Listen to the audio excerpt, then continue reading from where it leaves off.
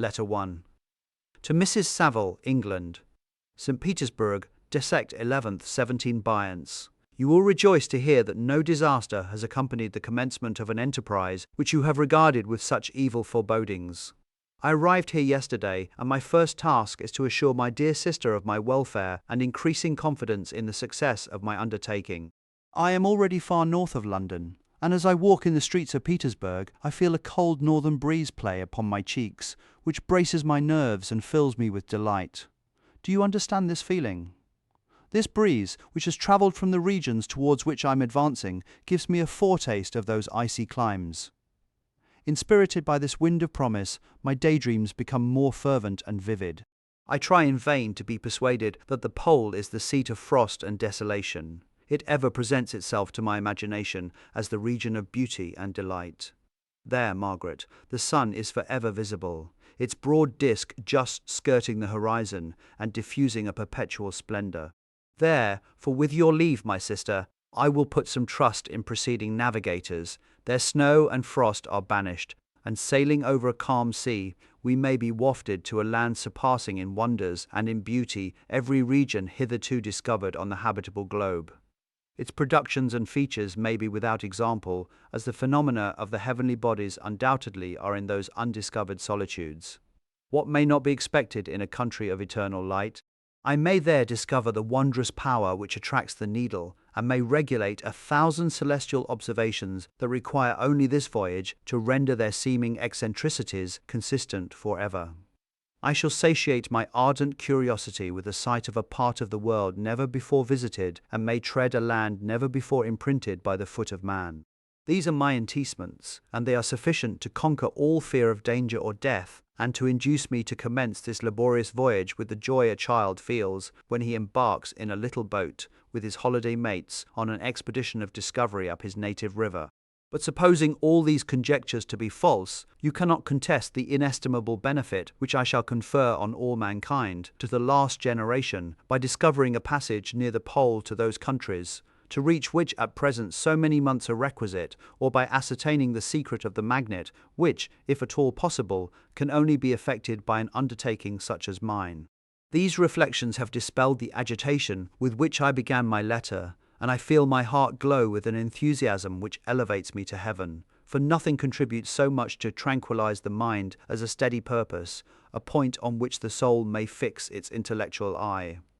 This expedition has been the favourite dream of my early years. I have read with ardour the accounts of the various voyages which have been made in the prospect of arriving at the North Pacific Ocean through the seas which surround the pole. You may remember that a history of all the voyages made for purposes of discovery composed the whole of our good Uncle Thomas's library. My education was neglected, yet I was passionately fond of reading. These volumes were my study day and night, and my familiarity with them increased that regret which I had felt as a child on learning that my father's dying injunction had forbidden my uncle to allow me to embark in a seafaring life. These visions faded when I perused, for the first time, those poets whose effusions entranced my soul and lifted it to heaven. I also became a poet, and for 1 year lived in a paradise of my own creation. I imagined that I also might obtain a niche in the temple where the names of Homer and Shakespeare are consecrated. You are well acquainted with my failure and how heavily I bore the disappointment. But just at that time I inherited the fortune of my cousin, and my thoughts were turned into the channel of their earlier bent. 6 years have passed since I resolved on my present undertaking. I can even now remember the hour from which I dedicated myself to this great enterprise. I commenced by inuring my body to hardship. I accompanied the whale fishers on several expeditions to the North Sea. I voluntarily endured cold, famine, thirst, and want of sleep. I often worked harder than the common sailors during the day, and devoted my nights to the study of mathematics, the theory of medicine, and those branches of physical science from which a naval adventurer might derive the greatest practical advantage. Twice, I actually hired myself as an undermate in a Greenland whaler, and acquitted myself to admiration. I must own I felt a little proud when my captain offered me the second dignity in the vessel, and entreated me to remain with the greatest earnestness. So valuable did he consider my services. And now, dear Margaret, do I not deserve to accomplish some great purpose? My life might have been passed in ease and luxury, but I preferred glory to every enticement that wealth placed in my path. Oh, that some encouraging voice would answer in the affirmative.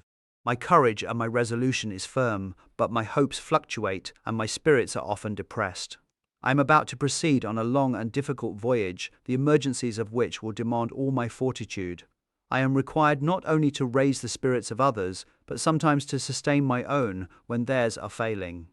This is the most favorable period for traveling in Russia. They fly quickly over the snow in their sledges. The motion is pleasant and, in my opinion, far more agreeable than that of an English stagecoach. The cold is not excessive if you are wrapped in furs a dress, which I have already adopted, for there is a great difference between walking the deck and remaining seated motionless for hours when no exercise prevents the blood from actually freezing in your veins. I have no ambition to lose my life on the post road between St. Petersburg and Archangel. I shall depart for the latter town in a fortnight or 3 weeks, and my intention is to hire a ship there, which can easily be done by paying the insurance for the owner, and to engage as many sailors as I think necessary among those who are accustomed to the whale fishing. I do not intend to sail until the month of June, and when shall I return? Ah, dear sister, how can I answer this question? If I succeed, many, many months, perhaps years, will pass before you and I may meet. If I fail, you will see me again soon, or never. Farewell, my dear, excellent Margaret. Heaven shower down blessings on you, and save me, that I may again and again testify my gratitude for all your love and kindness. Your affectionate brother, R. Walton, Letter 2, to Mrs. Saville, England. Archangel, 28th March 17 How slowly the time passes here, encompassed as I am by frost and snow. Yet a second step is taken towards my enterprise. I have hired a vessel and am occupied in collecting my sailors. Those whom I have already engaged appear to be men on whom I can depend and are certainly possessed of dauntless courage. But I have one want which I have never yet been able to satisfy, and the absence of the object of which I now feel as a most severe evil. I have no friend, Margaret. When I am glowing with the enthusiasm of success, there will be none to participate my joy. If I am assailed by disappointment, no one will endeavour to sustain me in dejection. I shall commit my thoughts to paper, it is true, but that is a poor medium for the communication of feeling. I desire the company of a man who could sympathize with me, whose eyes would reply to mine. You may deem me romantic, my dear sister, but I bitterly feel the want of a friend. I have no one near me, gentle yet courageous, possessed of a cultivated as well as of a capacious mind, whose tastes are like my own to approve or amend my plans. How would such a friend repair the faults of your poor brother?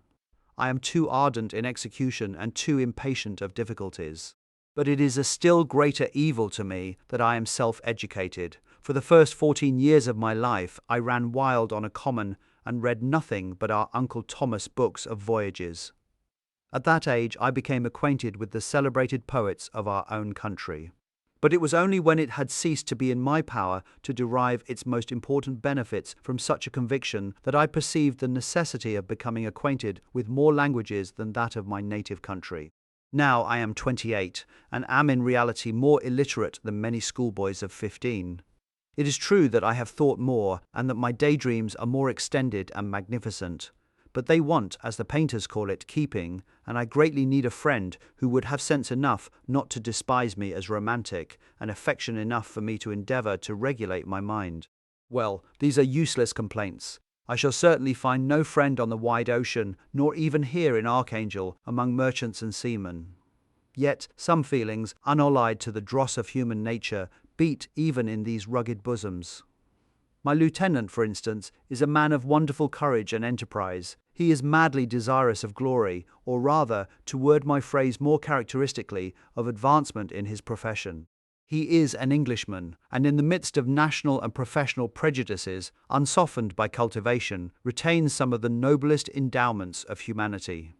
I first became acquainted with him on board a whale vessel. Finding that he was unemployed in this city, I easily engaged him to assist in my enterprise. The master is a person of an excellent disposition, and is remarkable in the ship for his gentleness and the mildness of his discipline. This circumstance, added to his well-known integrity and dauntless courage, made me very desirous to engage him. A youth passed in solitude, my best years spent under your gentle and feminine fosterage, has so refined the groundwork of my character that I cannot overcome an intense distaste to the usual brutality exercised on board ship. I have never believed it to be necessary, and when I heard of a mariner equally noted for his kindliness of heart and the respect and obedience paid to him by his crew, I felt myself peculiarly fortunate in being able to secure his services. I heard of him first in rather a romantic manner from a lady who owes to him the happiness of her life. This, briefly, is his story.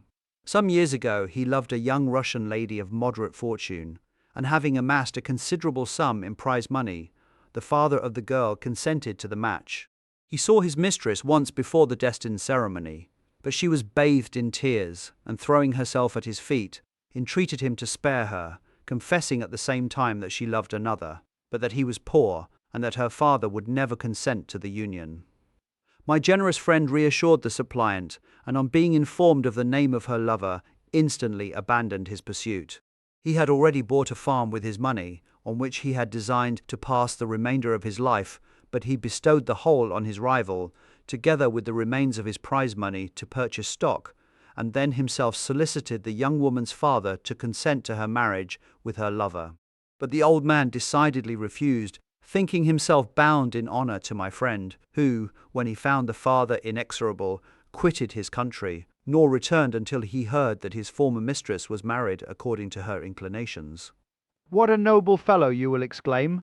He is so, but then he is wholly uneducated. He is as silent as a Turk, and a kind of ignorant carelessness attends him, which, while it renders his conduct the more astonishing, detracts from the interest and sympathy which otherwise he would command. Yet do not suppose, because I complain a little, or because I can conceive a consolation for my toils which I may never know, that I am wavering in my resolutions. Those are as fixed as fate, and my voyage is only now delayed until the weather shall permit my embarkation. The winter has been dreadfully severe, but the spring promises well, and it is considered as a remarkably early season, so that perhaps I may sail sooner than I expected. I shall do nothing rashly. You know me sufficiently to confide in my prudence and considerateness whenever the safety of others is committed to my care. I cannot describe to you my sensations on the near prospect of my undertaking. It is impossible to communicate to you a conception of the trembling sensation, half pleasurable and half fearful, with which I am preparing to depart. I am going to unexplored regions, to the land of mist and snow, but I shall kill no albatross. Therefore do not be alarmed for my safety, or if I should come back to you as worn and woeful as the ancient mariner. You will smile at my illusion, but I will disclose a secret.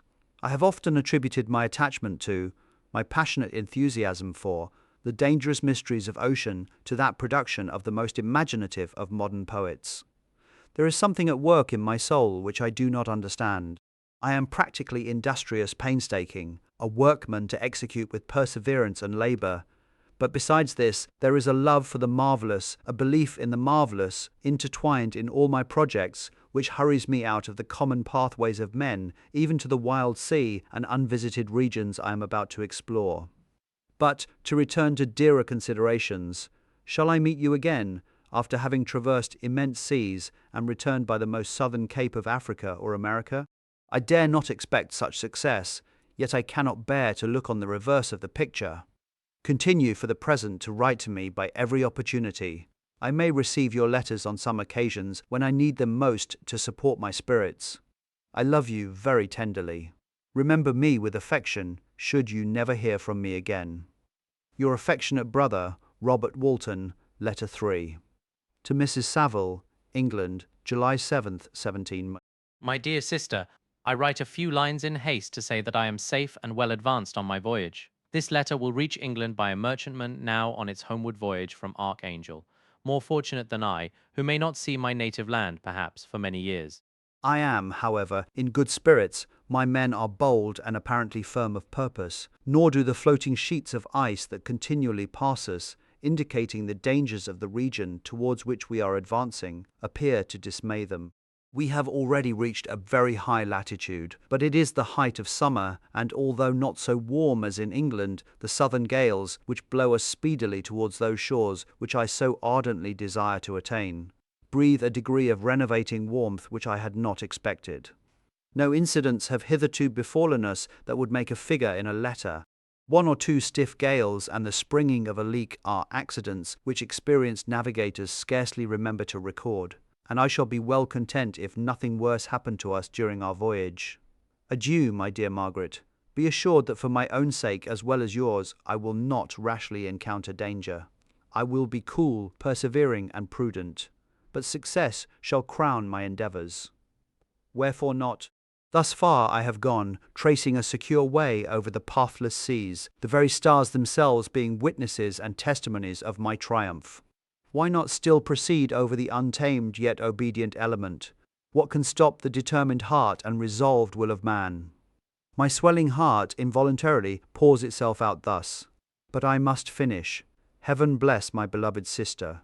R.W. Letter 4. To Mrs. Saville, England. August 5th, 17 Bake. So strange an accident has happened to us that I cannot forbear recording it, although it is very probable that you will see me before these papers can come into your possession. Last Monday, July 31st, we were nearly surrounded by ice, which closed in the ship on all sides, scarcely leaving her the sea room in which she floated. Our situation was somewhat dangerous, especially as we were compassed round by a very thick fog. We accordingly lay to, hoping that some change would take place in the atmosphere and weather. About 2 o'clock the mist cleared away, and we beheld, stretched out in every direction, vast and irregular plains of ice, which seemed to have no end. Some of my comrades groaned, and my own mind began to grow watchful with anxious thoughts, when a strange sight suddenly attracted our attention and diverted our solicitude from our own situation. We perceived a low carriage, fixed on a sledge and drawn by dogs, pass on towards the north at the distance of half a mile. A being which had the shape of a man, but apparently of gigantic stature, sat in the sledge and guided the dogs. We watched the rapid progress of the traveller with our telescopes until he was lost among the distant inequalities of the ice. This appearance excited our unqualified wonder. We were, as we believed, many hundred miles from any land, but this apparition seemed to denote that it was not, in reality, so distant as we had supposed. Shut in, however, by ice, it was impossible to follow his track, which we had observed with the greatest attention. About 2 hours after this occurrence, we heard the ground sea, and before night the ice broke and freed our ship. We, however, lay to until the morning, fearing to encounter in the dark those large, loose masses which float about after the breaking up of the ice. I profited of this time to rest for a few hours. In the morning, however, as soon as it was light, I went upon deck and found all the sailors busy on one side of the vessel, apparently talking to someone in the sea.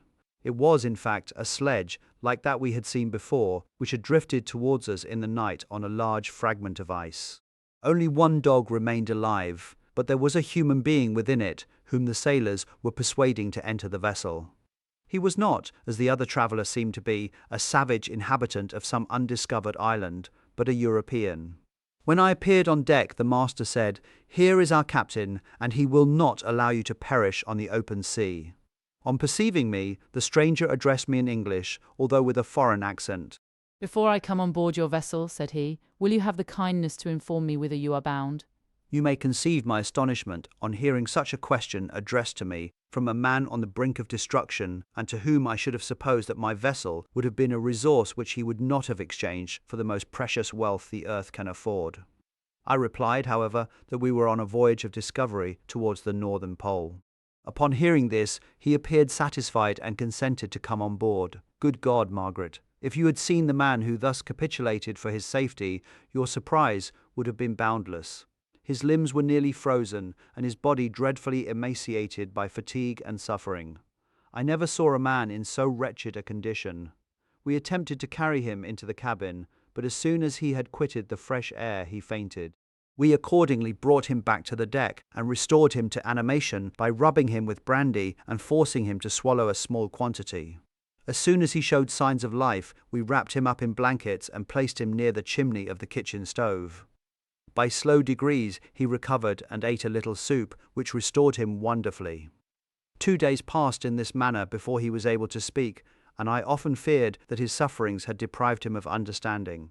When he had in some measure recovered, I removed him to my own cabin and attended on him as much as my duty would permit. I never saw a more interesting creature. His eyes have generally an expression of wildness and even madness. But there are moments when, if anyone performs an act of kindness towards him, or does him any the most trifling service, his whole countenance is lighted up, as it were, with a beam of benevolence and sweetness that I never saw equalled. But he is generally melancholy and despairing, and sometimes he gnashes his teeth, as if impatient of the weight of woes that oppresses him. When my guest was a little recovered, I had great trouble to keep off the men, who wished to ask him 1,000 questions, but I would not allow him to be tormented by their idle curiosity in a state of body and mind whose restoration evidently depended upon entire repose. Once, however, the lieutenant asked why he had come so far upon the ice in so strange a vehicle. His countenance instantly assumed an aspect of the deepest gloom, and he replied, "To seek one who fled from me." "And did the man whom you pursued travel in the same fashion?" "Yes." "Then I fancy we have seen him, for the day before we picked you up, we saw some dogs drawing a sledge with a man in it across the ice." This aroused the stranger's attention, and he asked a multitude of questions concerning the route which the demon, as he called him, had pursued. Soon after, when he was alone with me, he said, "I have doubtless excited your curiosity, as well as that of these good people, but you are too considerate to make inquiries." "Certainly. It would indeed be very impertinent and inhuman in me to trouble you with any inquisitiveness of mine. And yet you rescued me from a strange and perilous situation. You have benevolently restored me to life." Soon after this he inquired if I thought that the breaking up of the ice had destroyed the other sledge. I replied that I could not answer with any degree of certainty, for the ice had not broken until near midnight, and the traveller might have arrived at a place of safety before that time, but of this I could not judge. From this time a new spirit of life animated the decaying frame of the stranger. He manifested the greatest eagerness to be upon deck to watch for the sledge which had before appeared. But I have persuaded him to remain in the cabin, for he is far too weak to sustain the rawness of the atmosphere. I have promised that someone should watch for him and give him instant notice if any new object should appear in sight. Such is my journal of what relates to this strange occurrence up to the present day. The stranger has gradually improved in health, but is very silent and appears uneasy when anyone except myself enters his cabin. Yet his manners are so conciliating and gentle that the sailors are all interested in him, although they have had very little communication with him. For my own part, I begin to love him as a brother, and his constant and deep grief fills me with sympathy and compassion. He must have been a noble creature in his better days, being even now in wreck so attractive and amiable. I said in one of my letters, my dear Margaret, that I should find no friend on the wide ocean, yet I have found a man who, before his spirit had been broken by misery, I should have been happy to have possessed as the brother of my heart. I shall continue my journal concerning the stranger at intervals, should I have any fresh incidents to record. August 13th, 17th. My affection for my guest increases every day. He excites at once my admiration and my pity to an astonishing degree. How can I see so noble a creature destroyed by misery without feeling the most poignant grief? He is so gentle, yet so wise, his mind is so cultivated, and when he speaks, although his words are culled with the choicest art, yet they flow with rapidity and unparalleled eloquence. He is now much recovered from his illness, and is continually on the deck, apparently watching for the sledge that preceded his own. Yet, although unhappy, he is not so utterly occupied by his own misery, but that he interests himself deeply in the projects of others. He has frequently conversed with me on mine, which I have communicated to him without disguise. He entered attentively into all my arguments in favor of my eventual success, and into every minute detail of the measures I had taken to secure it. I was easily led by the sympathy which he evinced to use the language of my heart, to give utterance to the burning ardor of my soul, and to say, with all the fervor that warmed me, how gladly I would sacrifice my fortune, my existence, my every hope, to the furtherance of my enterprise. One man's life or death were but a small price to pay for the acquirement of the knowledge which I sought, for the dominion I should acquire and transmit over the elemental foes of our race. As I spoke, a dark gloom spread over my listener's countenance. At first I perceived that he tried to suppress his emotion. He placed his hands before his eyes, and my voice quivered and failed me as I beheld tears trickle fast from between his fingers. A groan burst from his heaving breast. I paused. At length he spoke in broken accents. "Unhappy man, do you share my madness? Have you drunk also of the intoxicating draught? Hear me, let me reveal my tale, and you will dash the cup from your lips." Such words, you may imagine, strongly excited my curiosity, but the paroxysm of grief that had seized the stranger overcame his weakened powers, and many hours of repose and tranquil conversation were necessary to restore his composure. Having conquered the violence of his feelings, he appeared to despise himself for being the slave of passion, and quelling the dark tyranny of despair, he led me again to converse concerning myself personally. He asked me the history of my earlier years. The tale was quickly told, but it awakened various trains of reflection. I spoke of my desire of finding a friend, of my thirst for a more intimate sympathy with a fellow mind than had ever fallen to my lot, and expressed my conviction that a man could boast of little happiness who did not enjoy this blessing. "I agree with you," replied the stranger. "We are unfashioned creatures, but half made up. If one wiser, better, dearer than ourselves, such a friend ought to be due, not lend his aid to perfectionate our weak and faulty natures. I once had a friend, the most noble of human creatures, and am entitled, therefore, to judge respecting friendship. You have hope, and the world before you, and have no cause for despair. But I have lost everything, and cannot begin life anew." As he said this, his countenance became expressive of a calm, settled grief that touched me to the heart. But he was silent, and presently retired to his cabin. Even broken in spirit as he is, no one can feel more deeply than he does the beauties of nature. The starry sky, the sea, and every sight afforded by these wonderful regions seem still to have the power of elevating his soul from earth. Such a man has a double existence. He may suffer misery and be overwhelmed by disappointments. Yet, when he has retired into himself, he will be like a celestial spirit that has a halo around him, within whose circle no grief or folly ventures. Will you smile at the enthusiasm I express concerning this divine wanderer? You would not if you saw him. You have been tutored and refined by books and retirement from the world, and you are therefore somewhat fastidious, but this only renders you the more fit to appreciate the extraordinary merits of this wonderful man. Sometimes I have endeavored to discover what quality it is which he possesses that elevates him so immeasurably above any other person I ever knew. I believe it to be an intuitive discernment, a quick but never-failing power of judgment, a penetration into the causes of things, unequaled for clearness and precision. Add to this a facility of expression and a voice whose varied intonations are soul-subduing music. August 19th, 17 been yesterday. The stranger said to me, "You may easily perceive, Captain Walton, that I have suffered great and unparalleled misfortunes. I had determined at one time that the memory of these evils should die with me, but you have won me to alter my determination. You seek for knowledge and wisdom as I once did, and I ardently hope that the gratification of your wishes may not be a serpent to sting you, as mine has been. I do not know that the relation of my disasters will be useful to you, yet, when I reflect that you are pursuing the same course, exposing yourself to the same dangers which have rendered me what I am, I imagine that you may deduce an apt moral from my tale, one that may direct you if you succeed in your undertaking and console you in case of failure. Prepare to hear of occurrences which are usually deemed marvelous.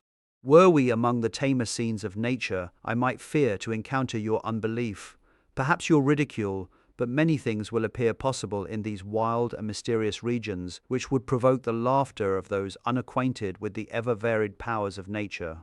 Nor can I doubt but that my tale conveys in its series internal evidence of the truth of the events of which it is composed. You may easily imagine that I was much gratified by the offered communication, yet I could not endure that he should renew his grief by a recital of his misfortunes. I felt the greatest eagerness to hear the promised narrative, partly from curiosity and partly from a strong desire to ameliorate his fate if it were in my power. I expressed these feelings in my answer. "I thank you," he replied, "for your sympathy, but it is useless. My fate is nearly fulfilled. I wait but for one event, and then I shall repose in peace.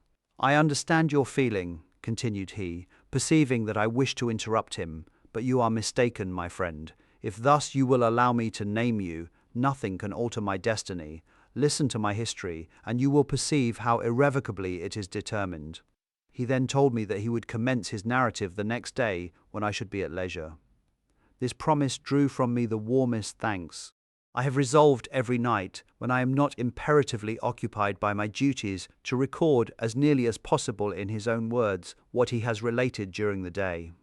If I should be engaged, I will at least make notes. This manuscript will doubtless afford you the greatest pleasure, but to me, who know him, and who hear it from his own lips, with what interest and sympathy shall I read it in some future day? Even now, as I commence my task, his full-toned voice swells in my ears. His lustrous eyes dwell on me with all their melancholy sweetness. I see his thin hand raised in animation, while the lineaments of his face are irradiated by the soul within. Strange and harrowing must be his story, frightful the storm which embraced the gallant vessel on its course and wrecked it thus. Chapter 1. I am by birth a Genovese, and my family is one of the most distinguished of that republic.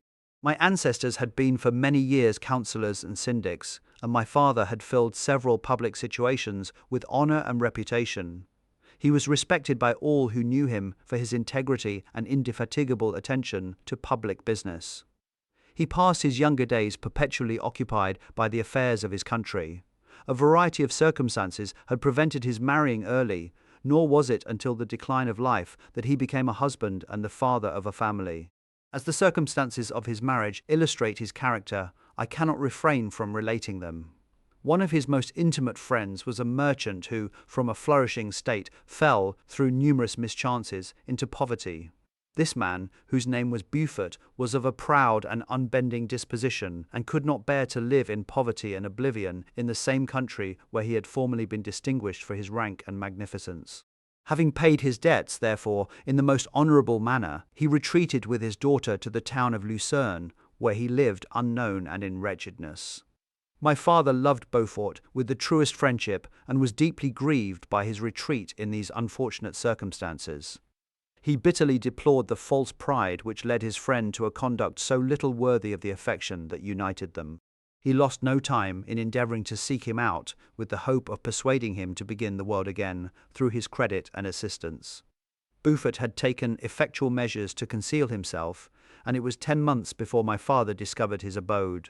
Overjoyed at this discovery, he hastened to the house, which was situated in a mean street near the Reuss. But when he entered, misery and despair alone welcomed him. Beaufort had saved but a very small sum of money from the wreck of his fortunes, but it was sufficient to provide him with sustenance for some months, and in the meantime he hoped to procure some respectable employment in a merchant's house. The interval was consequently spent in inaction. His grief only became more deep and rankling when he had leisure for reflection, and at length it took so fast hold of his mind that at the end of 3 months he lay on a bed of sickness, incapable of any exertion. His daughter attended him with the greatest tenderness, but she saw with despair that their little fund was rapidly decreasing and that there was no other prospect of support. But Caroline Beaufort possessed a mind of an uncommon mould, and her courage rose to support her in her adversity. She procured plain work, she plaited straw, and by various means contrived to earn a pittance scarcely sufficient to support life. Several months passed in this manner. Her father grew worse, her time was more entirely occupied in attending him. Her means of subsistence decreased, and in the 10th month her father died in her arms, leaving her an orphan and a beggar. This last blow overcame her, and she knelt by Beaufort's coffin weeping bitterly, when my father entered the chamber.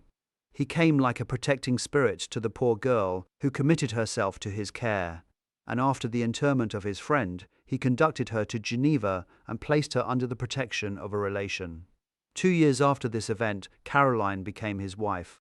There was a considerable difference between the ages of my parents, but this circumstance seemed to unite them only closer in bonds of devoted affection. There was a sense of justice in my father's upright mind, which rendered it necessary that he should approve highly to love strongly. Perhaps during former years he had suffered from the late discovered unworthiness of one beloved, and so was disposed to set a greater value on tried worth. There was a show of gratitude and worship in his attachment to my mother, differing wholly from the doting fondness of age, for it was inspired by reverence for her virtues and a desire to be the means of, in some degree, recompensing her for the sorrow she had endured, but which gave inexpressible grace to his behaviour to her.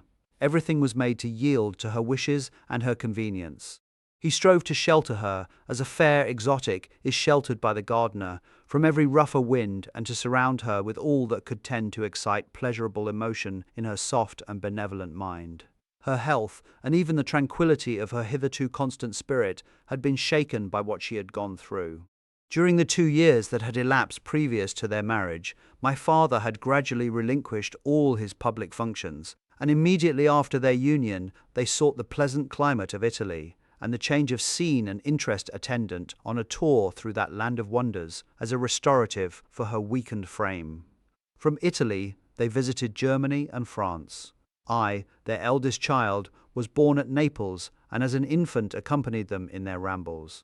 I remained for several years their only child. Much as they were attached to each other, they seemed to draw inexhaustible stores of affection from a very mine of love to bestow them upon me. My mother's tender caresses and my father's smile of benevolent pleasure while regarding me are my first recollections. I was their plaything and their idol, and something better, their child, the innocent and helpless creature bestowed on them by heaven, whom to bring up to good, and whose future lot it was in their hands to direct to happiness or misery, according as they fulfilled their duties towards me. With this deep consciousness of what they owed towards the being to which they had given life, added to the active spirit of tenderness that animated both, it may be imagined that while during every hour of my infant life I received a lesson of patience, of charity, and of self-control, I was so guided by a silken cord that all seemed but one train of enjoyment to me. For a long time I was their only care. My mother had much desired to have a daughter, but I continued their single offspring.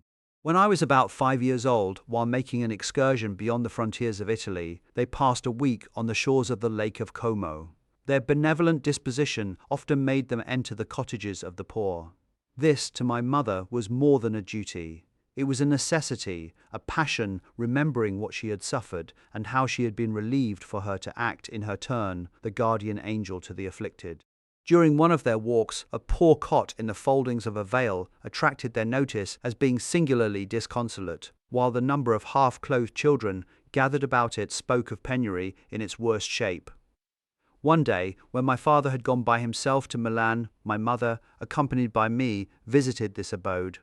She found a peasant and his wife, hard-working, bent down by care and labor, distributing a scanty meal to 5 hungry babes.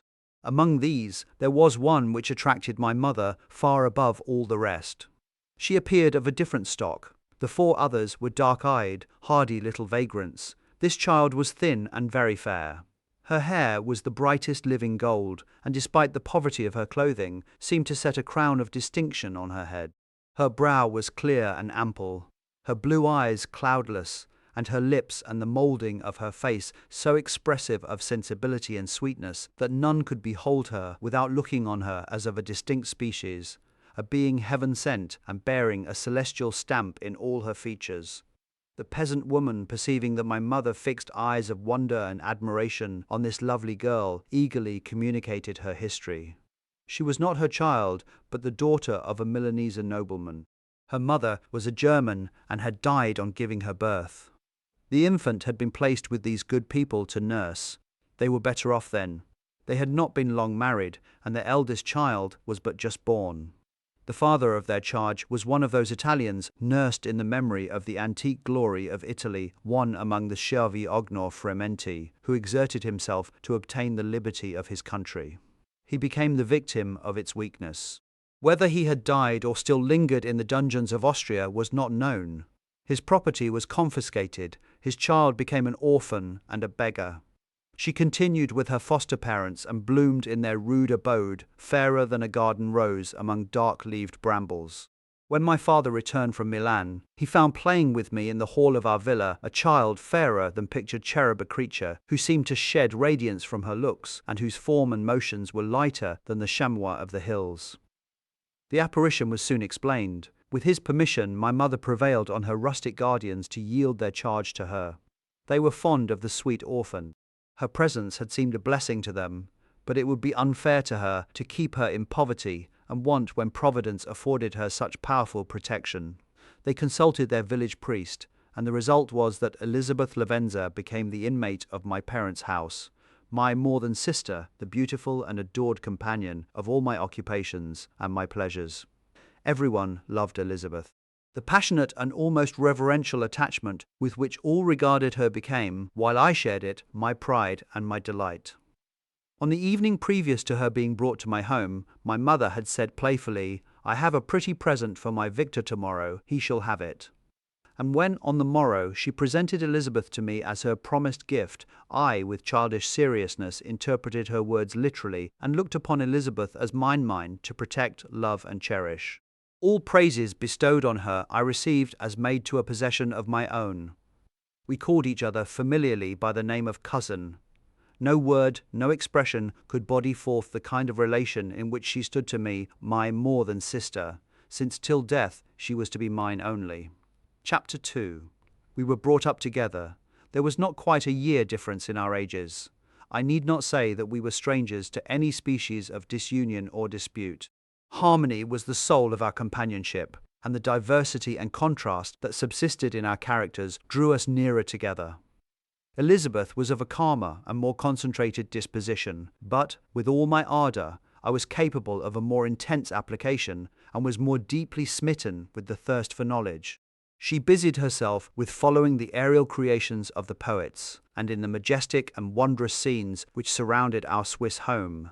The sublime shapes of the mountains, the changes of the seasons, tempest and calm, the silence of winter, and the life and turbulence of our alpine summers, she found ample scope for admiration and delight. While my companion contemplated with a serious and satisfied spirit the magnificent appearances of things, I delighted in investigating their causes. The world was to me a secret which I desired to divine. Curiosity, earnest research to learn the hidden laws of nature, gladness akin to rapture, as they were unfolded to me, are among the earliest sensations I can remember. On the birth of a second son, my junior by 7 years, my parents gave up entirely their wandering life and fixed themselves in their native country. We possessed a house in Geneva and a campagna on Belrive, the eastern shore of the lake, at the distance of rather more than a league from the city. We resided principally in the latter, and the lives of my parents were passed in considerable seclusion. It was my temper to avoid a crowd and to attach myself fervently to a few. I was indifferent, therefore, to my school fellows in general, but I united myself in the bonds of the closest friendship to one among them.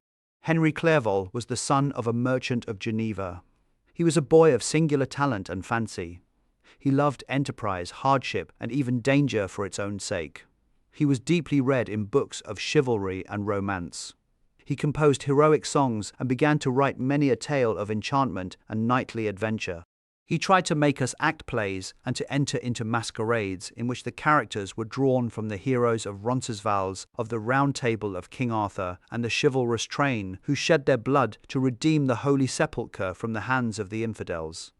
No human being could have passed a happier childhood than myself. My parents were possessed by the very spirit of kindness and indulgence. We felt that they were not the tyrants to rule our lot according to their caprice, but the agents and creators of all the many delights which we enjoyed. When I mingled with other families, I distinctly discerned how peculiarly fortunate my lot was, and gratitude assisted the development of filial love. My temper was sometimes violent, and my passions vehement, but by some law in my temperature they would turn not towards childish pursuits, but to an eager desire to learn, and not to learn all things indiscriminately. I confess that neither the structure of languages, nor the code of governments, nor the politics of various states possessed attractions for me.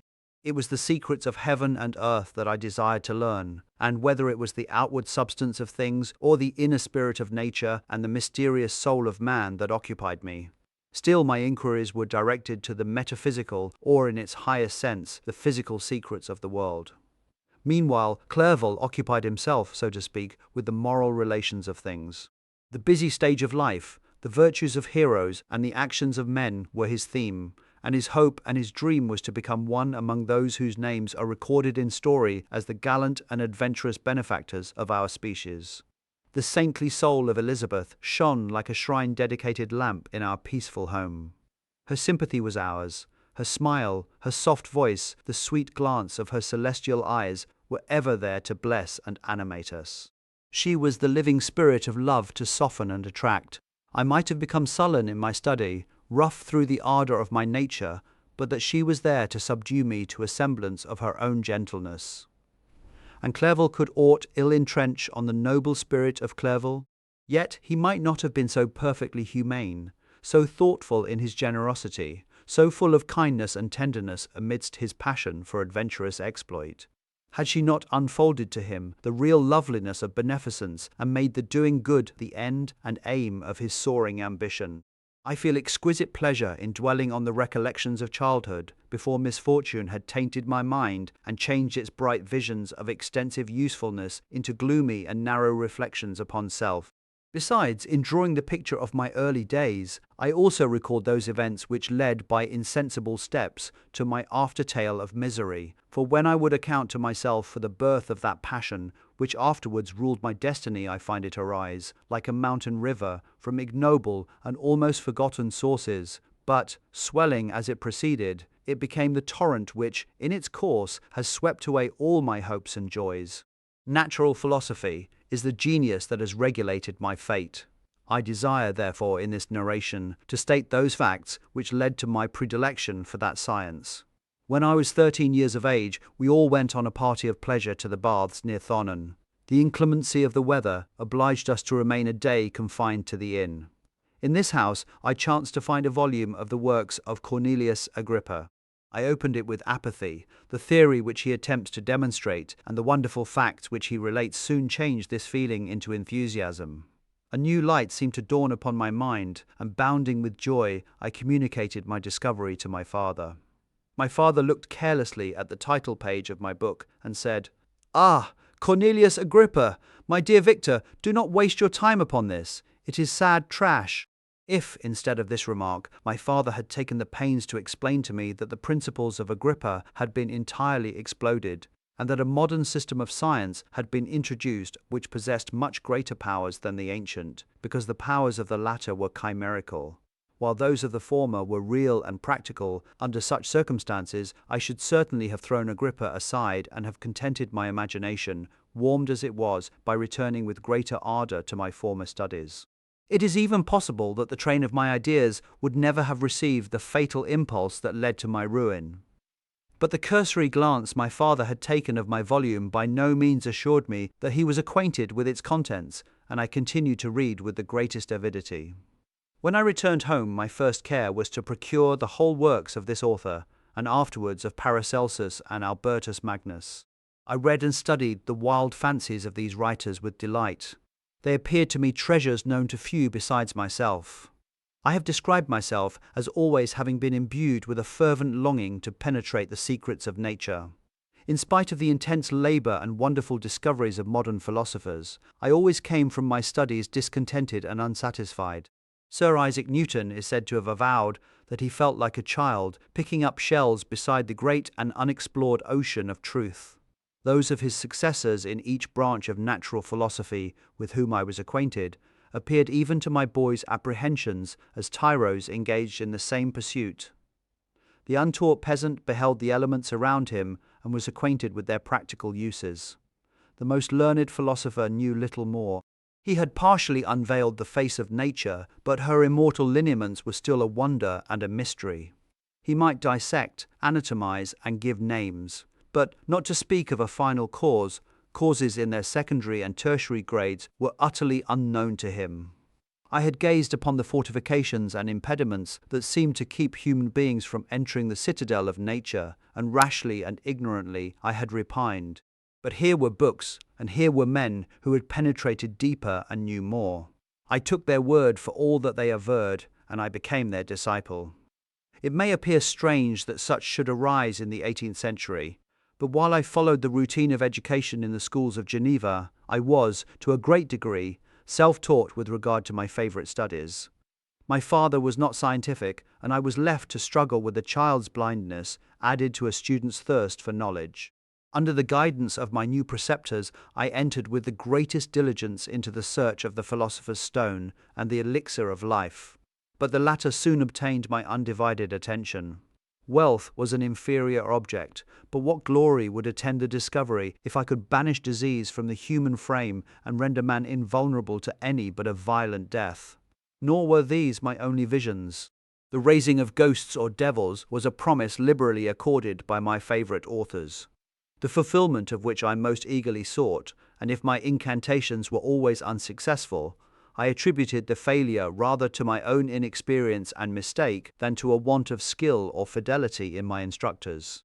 And thus, for a time, I was occupied by exploded systems, mingling, like an unadept, 1,000 contradictory theories and floundering desperately in a very slough of multifarious knowledge, guided by an ardent imagination and childish reasoning, till an accident again changed the current of my ideas. When I was about 15 years old, we had retired to our house near Belrive, when we witnessed a most violent and terrible thunderstorm. It advanced from behind the mountains of Jura, and the thunder burst at once with frightful loudness from various quarters of the heavens. I remained, while the storm lasted, watching its progress with curiosity and delight.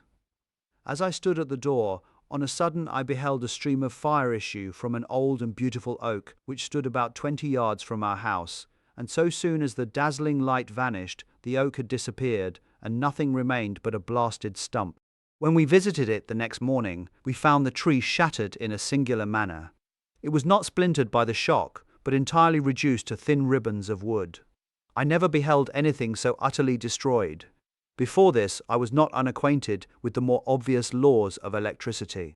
On this occasion, a man of great research in natural philosophy was with us, and excited by this catastrophe, he entered on the explanation of a theory which he had formed on the subject of electricity and galvanism, which was at once new and astonishing to me.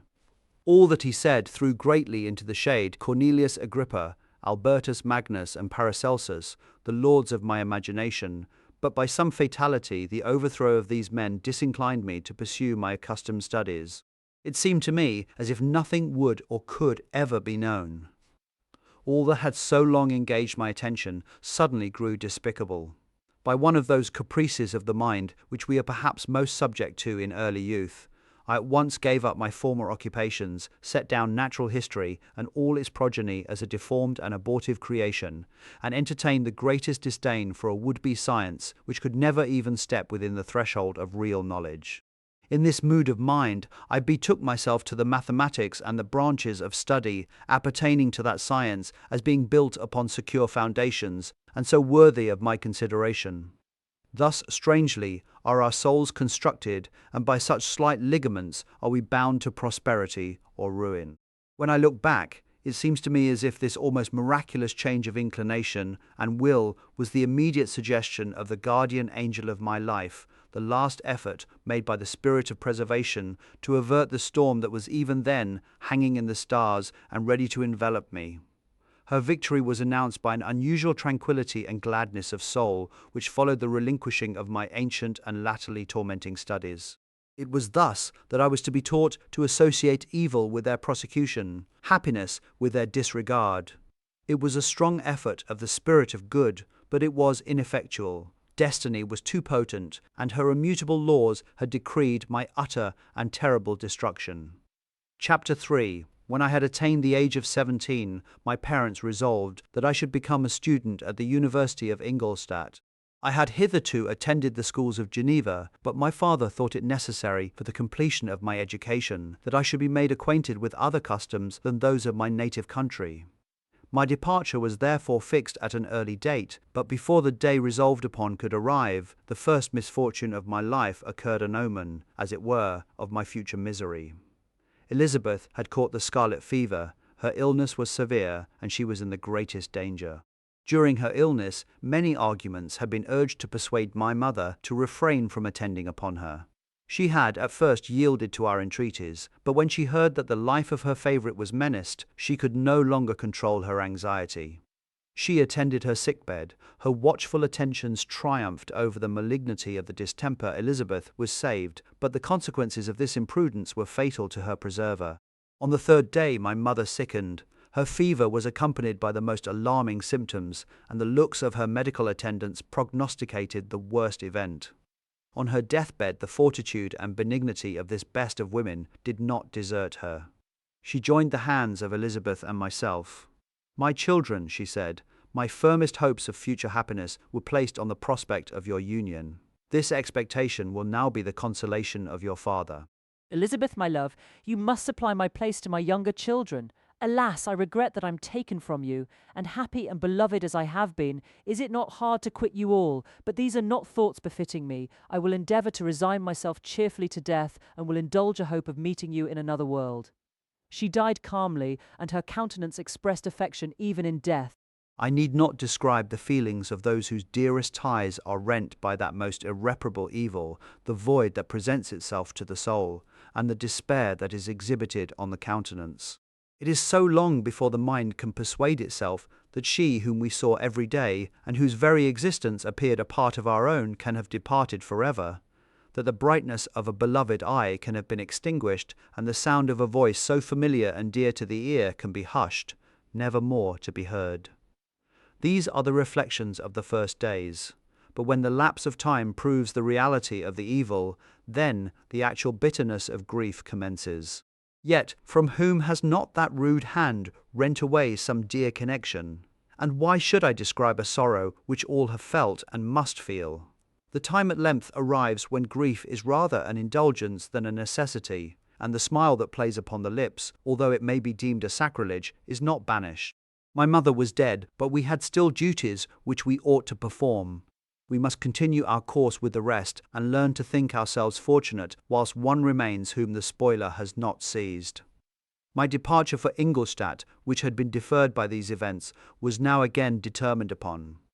I obtained from my father a respite of some weeks. It appeared to me sacrilege so soon to leave the repose, akin to death, of the house of mourning, and to rush into the thick of life. I was new to sorrow, but it did not the less alarm me. I was unwilling to quit the sight of those that remained to me, and above all, I desired to see my sweet Elizabeth in some degree consoled. She indeed veiled her grief, and strove to act the comforter to us all. She looked steadily on life, and assumed its duties with courage and zeal. She devoted herself to those whom she had been taught to call her uncle and cousins. Never was she so enchanting as at this time, when she recalled the sunshine of her smiles and spent them upon us. She forgot even her own regret in her endeavours to make us forget. The day of my departure at length arrived. Clerval spent the last evening with us. He had endeavoured to persuade his father to permit him to accompany me and to become my fellow student, but in vain.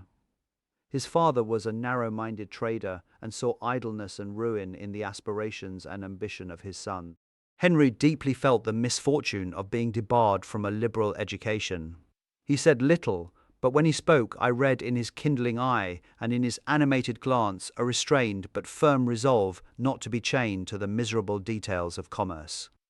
We sat late. We could not tear ourselves away from each other, nor persuade ourselves to say the word farewell.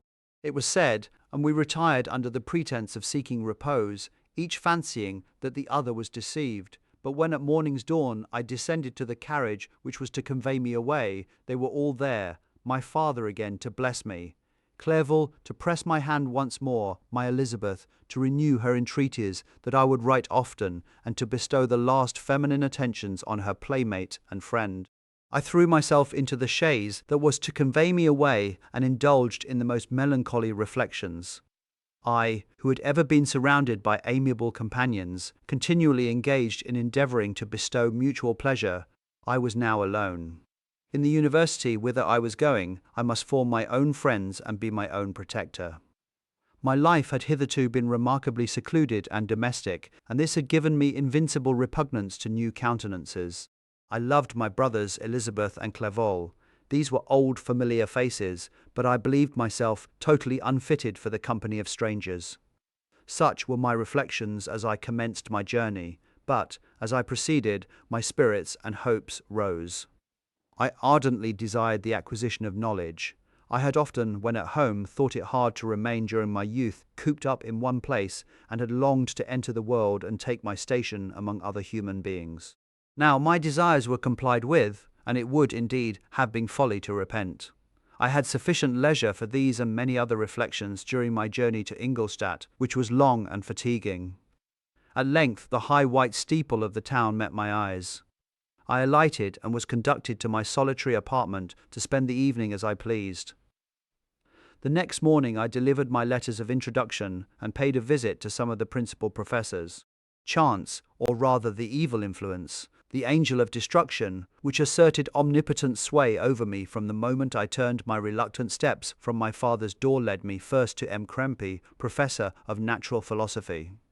He was an uncouth man, but deeply imbued in the secrets of his science. He asked me several questions concerning my progress in the different branches of science appertaining to natural philosophy. I replied carelessly and partly in contempt, mentioned the names of my alchemists as the principal authors I had studied. The professor stared. "Have you," he said, "really spent your time in studying such nonsense?" I replied in the affirmative. "Every minute," continued M. Krempe with warmth, "every instant that you have wasted on those books is utterly and entirely lost. You have burdened your memory with exploded systems and useless names. Good God! In what desert land have you lived, where no one was kind enough to inform you that these fancies which you have so greedily imbibed are 1,000 years old and as musty as they are ancient? I little expected, in this enlightened and scientific age, to find a disciple of Albertus Magnus and Paracelsus. My dear sir, you must begin your studies entirely anew."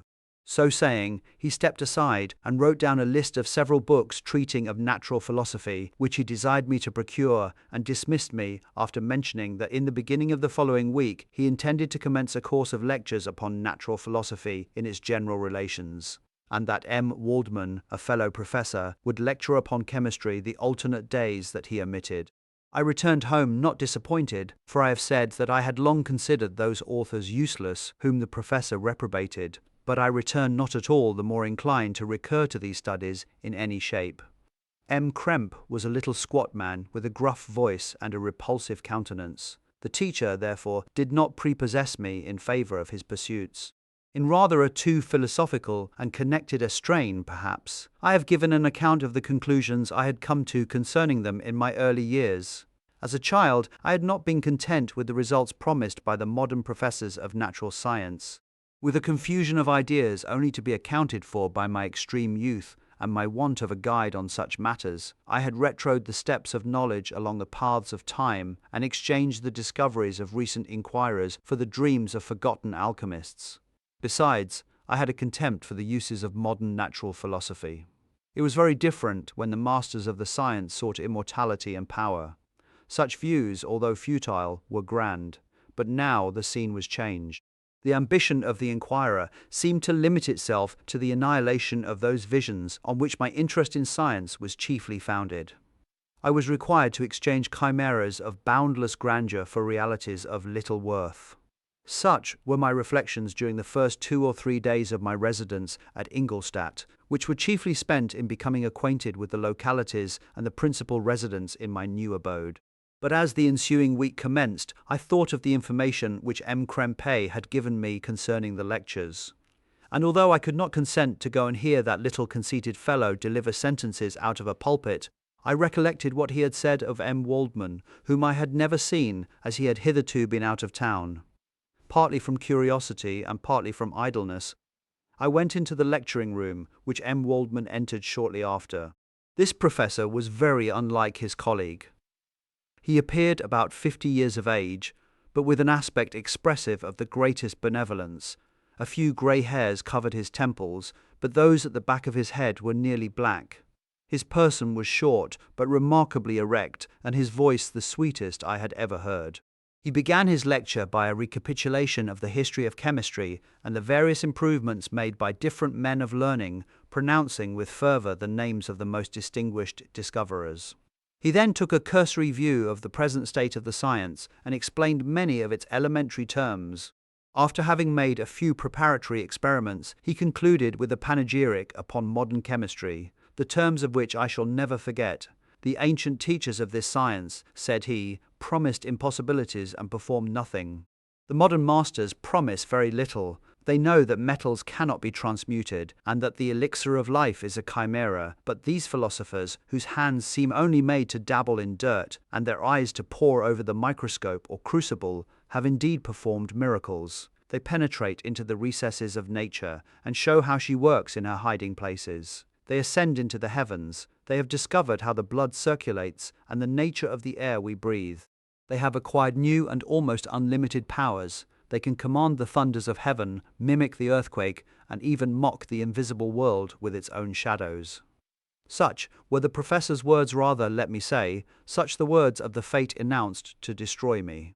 As he went on, I felt as if my soul were grappling with a palpable enemy. One by one the various keys were touched which formed the mechanism of my being. Chord after chord was sounded, and soon my mind was filled with one thought, one conception, one purpose. So much has been done, exclaimed the soul of Frankenstein. More, far more, will I achieve. Treading in the steps already marked, I will pioneer a new way, explore unknown powers, and unfold to the world the deepest mysteries of creation. I closed not my eyes that night. My internal being was in a state of insurrection and turmoil. I felt that order would thence arise, but I had no power to produce it. By degrees, after the morning's dawn, sleep came. I awoke, and my yesternight's thoughts were as a dream. There only remained a resolution to return to my ancient studies and to devote myself to a science for which I believed myself to possess a natural talent. On the same day, I paid M. Waldman a visit. His manners in private were even more mild and attractive than in public, for there was a certain dignity in his mien during his lecture, which in his own house was replaced by the greatest affability and kindness. I gave him pretty nearly the same account of my former pursuits as I had given to his fellow professor. He heard with attention the little narration concerning my studies, and smiled at the names of Cornelius Agrippa and Paracelsus, but without the contempt that M. Krempe had exhibited. He said that these were men to whose indefatigable zeal modern philosophers were indebted for most of the foundations of their knowledge. They had left to us as an easier task to give new names and arrange in connected classifications the facts which they in a great degree had been the instruments of bringing to light. The labours of men of genius, however erroneously directed, scarcely ever fail in ultimately turning to the solid advantage of mankind. I listened to his statement, which was delivered without any presumption or affectation, and then added that his lecture had removed my prejudices against modern chemists. I expressed myself in measured terms, with the modesty and deference due from a youth to his instructor, without letting escape. Inexperience in life would have made me ashamed any of the enthusiasm which stimulated my intended labours. I requested his advice concerning the books I ought to procure. I am happy, said M. Waldman, to have gained a disciple, and if your application equals your ability, I have no doubt of your success. Chemistry is that branch of natural philosophy in which the greatest improvements have been and may be made. It is on that account that I have made it my peculiar study. But at the same time, I have not neglected the other branches of science. A man would make but a very sorry chemist if he attended to that department of human knowledge alone. If your wish is to become really a man of science and not merely a petty experimentalist, I should advise you to apply to every branch of natural philosophy, including mathematics. He then took me into his laboratory and explained to me the uses of his various machines, instructing me as to what I ought to procure and promising me the use of his own when I should have advanced far enough in the science not to derange their mechanism. He also gave me the list of books which I had requested, and I took my leave. Thus ended a day memorable to me. It decided my future destiny. Chapter 4. From this day natural philosophy, and particularly chemistry, in the most comprehensive sense of the term, became nearly my sole occupation. I read with ardour those works, so full of genius and discrimination, which modern inquirers have written on these subjects. I attended the lectures and cultivated the acquaintance of the men of science of the university, and I found even in M. Krempe a great deal of sound sense and real information combined, it is true, with a repulsive physiognomy and manners, but not on that account the less valuable. In M. Waldman I found a true friend. His gentleness was never tinged by dogmatism, and his instructions were given with an air of frankness and good nature that banished every idea of pedantry. In 1,000 ways, he smoothed for me the path of knowledge and made the most abstruse inquiries clear and facile to my apprehension. My application was at first fluctuating and uncertain. It gained strength as I proceeded, and soon became so ardent and eager that the stars often disappeared in the light of morning whilst I was yet engaged in my laboratory. As I applied so closely, it may be easily conceived that my progress was rapid. My ardour was indeed the astonishment of the students, and my proficiency that of the masters. Professor Kremper often asked me, with a sly smile, how Cornelius Agrippa went on, whilst M. Waldman expressed the most heartfelt exultation in my progress. 2 years passed in this manner, during which I paid no visit to Geneva, but was engaged, heart and soul, in the pursuit of some discoveries which I hoped to make. None but those who have experienced them can conceive of the enticements of science. In other studies, you go as far as others have gone before you, and there is nothing more to know, but in a scientific pursuit there is continual food for discovery and wonder. A mind of moderate capacity which closely pursues one study must infallibly arrive at great proficiency in that study, and I, who continually sought the attainment of one object of pursuit, and was solely wrapped up in this, improved so rapidly that at the end of 2 years I made some discoveries in the improvement of some chemical instruments which procured me great esteem and admiration at the university. When I had arrived at this point, and had become as well acquainted with the theory and practice of natural philosophy as depended on the lessons of any of the professors at Ingolstadt, my residence there being no longer conducive to my improvements, I thought of returning to my friends and my native town, when an incident happened that protracted my stay. One of the phenomena which had peculiarly attracted my attention was the structure of the human frame, and, indeed, any animal endued with life. Whence, I often asked myself, did the principle of life proceed? It was a bold question, and one which has ever been considered as a mystery. Yet, with how many things are we upon the brink of becoming acquainted, if cowardice or carelessness did not restrain our inquiries? I revolved these circumstances in my mind, and determined thenceforth to apply myself more particularly to those branches of natural philosophy which relate to physiology. Unless I had been animated by an almost supernatural enthusiasm, my application to this study would have been irksome and almost intolerable. To examine the causes of life, we must first have recourse to death. I became acquainted with the science of anatomy, but this was not sufficient. I must also observe the natural decay and corruption of the human body. In my education, my father had taken the greatest precautions that my mind should be impressed with no supernatural horrors. I do not ever remember to have trembled at a tale of superstition or to have feared the apparition of a spirit. Darkness had no effect upon my fancy, and a churchyard was to me merely the receptacle of bodies deprived of life, which, from being the seat of beauty and strength, had become food for the worm. Now, I was led to examine the cause and progress of this decay, and forced to spend days and nights in vaults and charnel houses. My attention was fixed upon every object the most insupportable to the delicacy of the human feelings. I saw how the fine form of man was degraded and wasted. I beheld the corruption of death succeed to the blooming cheek of life. I saw how the worm inherited the wonders of the eye and brain. I paused, examining and analyzing all the minutiae of causation, as exemplified in the change from life to death and death to life, until from the midst of this darkness a sudden light broke in upon me, a light so brilliant and wondrous, yet so simple, that while I became dizzy with the immensity of the prospect which it illustrated, I was surprised that among so many men of genius who had directed their inquiries towards the same science, that I alone should be reserved to discover so astonishing a secret. Remember, I am not recording the vision of a madman. The sun does not more certainly shine in the heavens than that which I now affirm is true. Some miracle might have produced it, yet the stages of the discovery were distinct and probable.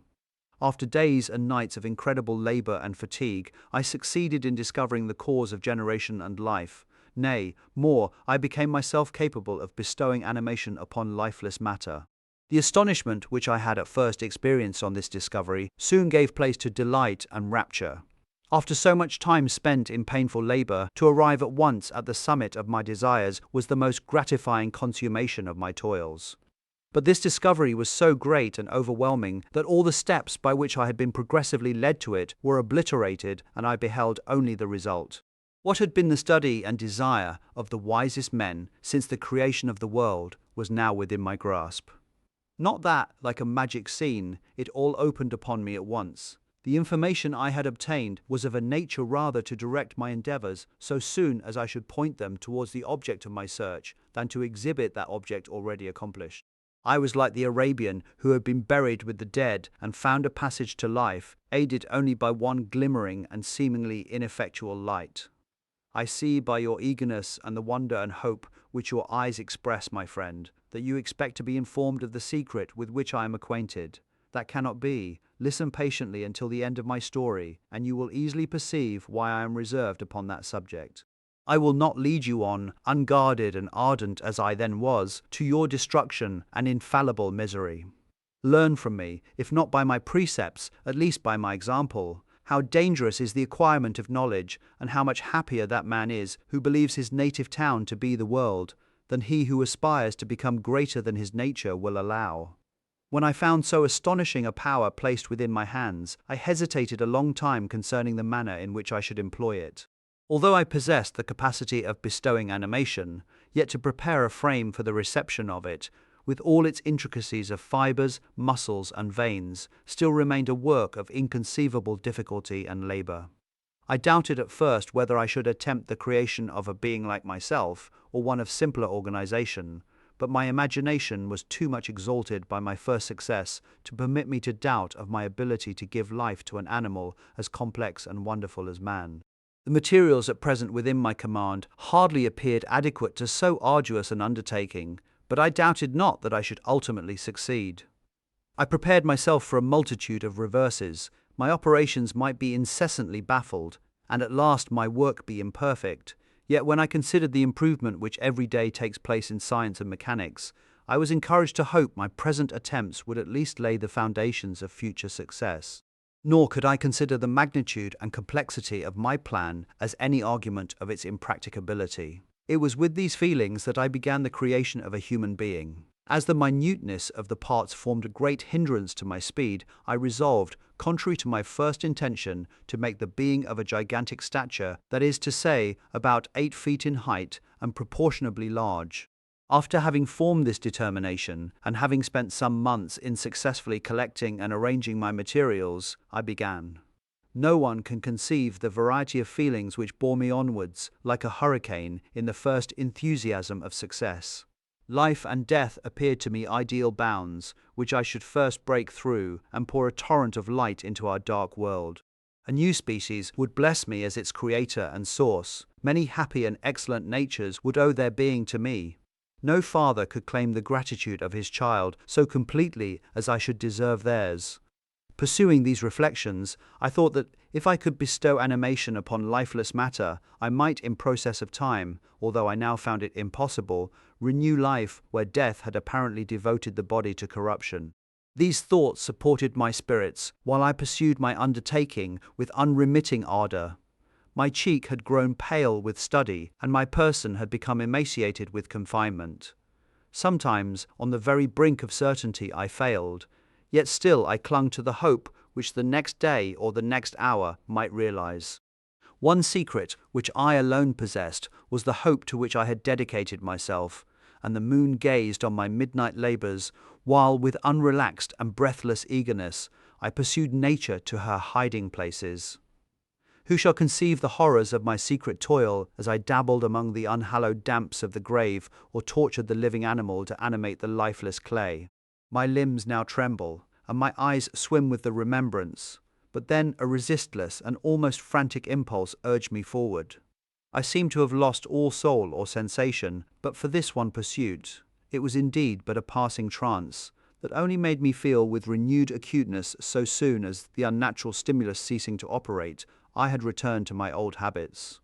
I collected bones from charnel houses and disturbed, with profane fingers, the tremendous secrets of the human frame. In a solitary chamber, or rather cell, at the top of the house, and separated from all the other apartments by a gallery and staircase, I kept my workshop of filthy creation. My eyeballs were starting from their sockets in attending to the details of my employment. The dissecting room and the slaughterhouse furnished many of my materials, and often did my human nature turn with loathing from my occupation. Whilst, still urged on by an eagerness which perpetually increased, I brought my work near to a conclusion. The summer months passed while I was thus engaged, heart and soul, in one pursuit. It was a most beautiful season. Never did the fields bestow a more plentiful harvest, or the vines yield a more luxuriant vintage, but my eyes were insensible to the charms of nature. And the same feelings which made me neglect the scenes around me caused me also to forget those friends who were so many miles absent, and whom I had not seen for so long a time. I knew my silence disquieted them, and I well remembered the words of my father. I know that while you are pleased with yourself, you will think of us with affection, and we shall hear regularly from you. You must pardon me if I regard any interruption in your correspondence as a proof that your other duties are equally neglected. I knew well, therefore, what would be my father's feelings, but I could not tear my thoughts from my employment, loathsome in itself, but which had taken an irresistible hold of my imagination. I wished, as it were, to procrastinate all that related to my feelings of affection until the great object, which swallowed up every habit of my nature, should be completed. I then thought that my father would be unjust if he ascribed my neglect to vice or faultiness on my part, but I am now convinced that he was justified in conceiving that I should not be altogether free from blame. A human being in perfection ought always to preserve a calm and peaceful mind, and never to allow passion or a transitory desire to disturb his tranquillity. I do not think that the pursuit of knowledge is an exception to this rule. If the study to which you apply yourself has a tendency to weaken your affections and to destroy your taste for those simple pleasures in which no alloy can possibly mix, then that study is certainly unlawful, that is to say, not befitting the human mind.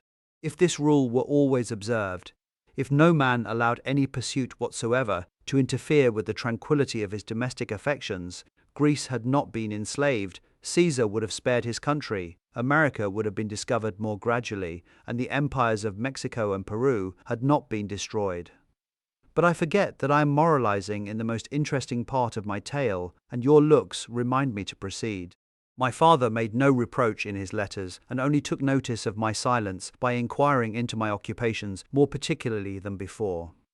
Winter, spring, and summer passed away during my labours, but I did not watch the blossom or the expanding leaf sights which before always yielded me supreme delight, so deeply was I engrossed in my occupation. The leaves of that year had withered before my work drew near to a close, and now every day showed me more plainly how well I had succeeded. But my enthusiasm was checked by my anxiety, and I appeared rather like one doomed by slavery to toil in the mines, or any other unwholesome trade, than an artist occupied by his favourite employment. Every night I was oppressed by a slow fever, and I became nervous to a most painful degree. The fall of a leaf startled me, and I shunned my fellow creatures as if I had been guilty of a crime. Sometimes I grew alarmed at the wreck I perceived that I had become. The energy of my purpose alone sustained me, my labours would soon end, and I believed that exercise and amusement would then drive away incipient disease, and I promised myself both of these when my creation should be complete. Chapter 5. It was on a dreary night of November that I beheld the accomplishment of my toils. With an anxiety that almost amounted to agony, I collected the instruments of life around me, that I might infuse a spark of being into the lifeless thing that lay at my feet. It was already 1 in the morning, the rain pattered dismally against the panes, and my candle was nearly burnt out, when, by the glimmer of the half-extinguished light, I saw the dull yellow eye of the creature open. It breathed hard, and a convulsive motion agitated its limbs. How can I describe my emotions at this catastrophe, or how delineate the wretch whom with such infinite pains and care I had endeavoured to form? His limbs were in proportion, and I had selected his features as beautiful. Beautiful! Great God! His yellow skin scarcely covered the work of muscles and arteries beneath. His hair was of a lustrous black and flowing, his teeth of a pearly whiteness, but these luxuriances only formed a more horrid contrast with his watery eyes, that seemed almost of the same colour as the dun-white sockets in which they were set, his shrivelled complexion and straight black lips. The different accidents of life are not so changeable as the feelings of human nature. I had worked hard for nearly 2 years for the sole purpose of infusing life into an inanimate body. For this, I had deprived myself of rest and health. I had desired it with an ardor that far exceeded moderation. But now that I had finished, the beauty of the dream vanished, and breathless horror and disgust filled my heart. Unable to endure the aspect of the being I had created, I rushed out of the room and continued a long time traversing my bedchamber, unable to compose my mind to sleep. At length, lassitude succeeded to the tumult I had before endured, and I threw myself on the bed in my clothes, endeavoring to seek a few moments of forgetfulness. But it was in vain. I slept, indeed, but I was disturbed by the wildest dreams. I thought I saw Elizabeth in the bloom of health, walking in the streets of Ingolstadt. Delighted and surprised, I embraced her.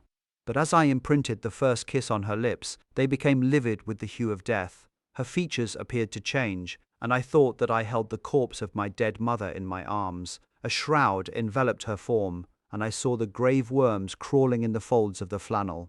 I started from my sleep with horror. A cold dew covered my forehead, my teeth chattered, and every limb became convulsed. When by the dim and yellow light of the moon, as it forced its way through the window shutters, I beheld the wretch, the miserable monster whom I had created. He held up the curtain of the bed, and his eyes, if eyes they may be called, were fixed on me. His jaws opened, and he muttered some inarticulate sounds, while a grin wrinkled his cheeks. He might have spoken, but I did not hear. One hand was stretched out, seemingly to detain me, but I escaped and rushed downstairs.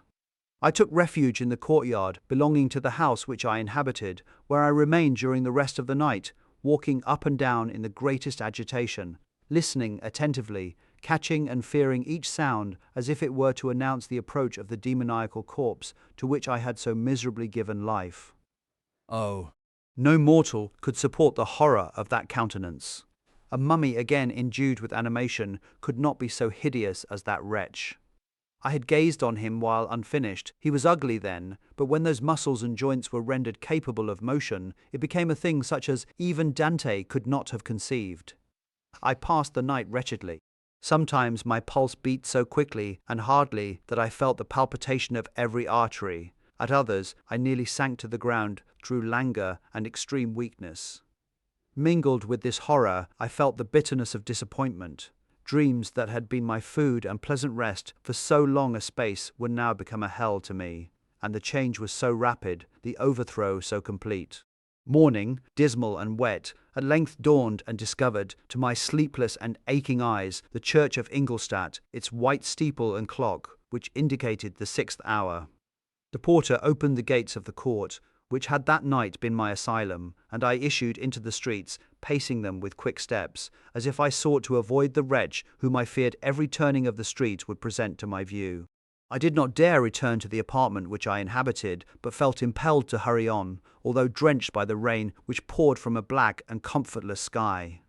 I continued walking in this manner for some time, endeavoring by bodily exercise to ease the load that weighed upon my mind. I traversed the streets without any clear conception of where I was or what I was doing.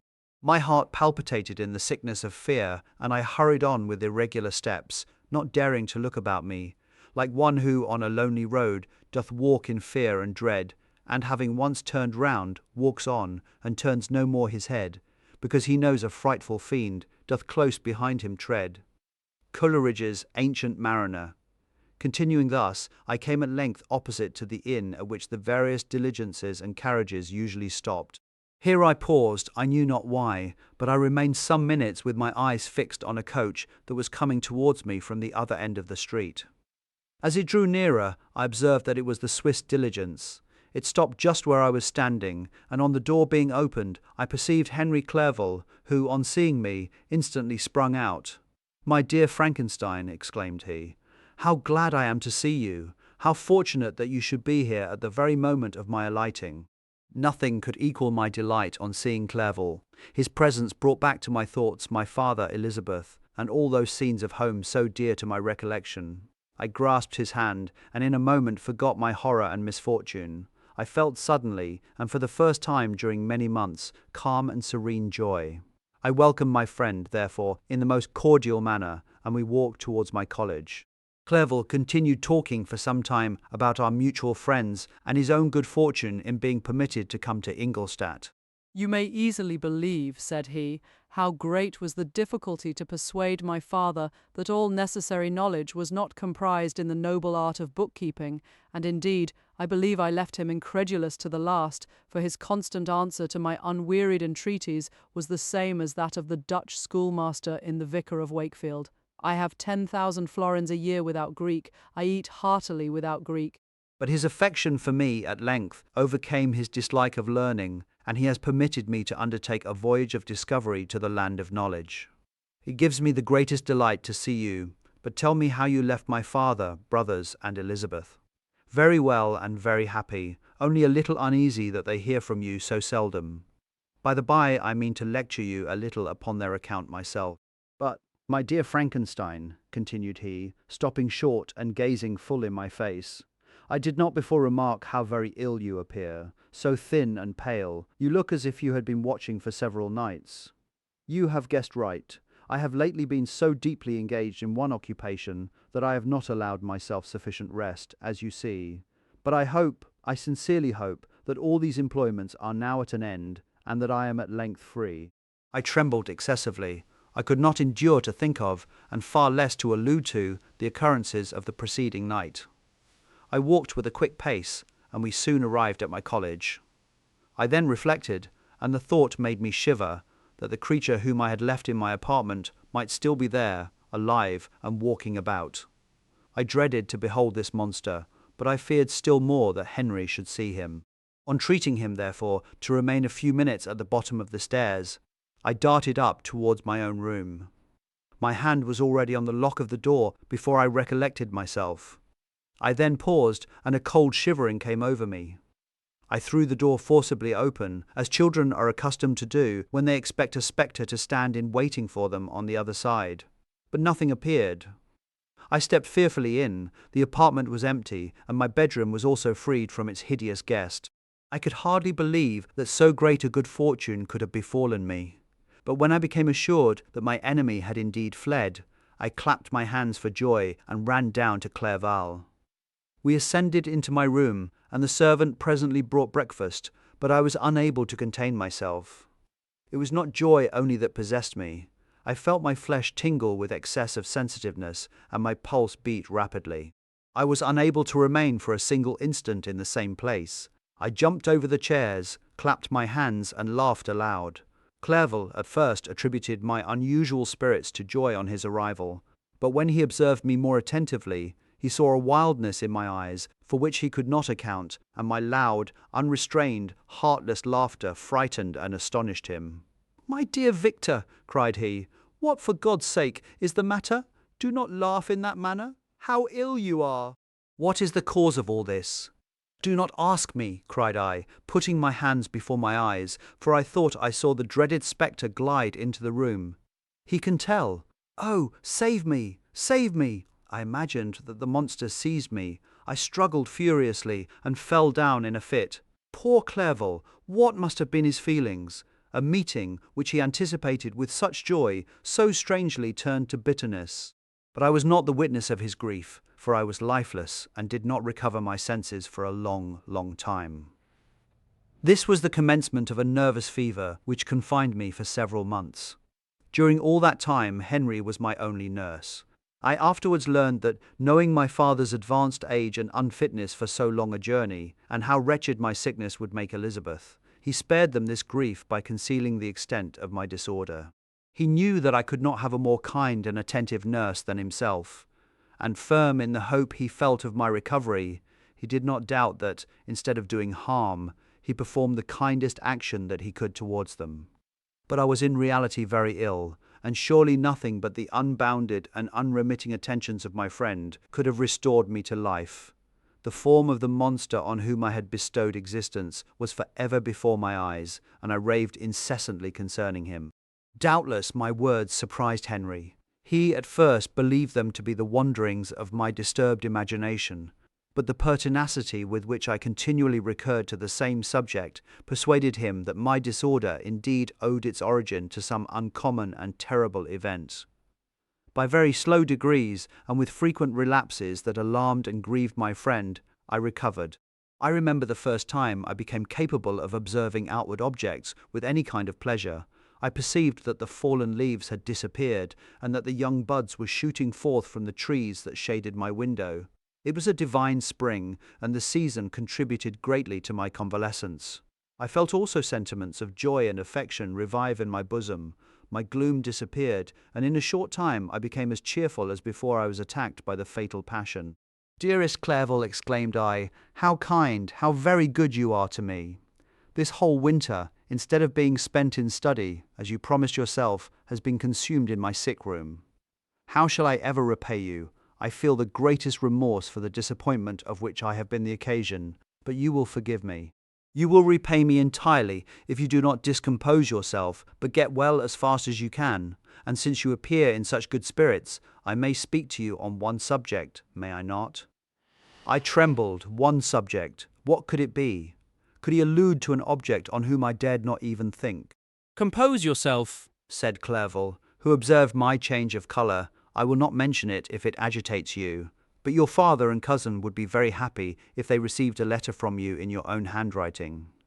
They hardly know how ill you have been and are uneasy at your long silence. Is that all, my dear Henry? How could you suppose that my first thought would not fly towards those dear, dear friends whom I love and who are so deserving of my love? If this is your present temper, my friend, you will perhaps be glad to see a letter that has been lying here some days for you. It is from your cousin, I believe." Chapter 6. Clerval then put the following letter into my hands.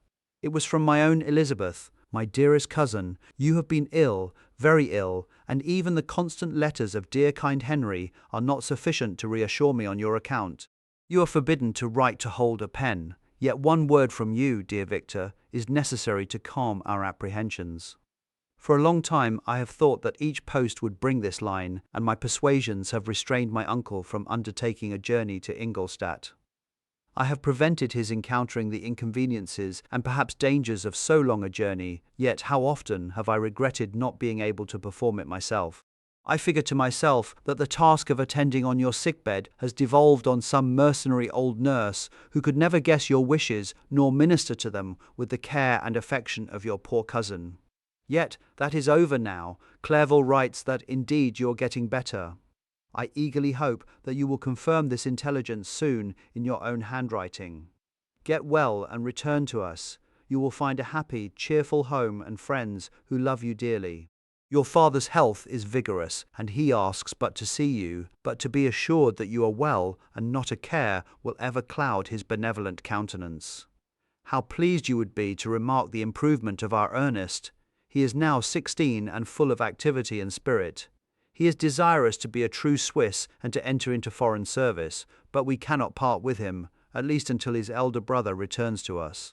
My uncle is not pleased with the idea of a military career in a distant country, but Ernest never had your powers of application.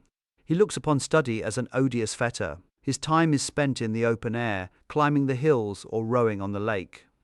I fear that he will become an idler unless we yield the point and permit him to enter on the profession which he has selected. Little alteration, except the growth of our dear children, has taken place since you left us. The blue lake and snow-clad mountains, they never change. And I think our placid home and our contented hearts are regulated by the same immutable laws. My trifling occupations take up my time and amuse me, and I am rewarded for any exertions by seeing none but happy, kind faces around me. Since you left us, but one change has taken place in our little household. Do you remember on what occasion Justine Moritz entered our family? Probably you do not. I will relate her history, therefore, in a few words. Madame Moritz, her mother, was a widow with 4 children, of whom Justine was the third. This girl had always been the favourite of her father, but through a strange perversity, her mother could not endure her, and after the death of M. Moritz, treated her very ill. My aunt observed this, and when Justine was 12 years of age, prevailed on her mother to allow her to live at our house.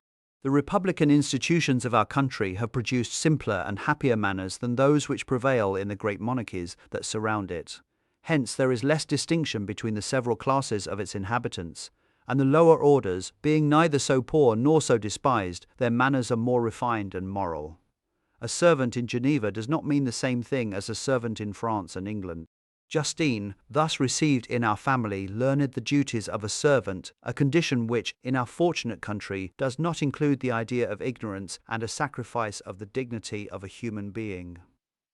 Justine, you may remember, was a great favourite of yours, and I recollect you once remarked that if you were in an ill humour, one glance from Justine could dissipate it, for the same reason that Ariosto gives concerning the beauty of Angelica. She looked so frank-hearted and happy.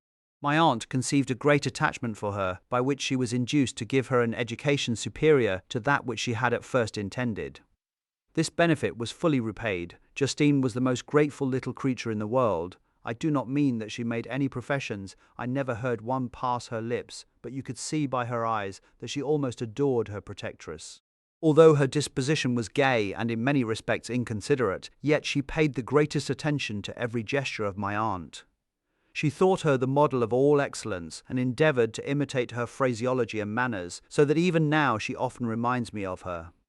When my dearest aunt died, everyone was too much occupied in their own grief to notice poor Justine, who had attended her during her illness with the most anxious affection. Poor Justine was very ill, but other trials were reserved for her. One by one, her brothers and sister died, and her mother, with the exception of her neglected daughter, was left childless. The conscience of the woman was troubled. She began to think that the deaths of her favourites was a judgment from heaven to chastise her partiality. She was a Roman Catholic, and I believe her confessor confirmed the idea which she had conceived. Accordingly, a few months after your departure for Ingolstadt, Justine was called home by her repentant mother. Poor girl! She wept when she quitted our house. She was much altered since the death of my aunt. Grief had given softness and a winning mildness to her manners, which had before been remarkable for vivacity. Nor was her residence at her mother's house of a nature to restore her gaiety. The poor woman was very vacillating in her repentance. She sometimes begged Justine to forgive her unkindness, but much oftener accused her of having caused the deaths of her brothers and sister. Perpetual fretting at length threw Madame Moritz into a decline, which at first increased her irritability, but she is now at peace for ever. She died on the first approach of cold weather at the beginning of this last winter. Justine has just returned to us, and I assure you I love her tenderly. She is very clever and gentle, and extremely pretty, as I mentioned before. Her mien and her expression continually remind me of my dear aunt. I must say also a few words to you, my dear cousin, of little darling William. I wish you could see him. He is very tall of his age, with sweet laughing blue eyes, dark eyelashes and curling hair. When he smiles, 2 little dimples appear on each cheek, which are rosy with health. He has already had 1 or 2 little wives, but Louisa Biron is his favourite, a pretty little girl of 5 years of age. Now, dear Victor, I dare say you wish to be indulged in a little gossip concerning the good people of Geneva. The pretty Miss Mansfield has already received the congratulatory visits on her approaching marriage with a young Englishman, John Melbourne, Esquire. Her ugly sister, Manon, married M. Duvillard, the rich banker, last autumn. Your favourite schoolfellow, Louis Manoir, has suffered several misfortunes since the departure of Clerval from Geneva. But he has already recovered his spirits, and is reported to be on the point of marrying a lively, pretty Frenchwoman, Madame Tavernier. She is a widow, and much older than Manoir, but she is very much admired, and a favourite with everybody. I have written myself into better spirits, dear cousin, but my anxiety returns upon me as I conclude. Write, dearest Victor, 1 line 1 word will be a blessing to us. 10,000 thanks to Henry for his kindness, his affection, and his many letters. We are sincerely grateful. Adieu, my cousin. Take care of yourself, and I entreat you, write. Elizabeth Lavenza. Geneva, March 18th, 17. Dear Elizabeth, I exclaimed, when I had read her letter, I will write instantly and relieve them from the anxiety they must feel. I wrote, and this exertion greatly fatigued me, but my convalescence had commenced, and proceeded regularly. In another fortnight I was able to leave my chamber. One of my first duties on my recovery was to introduce Clerval to the several professors of the university. In doing this, I underwent a kind of rough usage, ill befitting the wounds that my mind had sustained. Ever since the fatal night, the end of my labours, and the beginning of my misfortunes, I had conceived a violent antipathy even to the name of natural philosophy. When I was otherwise quite restored to health, the sight of a chemical instrument would renew all the agony of my nervous symptoms. Henry saw this and had removed all my apparatus from my view. He had also changed my apartment, for he perceived that I had acquired a dislike for the room which had previously been my laboratory. But these cares of Clerval were made of no avail when I visited the professors.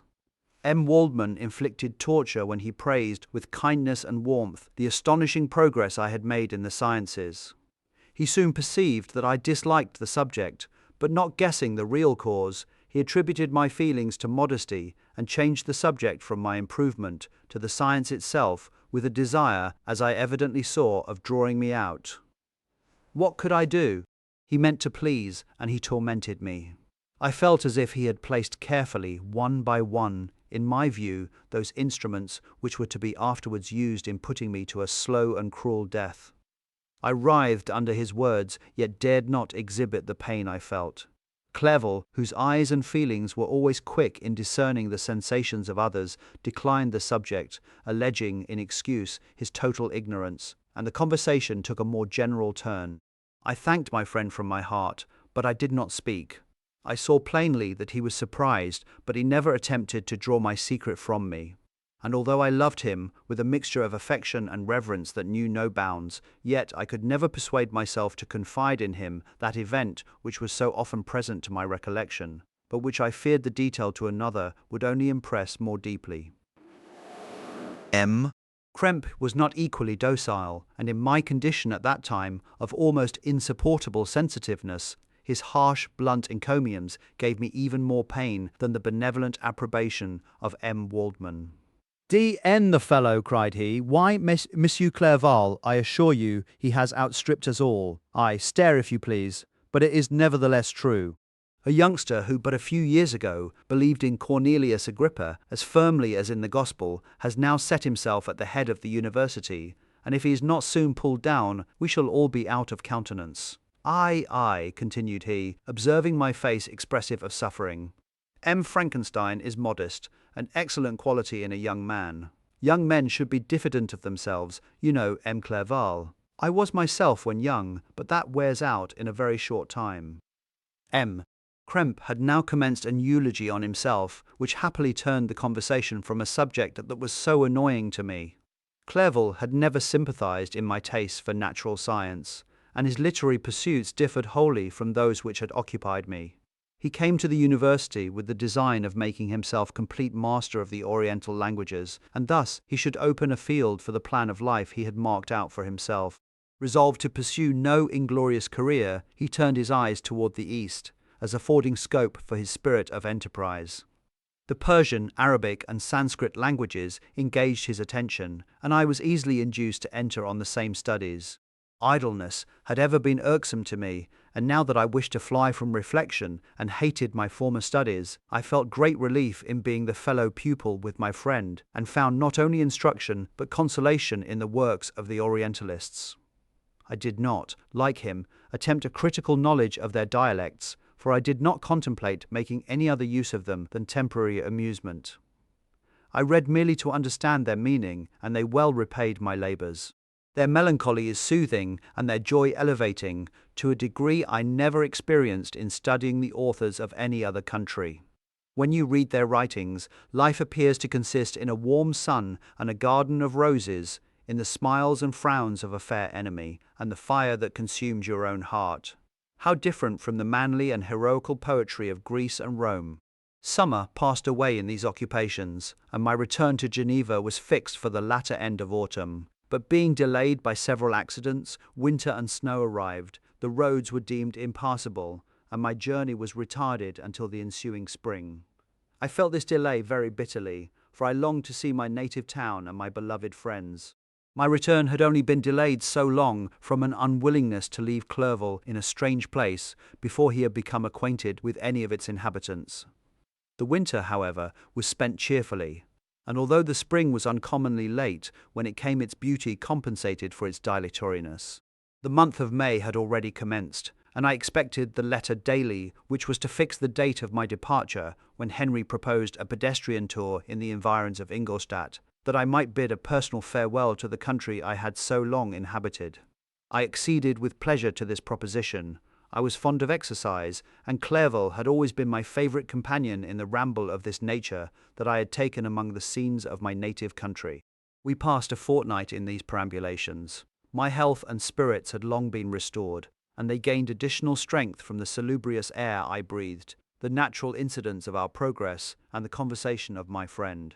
Study had before secluded me from the intercourse of my fellow creatures and rendered me unsocial. But Clerval called forth the better feelings of my heart. He again taught me to love the aspect of nature and the cheerful faces of children. Excellent friend, how sincerely you did love me and endeavour to elevate my mind until it was on a level with your own. A selfish pursuit had cramped and narrowed me until your gentleness and affection warmed and opened my senses. I became the same happy creature who, a few years ago, loved and beloved by all, had no sorrow or care. When happy, inanimate nature had the power of bestowing on me the most delightful sensations. A serene sky and verdant fields filled me with ecstasy. The present season was indeed divine. The flowers of spring bloomed in the hedges, while those of summer were already in bud. I was undisturbed by thoughts which during the preceding year had pressed upon me, notwithstanding my endeavours to throw them off with an invincible burden. Henry rejoiced in my gaiety and sincerely sympathized in my feelings. He exerted himself to amuse me, while he expressed the sensations that filled his soul. The resources of his mind on this occasion were truly astonishing. His conversation was full of imagination, and very often, in imitation of the Persian and Arabic writers, he invented tales of wonderful fancy and passion. At other times, he repeated my favourite poems, or drew me out into arguments which he supported with great ingenuity. We returned to our college on a Sunday afternoon. The peasants were dancing, and everyone we met appeared gay and happy. My own spirits were high, and I bounded along with feelings of unbridled joy and hilarity. Chapter 7. On my return, I found the following letter from my father. My dear Victor, you have probably waited impatiently for a letter to fix the date of your return to us, and I was at first tempted to write only a few lines, merely mentioning the day on which I should expect you. But that would be a cruel kindness, and I dare not do it. What would be your surprise, my son, when you expected a happy and glad welcome, to behold, on the contrary, tears and wretchedness? And how, Victor, can I relate our misfortune? Absence cannot have rendered you callous to our joys and griefs, and how shall I inflict pain on my long-absent son? I wish to prepare you for the woeful news, but I know it is impossible. Even now your eye skims over the page to seek the words which are to convey to you the horrible tidings. William is dead. That sweet child, whose smiles delighted and warmed my heart, who was so gentle, yet so gay. Victor, he is murdered. I will not attempt to console you, but will simply relate the circumstances of the transaction. Last Thursday, May 7th, I, my niece, and your 2 brothers went to walk in Plainpalais. The evening was warm and serene, and we prolonged our walk farther than usual. It was already dusk before we thought of returning, and then we discovered that William and Ernest, who had gone on before, were not to be found. We accordingly rested on a seat until they should return. Presently Ernest came and inquired if we had seen his brother. He said that he had been playing with him, that William had run away to hide himself, and that he vainly sought for him, and afterwards waited for a long time, but that he did not return. This account rather alarmed us, and we continued to search for him until night fell, when Elizabeth conjectured that he might have returned to the house. He was not there. We returned again, with torches, for I could not rest when I thought that my sweet boy had lost himself, and was exposed to all the damps and dews of night. Elizabeth also suffered extreme anguish. About 5 in the morning I discovered my lovely boy, whom the night before I had seen blooming and active in health, stretched on the grass, livid and motionless. The print of the murderer's finger was on his neck. He was conveyed home, and the anguish that was visible in my countenance betrayed the secret to Elizabeth. She was very earnest to see the corpse. At first I attempted to prevent her, But she persisted, and entering the room where it lay, hastily examined the neck of the victim, and clasping her hands exclaimed, "O God, I have murdered my darling child." She fainted, and was restored with extreme difficulty. When she again lived, it was only to weep and sigh. She told me that that same evening William had teased her to let him wear a very valuable miniature that she possessed of your mother. This picture is gone, and was doubtless the temptation which urged the murderer to the deed. We have no trace of him at present, although our exertions to discover him are unremitted. But they will not restore my beloved William. Come, dearest Victor, you alone can console Elizabeth. She weeps continually and accuses herself unjustly as the cause of his death. Her words pierce my heart. We are all unhappy, but will not that be an additional motive for you, my son, to return and be our comforter? Your dear mother. Alas, Victor, I now say, thank God she did not live to witness the cruel, miserable death of her youngest darling. Come, Victor, not brooding thoughts of vengeance against the assassin, but with feelings of peace and gentleness that will heal, instead of festering, the wounds of our minds. Enter the house of mourning, my friend, but with kindness and affection for those who love you, and not with hatred for your enemies. Your affectionate and afflicted father, Alphonse Frankenstein. Geneva, May 12th, 17. Clerval, who had watched my countenance as I read this letter, was surprised to observe the despair that succeeded the joy I had first expressed on receiving news from my friends. I threw the letter on the table and covered my face with my hands. "My dear Frankenstein!" exclaimed Henry, when he perceived me weep with bitterness. "Are you always to be unhappy, my dear friend? What has happened?" I motioned him to take up the letter, while I walked up and down the room in the extremest agitation. Tears also gushed from the eyes of Clerval as he read the account of my misfortune. "I can offer you no consolation, my friend," said he. "Your disaster is irreparable. What do you intend to do?" "To go instantly to Geneva. Come with me, Henry, to order the horses." During our walk, Clerval endeavoured to say a few words of consolation. He could only express his heartfelt sympathy. "Poor William," said he, "dear lovely child, he now sleeps with his angel mother, who that had seen him bright and joyous in his young beauty, but must weep over his untimely loss, to die so miserably, to feel the murderer's grasp. How much more a murdered that could destroy radiant innocence. Poor little fellow!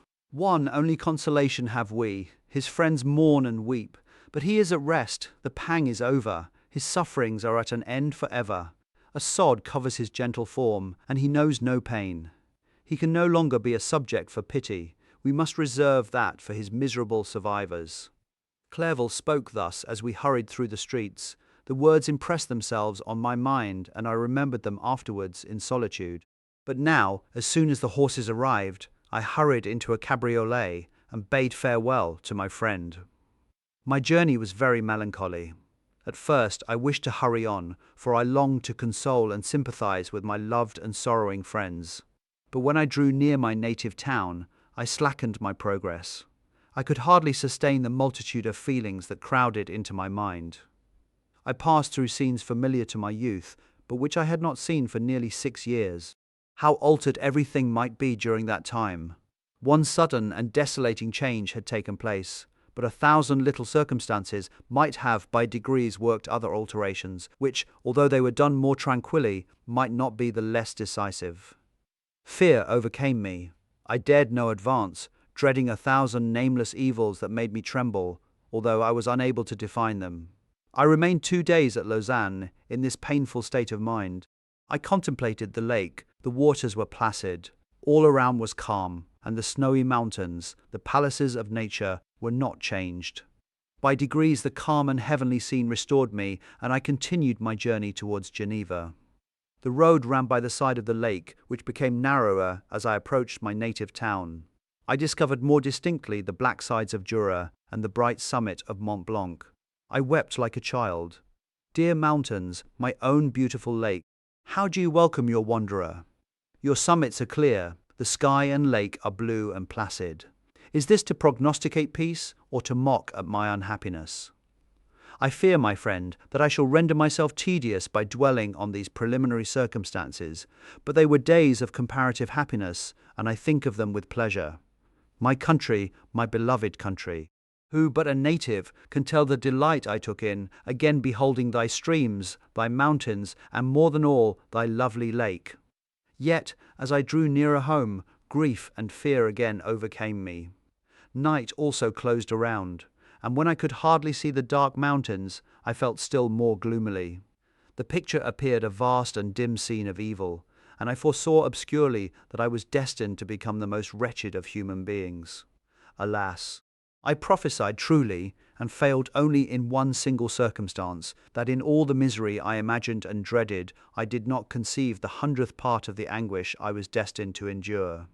It was completely dark when I arrived in the environs of Geneva. The gates of the town were already shut, and I was obliged to pass the night at Secheron, a village at the distance of half a league from the city.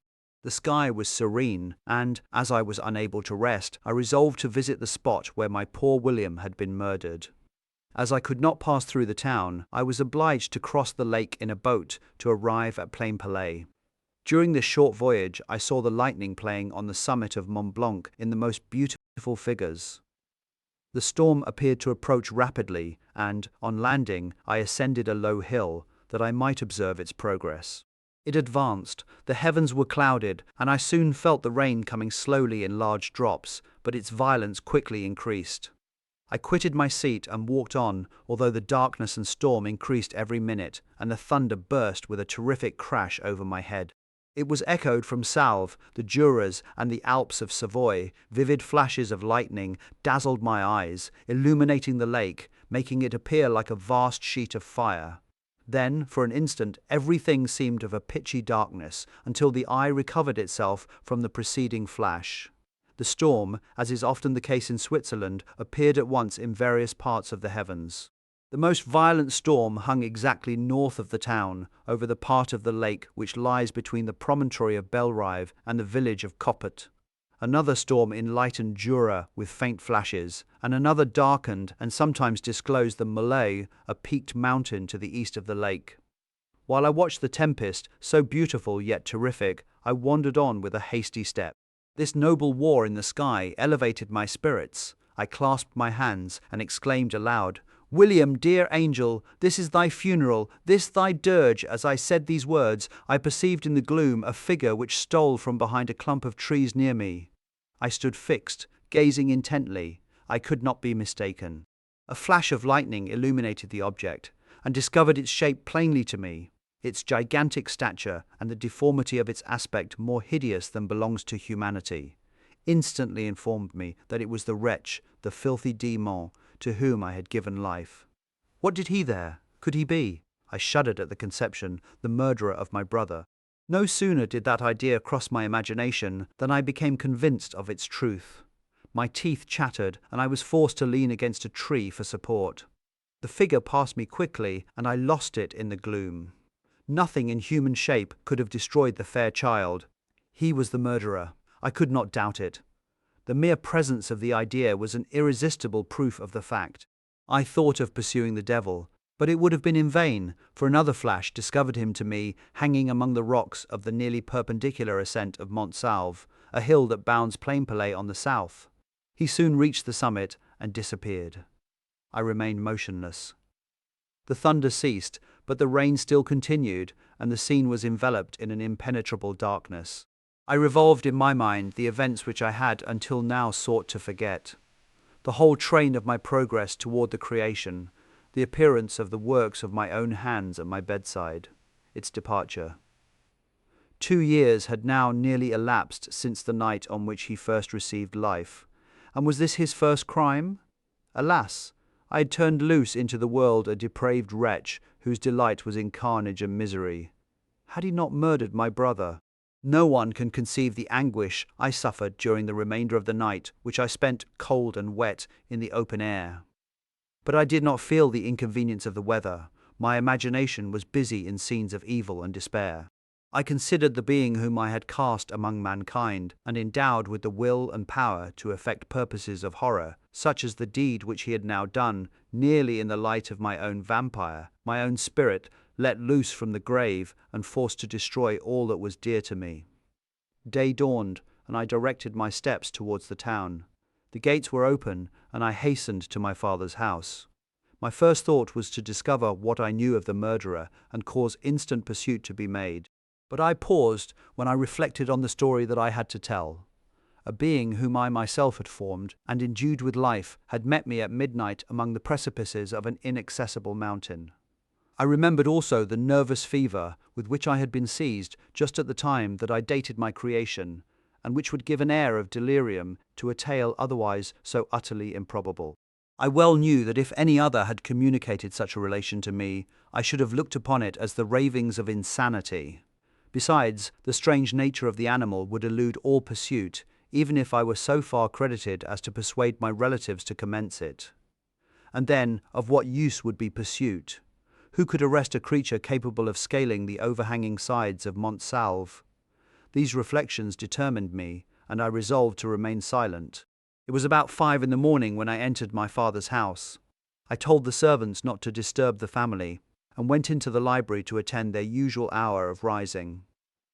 6 years had elapsed, passed in a dream, but for one indelible trace, and I stood in the same place where I had last embraced my father before my departure for Ingolstadt. Beloved and venerable parent, he still remained to me. I gazed on the picture of my mother, which stood over the mantelpiece. It was an historical subject, painted at my father's desire, and represented Caroline Beaufort in an agony of despair, kneeling by the coffin of her dead father. Her garb was rustic, and her cheek pale, but there was an air of dignity and beauty that hardly permitted the sentiment of pity. Below this picture was a miniature of William, and my tears flowed when I looked upon it. While I was thus engaged, Ernest entered. He had heard me arrive, and hastened to welcome me. "Welcome, my dearest Victor," said he. "Ah, I wish you had come 3 months ago, and then you would have found us all joyous and delighted. You come to us now to share a misery which nothing can alleviate, yet your presence will, I hope, revive our father, who seems sinking under his misfortune, and your persuasions will induce poor Elizabeth to cease her vain and tormenting self-accusations. Poor William, he was our darling and our pride." Tears, unrestrained, fell from my brother's eyes. A sense of mortal agony crept over my frame. Before, I had only imagined the wretchedness of my desolated home. The reality came on me as a new, and a not less terrible disaster. I tried to calm Ernest. I inquired more minutely concerning my father, and here I named my cousin. "She most of all," said Ernest, "requires consolation. She accused herself of having caused the death of my brother, and that made her very wretched. But since the murderer has been discovered, good God! How can that be? Who could attempt to pursue him? It is impossible. One might as well try to overtake the winds, or confine a mountain stream with a straw. I saw him too. He was free last night." "I do not know what you mean," replied my brother in accents of wonder, "but to us the discovery we have made completes our misery. No one would believe it at first, and even now Elizabeth will not be convinced, notwithstanding all the evidence.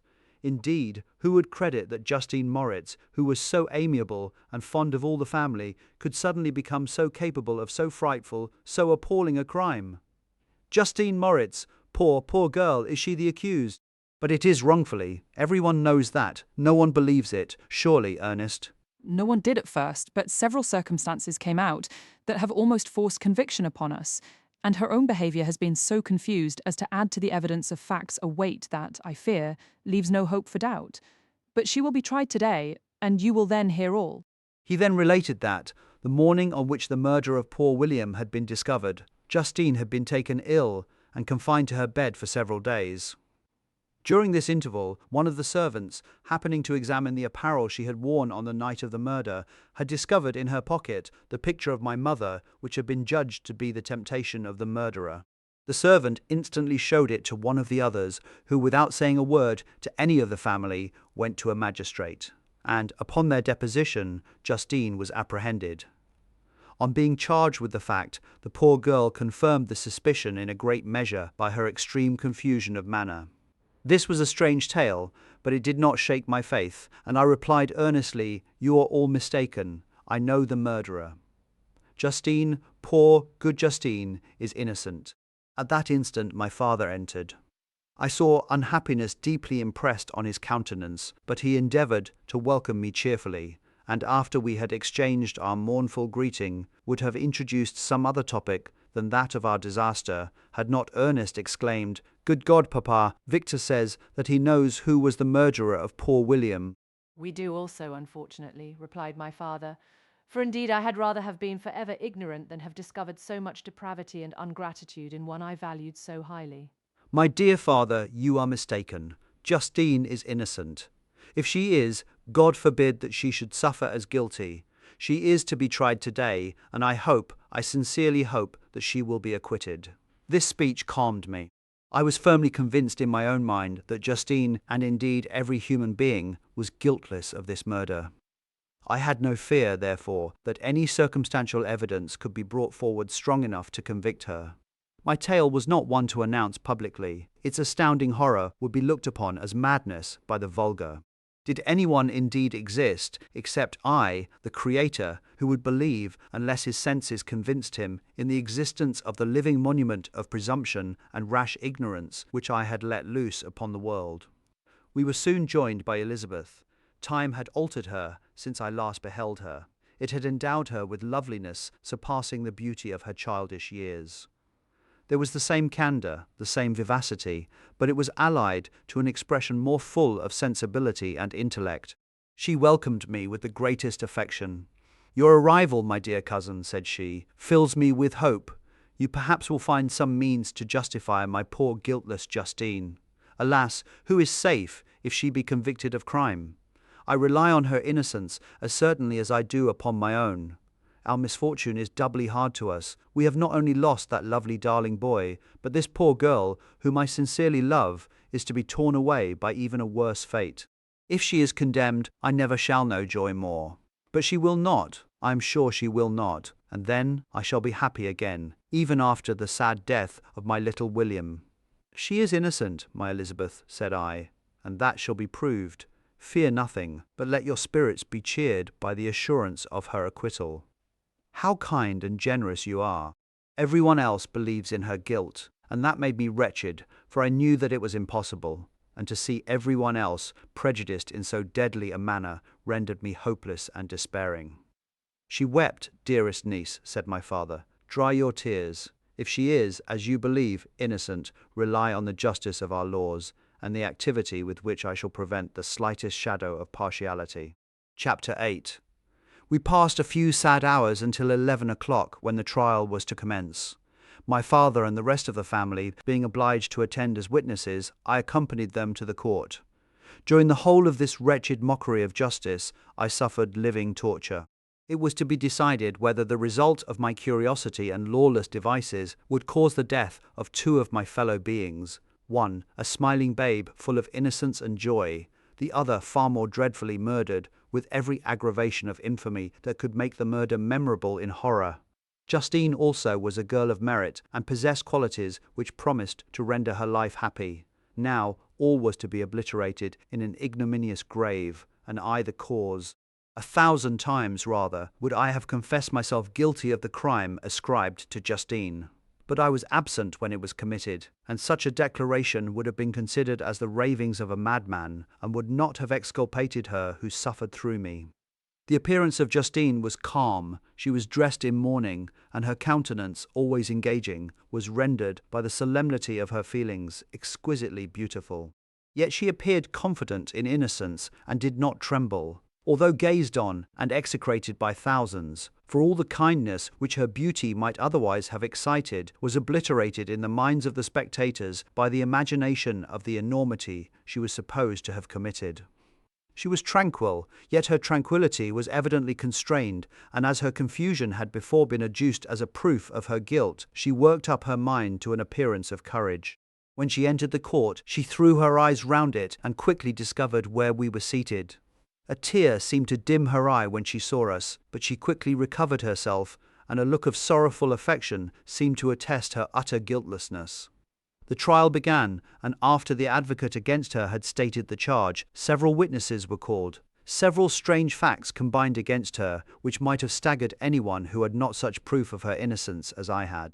She had been out the whole of the night on which the murder had been committed, and towards morning had been perceived by a market woman not far from the spot where the body of the murdered child had been afterwards found. The woman asked her what she did there, but she looked very strangely and only returned a confused and unintelligible answer.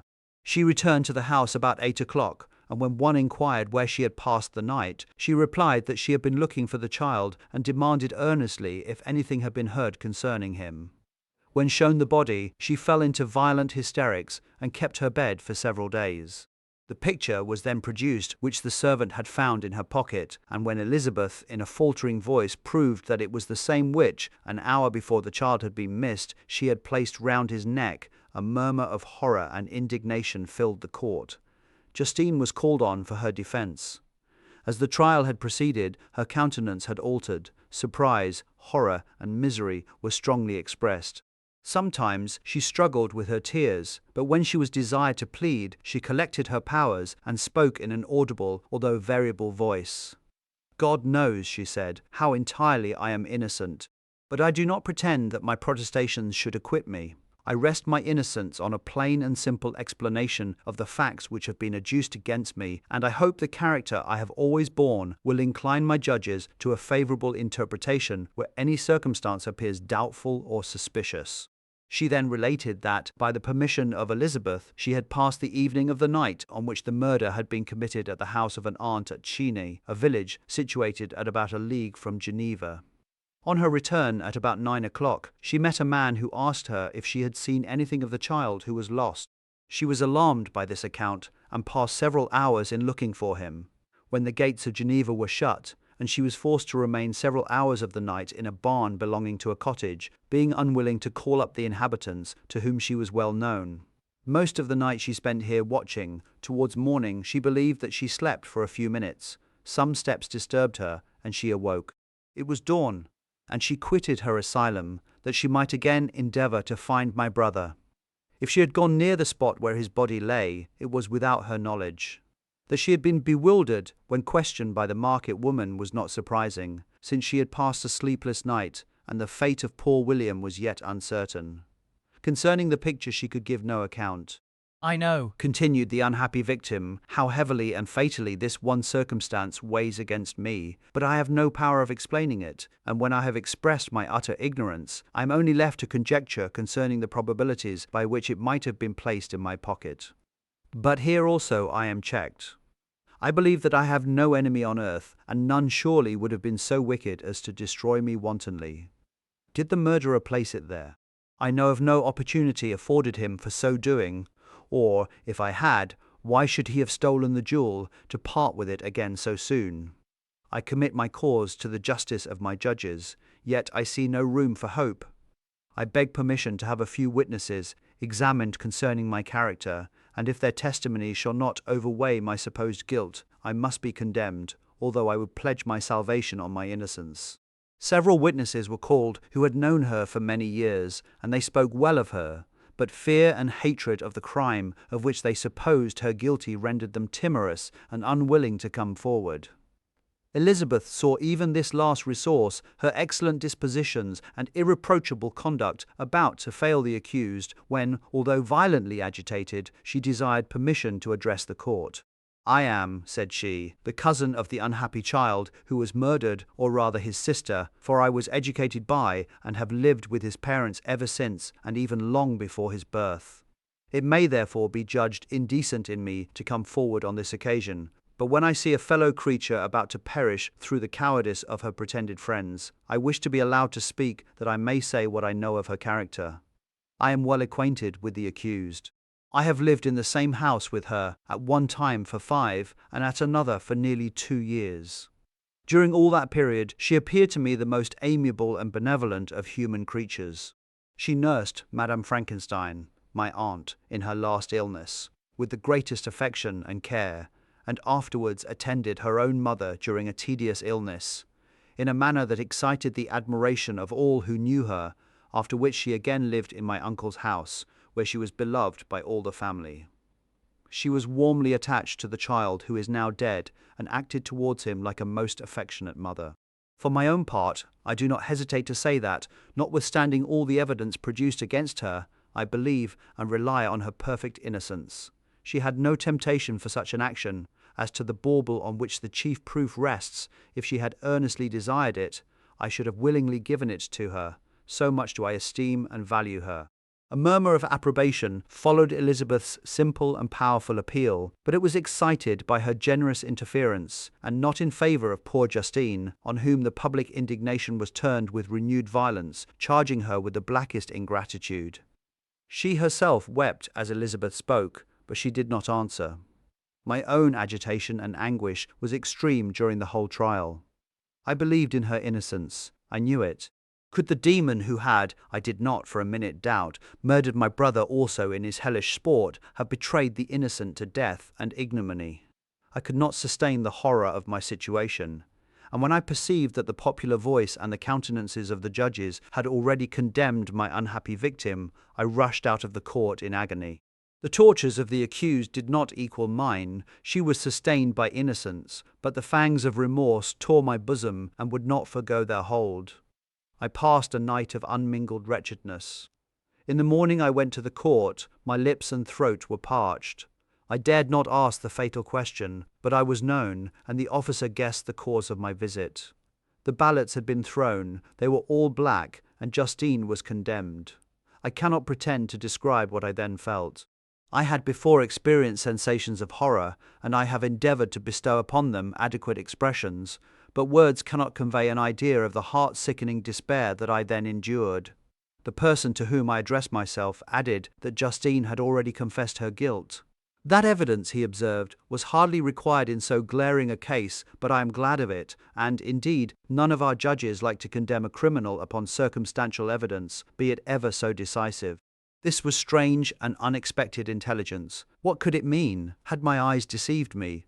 And was I really as mad as the whole world would believe me to be if I disclosed the object of my suspicions?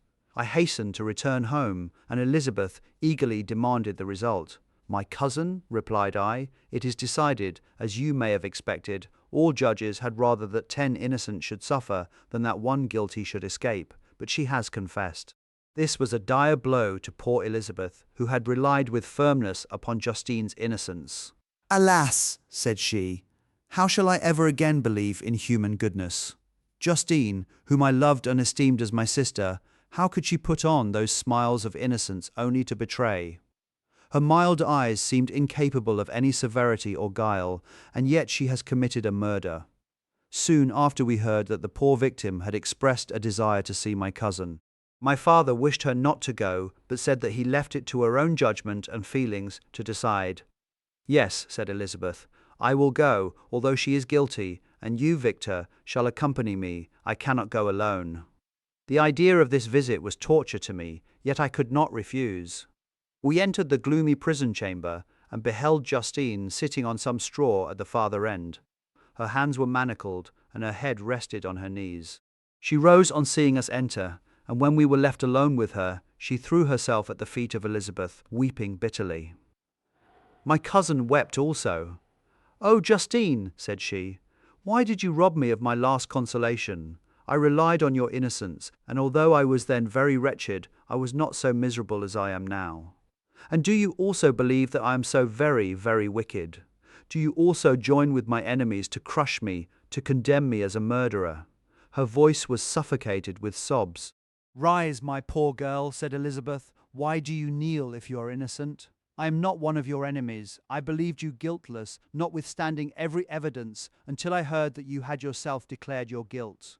That report, you say, is false, and be assured, dear Justine, that nothing can shake my confidence in you for a moment but your own confession. I did confess, but I confessed a lie. I confessed that I might obtain absolution, but now that falsehood lies heavier at my heart than all my other sins. The God of heaven forgive me. Ever since I was condemned, my confessor has besieged me. He threatened and menaced, until I almost began to think that I was the monster that he said I was. He threatened excommunication and hell fire in my last moments if I continued obdurate. Dear lady, I had none to support me. All looked on me as a wretch doomed to ignominy and perdition. What could I do? In an evil hour I subscribed to a lie, and now only am I truly miserable."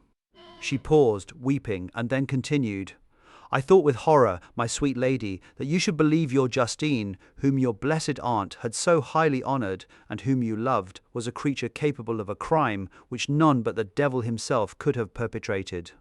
Dear William, dearest blessed child, I soon shall see you again in heaven, where we shall all be happy, and that consoles me, going as I am to suffer ignominy and death. Oh, Justine, forgive me for having for one moment distrusted you. Why did you confess? But do not mourn, dear girl. Do not fear. I will proclaim. I will prove your innocence.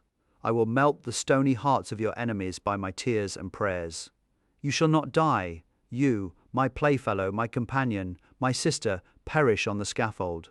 No, no. I never could survive so horrible a misfortune." Justine shook her head mournfully. "I do not fear to die," she said. "That pang is past. God raises my weakness and gives me courage to endure the worst. I leave a sad and bitter world, and if you remember me and think of me as of one unjustly condemned, I am resigned to the fate awaiting me. Learn from me, dear lady, to submit in patience to the will of heaven." During this conversation, I had retired to a corner of the prison room, where I could conceal the horrid anguish that possessed me. Despair! Who dared talk of that? The poor victim, who on the morrow was to pass the awful boundary between life and death, felt not, as I did, such deep and bitter agony. I gnashed my teeth and ground them together, uttering a groan that came from my inmost soul. Justine started.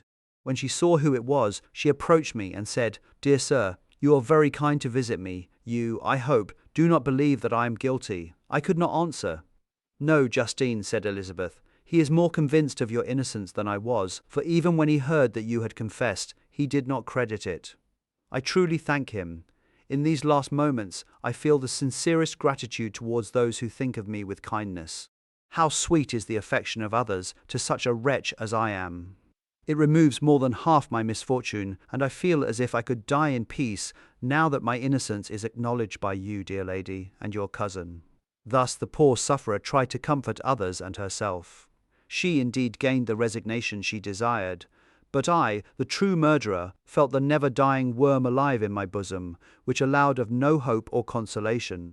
Elizabeth also wept and was unhappy, but hers also was the misery of innocence, which, like a cloud that passes over the fair moon, for a while hides but cannot tarnish its brightness.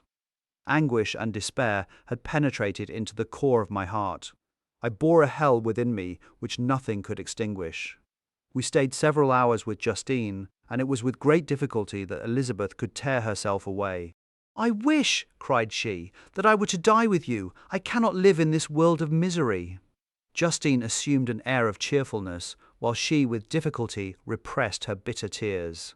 She embraced Elizabeth and said in a voice of half-suppressed emotion, "Farewell, sweet lady, dearest Elizabeth, my beloved and only friend. May heaven, in its bounty, bless and preserve you. May this be the last misfortune that you will ever suffer. Live and be happy and make others so."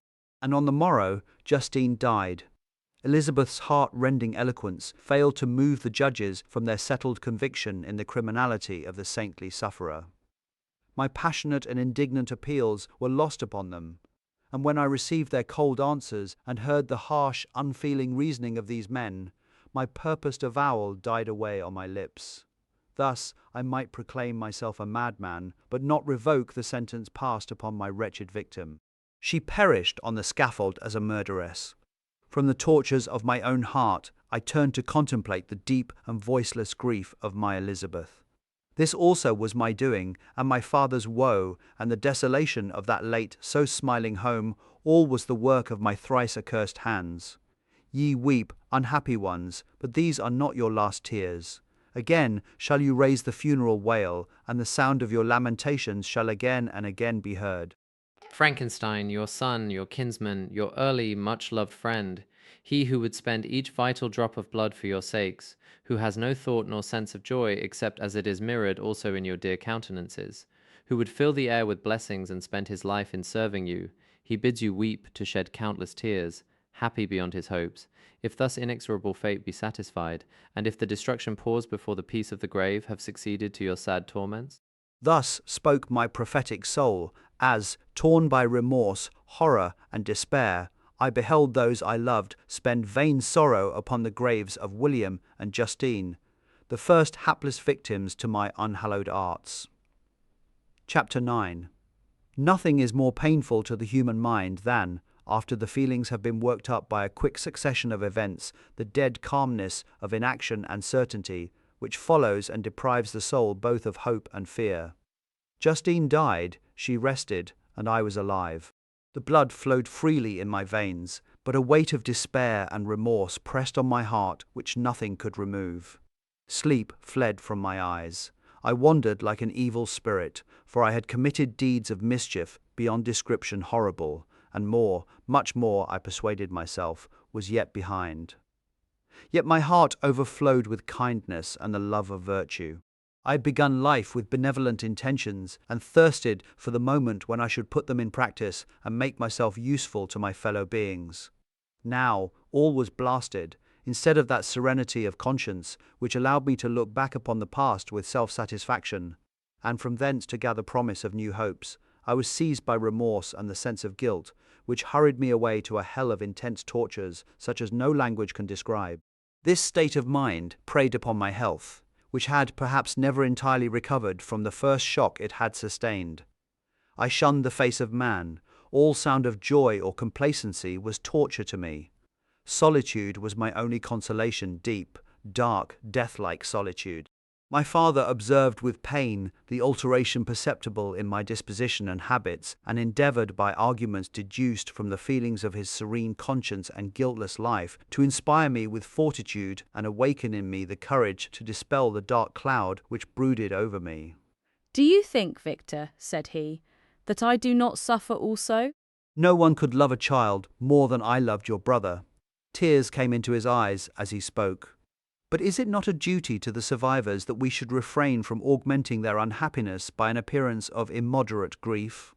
It is also a duty owed to yourself, for excessive sorrow prevents improvement or enjoyment, or even the discharge of daily usefulness, without which no man is fit for society. This advice, although good, was totally inapplicable to my case. I should have been the first to hide my grief and console my friends if remorse had not mingled its bitterness and terror its alarm with my other sensations. Now I could only answer my father with a look of despair and endeavour to hide myself from his view. About this time we retired to our house at Belrive. This change was particularly agreeable to me. The shutting of the gates regularly at 10 o'clock and the impossibility of remaining on the lake after that hour had rendered our residence within the walls of Geneva very irksome to me. I was now free. Often, after the rest of the family had retired for the night, I took the boat and passed many hours upon the water. Sometimes, with my sails set, I was carried by the wind, and sometimes, after rowing into the middle of the lake, I left the boat to pursue its own course and gave way to my own miserable reflections. I was often tempted, when all was at peace around me, and I the only unquiet thing that wandered restless in a scene so beautiful and heavenly, if I except some bat, or the frogs, whose harsh and interrupted croaking was heard only when I approached the shore. Often, I say, I was tempted to plunge into the silent lake, that the waters might close over me and my calamities forever. But I was restrained when I thought of the heroic and suffering Elizabeth, whom I tenderly loved, and whose existence was bound up in mine. I thought also of my father and surviving brother. Should I, by my base desertion, leave them exposed and unprotected to the malice of the fiend whom I had let loose among them? At these moments I wept bitterly and wished that peace would revisit my mind, only that I might afford them consolation and happiness. But that could not be. Remorse extinguished every hope. I had been the author of unalterable evils, and I lived in daily fear lest the monster whom I had created should perpetrate some new wickedness. I had an obscure feeling that all was not over, and that he would still commit some signal crime, which by its enormity should almost efface the recollection of the past. There was always scope for fear, so long as anything I loved remained behind. My abhorrence of this fiend cannot be conceived. When I thought of him, I gnashed my teeth, my eyes became inflamed, and I ardently wished to extinguish that life which I had so thoughtlessly bestowed. When I reflected on his crimes and malice, My hatred and revenge burst all bounds of moderation. I would have made a pilgrimage to the highest peak of the Andes, could I, when there, have precipitated him to their base. I wished to see him again, that I might wreak the utmost extent of abhorrence on his head and avenge the deaths of William and Justine. Our house was the house of mourning. My father's health was deeply shaken by the horror of the recent events. Elizabeth was sad and desponding. She no longer took delight in her ordinary occupations. All pleasure seemed to her sacrilege toward the dead. Eternal woe and tears she then thought was the just tribute she should pay to innocence so blasted and destroyed.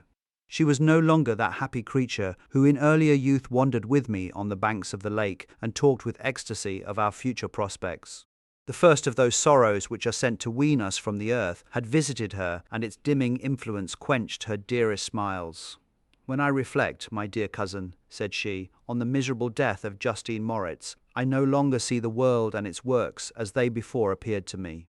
Before, I looked upon the accounts of vice and injustice that I read in books or heard from others as tales of ancient days or imaginary evils. At least they were remote and more familiar to reason than to the imagination. But now misery has come home, and men appear to me as monsters thirsting for each other's blood. Yet I am certainly unjust.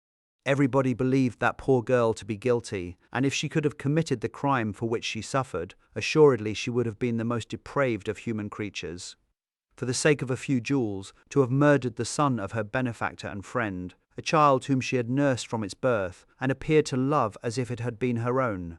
I could not consent to the death of any human being, but certainly I should have thought such a creature unfit to remain in the society of men. But she was innocent. I feel she was innocent. You are of the same opinion, and that confirms me.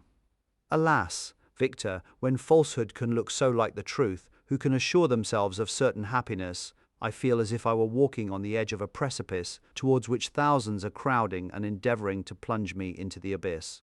William and Justine were assassinated, and the murderer escapes. He walks about the world free and perhaps respected. But even if I were condemned to suffer on the scaffold for the same crimes, I would not change places with such a wretch. I listened to this discourse with the extremest agony. I, not indeed, but in effect, was the true murderer. Elizabeth read my anguish in my countenance, and kindly taking my hand, said, "My dearest friend, you must calm yourself. These events have affected me, God knows how deeply. But I am not so wretched as you are. There is an expression of despair, and sometimes of revenge, in your countenance that makes me tremble. Dear Victor, banish these dark passions. Remember the friends around you, who centre all their hopes in you. Have we lost the power of rendering you happy? Ah! While we love, while we are true to each other, here in this land of peace and beauty, your native country, we may reap every tranquil blessing. What can disturb our peace? And could not such words from her, whom I fondly prize before every other gift of fortune, suffice to chase away the fiend that lurked in my heart? Even as she spoke, I drew near to her, as if in terror, lest at that very moment the destroyer had been near to rob me of her. Thus not the tenderness of friendship, nor the beauty of earth, nor of heaven, could redeem my soul from woe.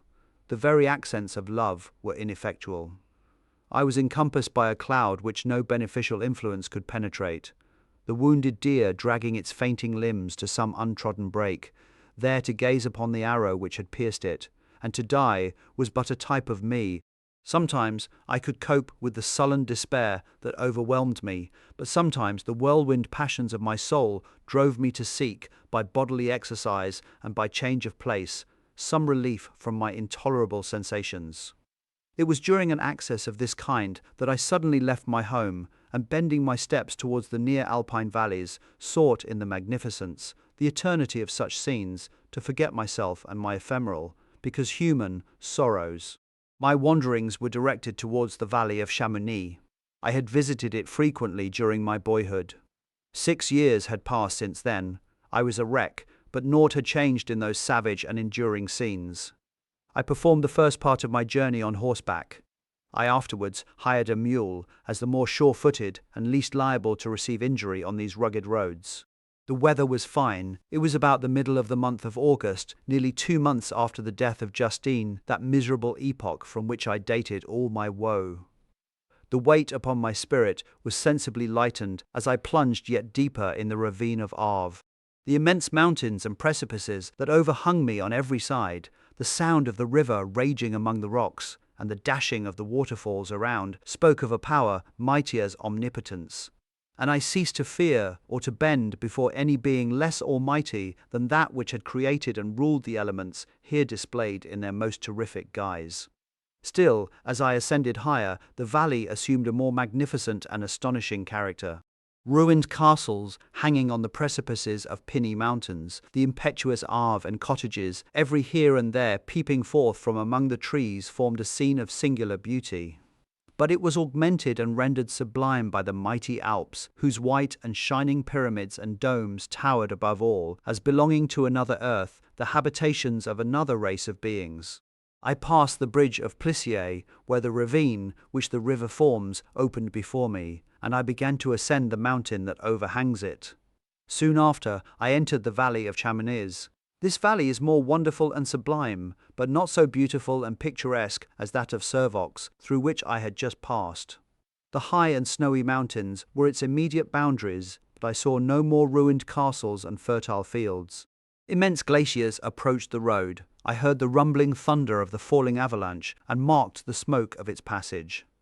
Mont Blanc, the supreme and magnificent Mont Blanc, raised itself from the surrounding aiguilles, and its tremendous dome me overlooked the valley. A tingling, long-lost sense of pleasure often came across me during this journey. Some turn in the road, some new object suddenly perceived and recognized, reminded me of days gone by and were associated with the light-hearted gaiety of boyhood.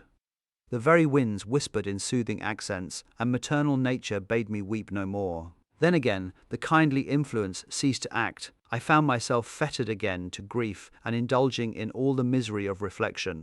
Then I spurred on my animal, striving so to forget the world, my fears, and more than all myself. Or, in a more desperate fashion, I alighted and threw myself on the grass, weighed down by horror and despair. At length I arrived at the village of Chamonix.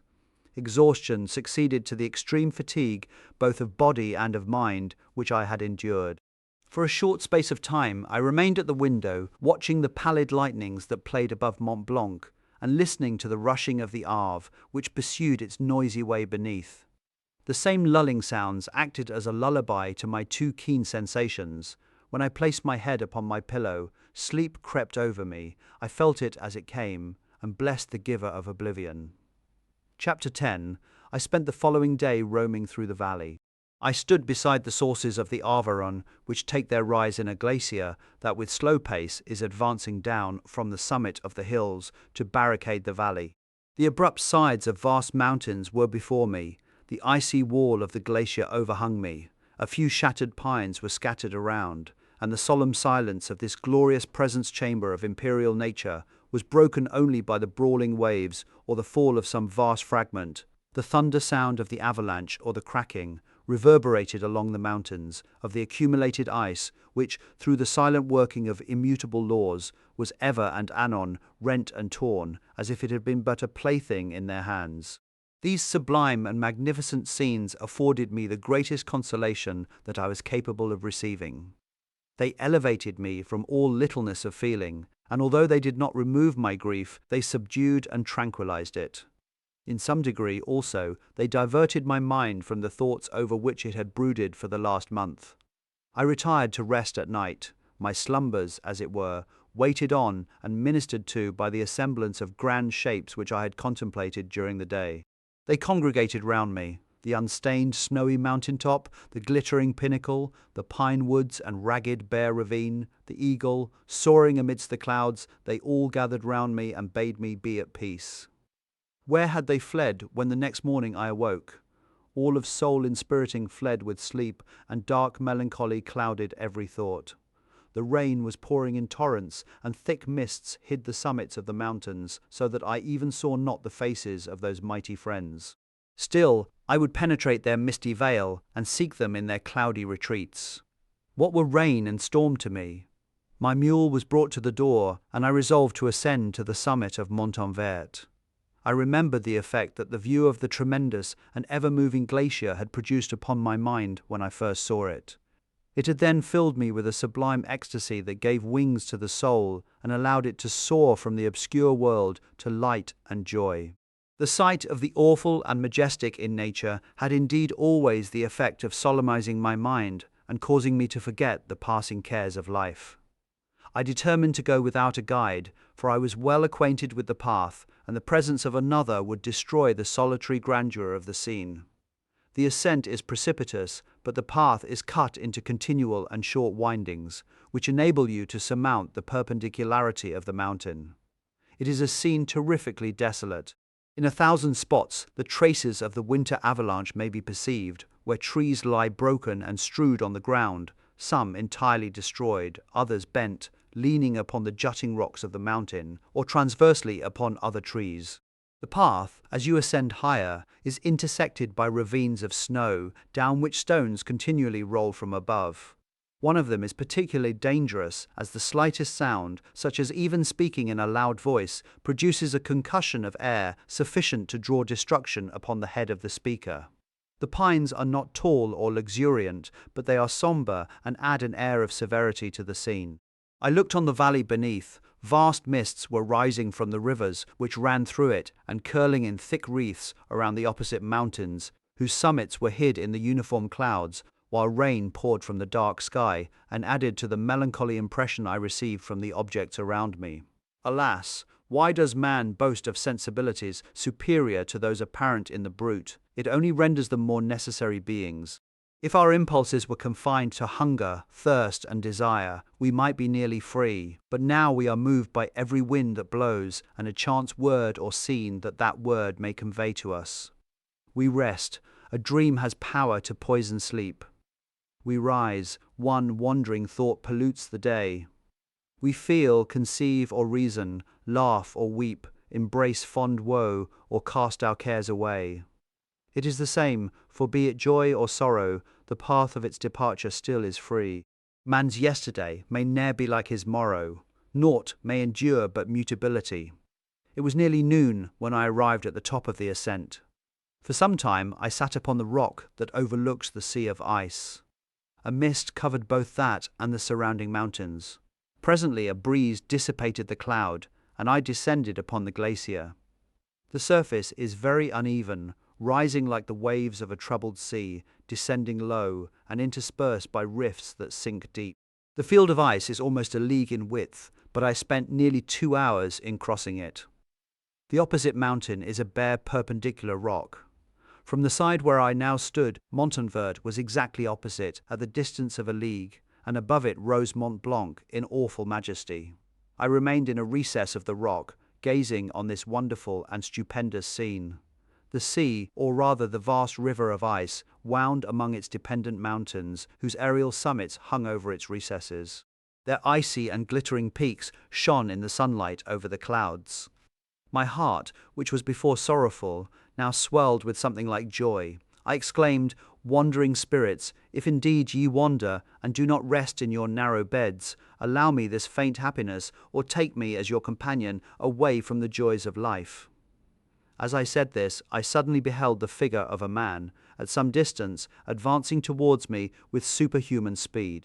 He bounded over the crevices in the ice, among which I had walked with caution. His stature also, as he approached, seemed to exceed that of man.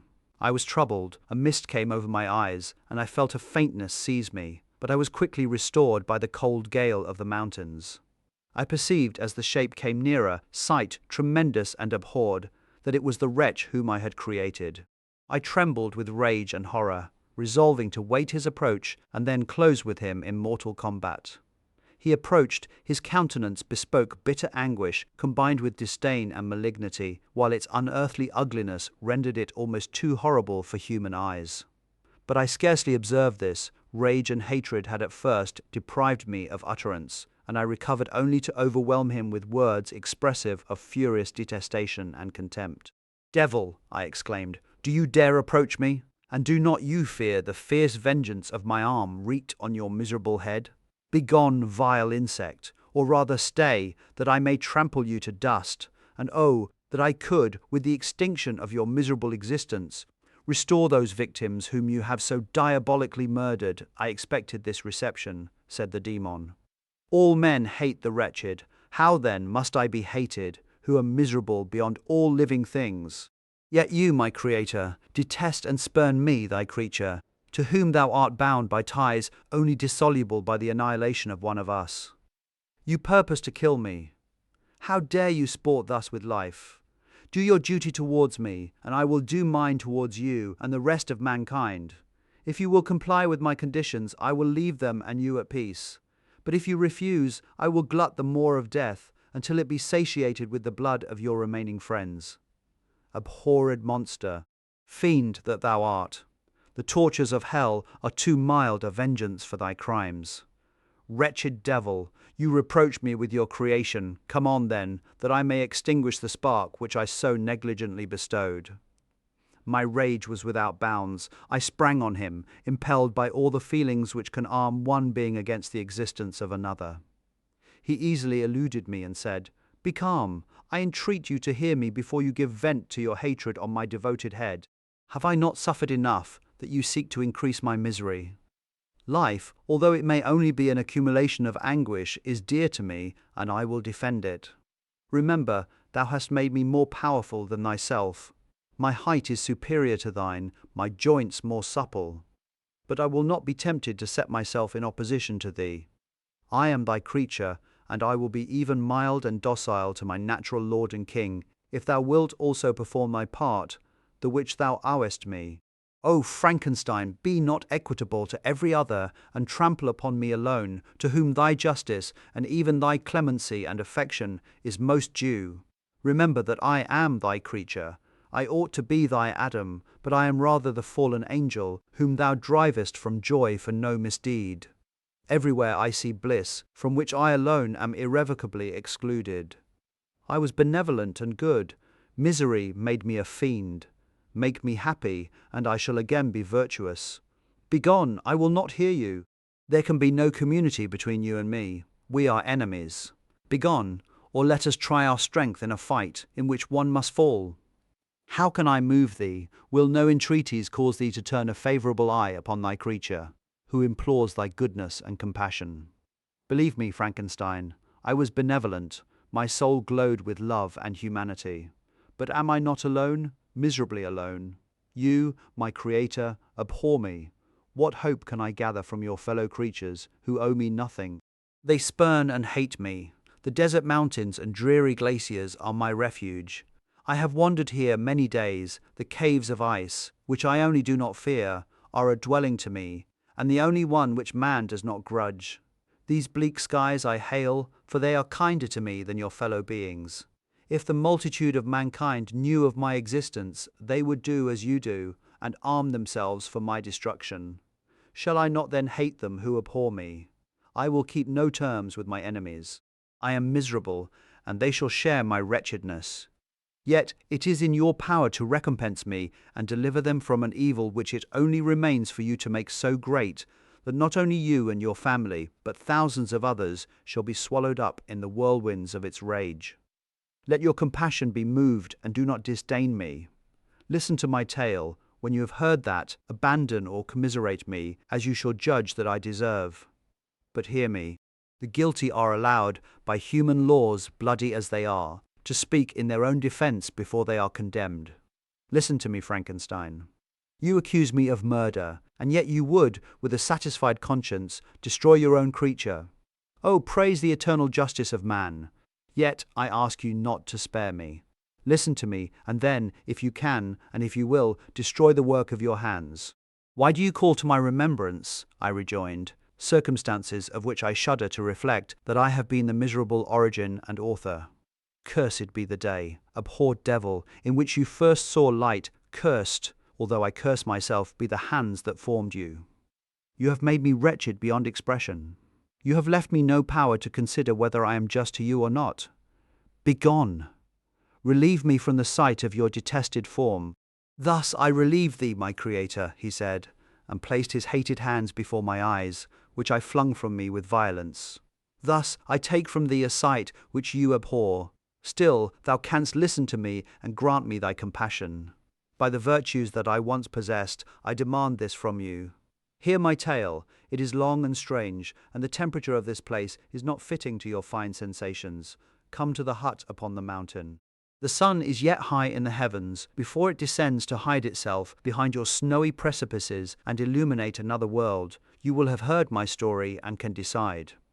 On you it rests whether I quit forever the neighborhood of man and lead a harmless life, or become the scourge of your fellow creatures and the author of your own speedy ruin. As he said this, he led the way across the ice. I followed. My heart was full, and I did not answer him, but, as I proceeded, I weighed the various arguments that he had used, and determined at least to listen to his tale. I was partly urged by curiosity, and compassion confirmed my resolution. I had hitherto supposed him to be the murderer of my brother, and I eagerly sought a confirmation or denial of this opinion. For the first time also, I felt what the duties of a creator towards his creature were, and that I ought to render him happy before I complained of his wickedness. These motives urged me to comply with his demand. We crossed the ice, therefore, and ascended the opposite rock. The air was cold, and the rain again began to descend.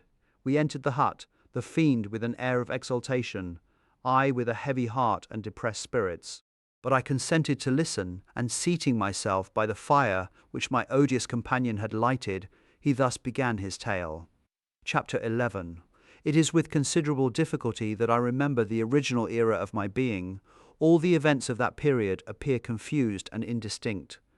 A strange multiplicity of sensations seized me, and I saw, felt, heard, and smelt at the same time. And it was, indeed, a long time before I learned to distinguish between the operations of my various senses. By degrees, I remember, a stronger light pressed upon my nerves, so that I was obliged to shut my eyes. Darkness then came over me and troubled me, but hardly had I felt this when, by opening my eyes, as I now suppose, the light poured in upon me again. I walked, and I believe descended, but I presently found a great alteration in my sensations. Before, dark and opaque bodies had surrounded me, impervious to my touch or sight, but I now found that I could wander on at liberty, with no obstacles which I could not either surmount or avoid. The light became more and more oppressive to me, and the heat wearying me as I walked, I sought a place where I could receive shade. This was the forest near Ingolstadt, and here I lay by the side of a brook resting from my fatigue, until I felt tormented by hunger and thirst. This roused me from my nearly dormant state, and I ate some berries which I found hanging on the trees or lying on the ground. I slaked my thirst at the brook, and then lying down, was overcome by sleep. It was dark when I awoke. I felt cold also, and half frightened, as it were, instinctively, finding myself so desolate. Before I had quitted your apartment, on a sensation of cold, I had covered myself with some clothes, but these were insufficient to secure me from the dews of night. I was a poor, helpless, miserable wretch, I knew, and could distinguish nothing, but feeling pain invade me on all sides, I sat down and wept. Soon a gentle light stole over the heavens, and gave me a sensation of pleasure. I started up, and beheld a radiant form rise from among the trees. The moon I gazed with a kind of wonder. It moved slowly, but it enlightened my path, and I again went out in search of berries. I was still cold when under one of the trees I found a huge cloak, with which I covered myself and sat down upon the ground. No distinct ideas occupied my mind, all was confused. I felt light and hunger and thirst and darkness. Innumerable sounds rang in my ears, and on all sides various scents saluted me.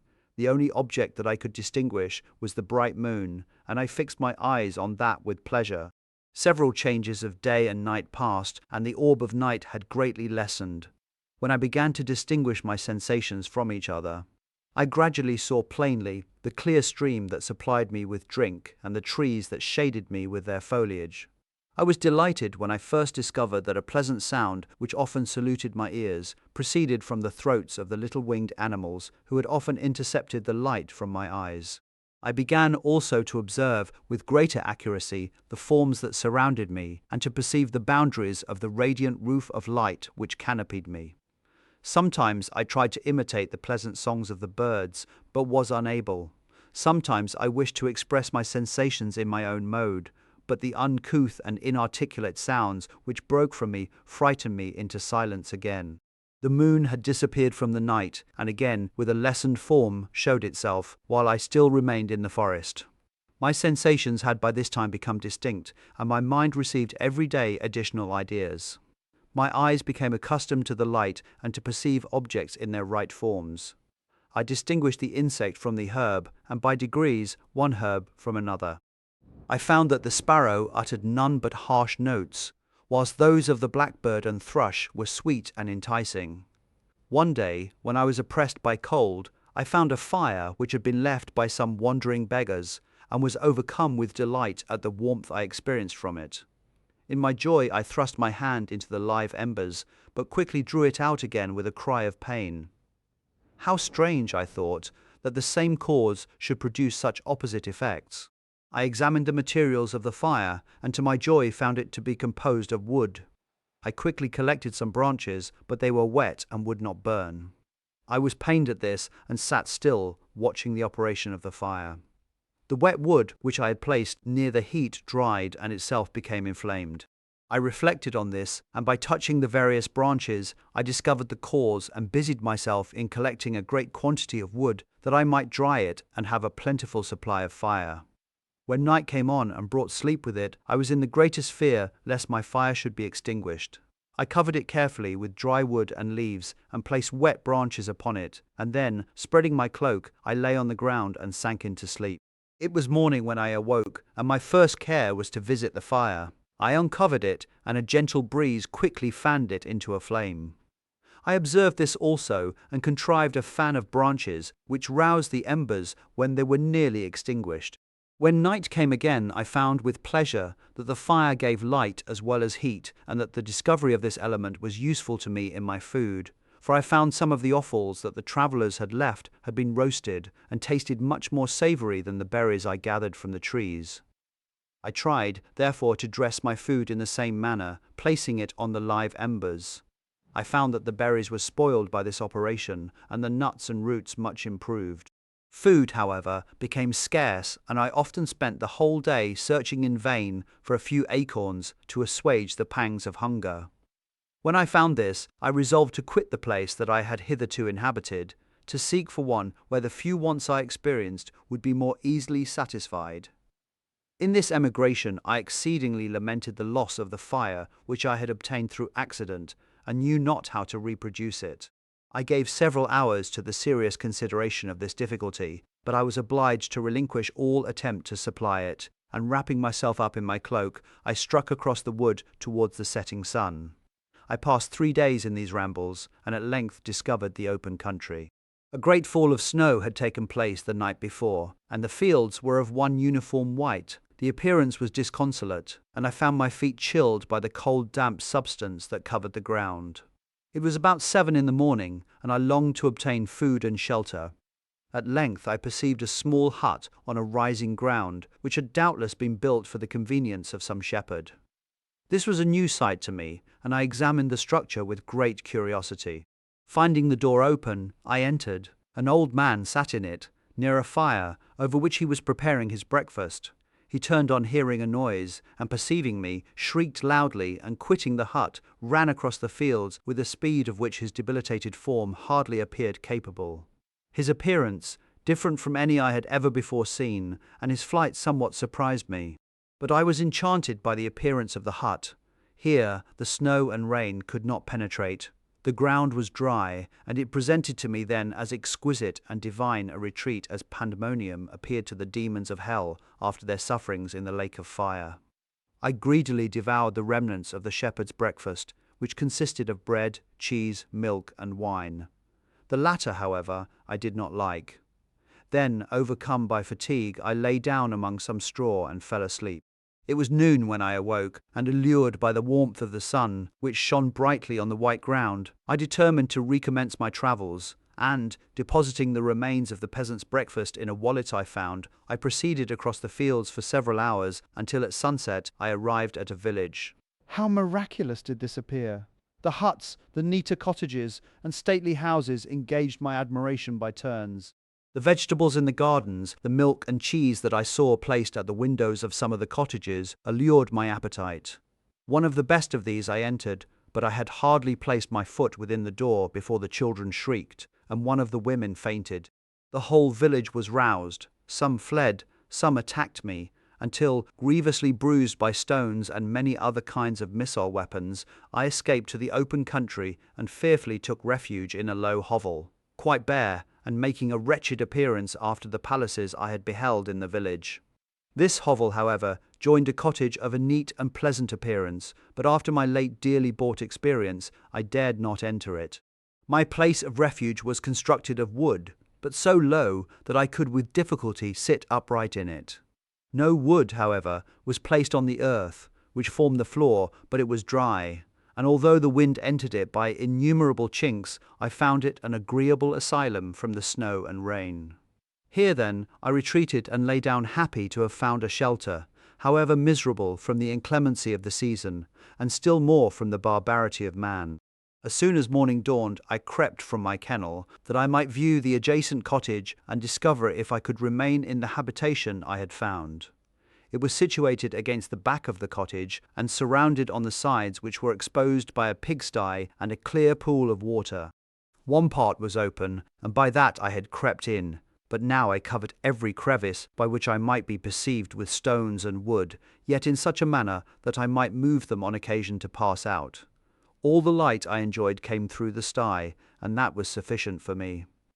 Having thus arranged my dwelling and carpeted it with clean straw, I retired, for I saw the figure of a man at a distance, and I remembered too well my treatment the night before to trust myself in his power.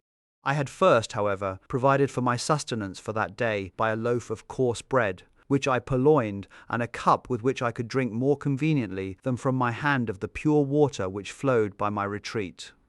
The floor was a little raised, so that it was kept perfectly dry, and by its vicinity to the chimney of the cottage it was tolerably warm. Being thus provided, I resolved to reside in this hovel until something should occur which might alter my determination.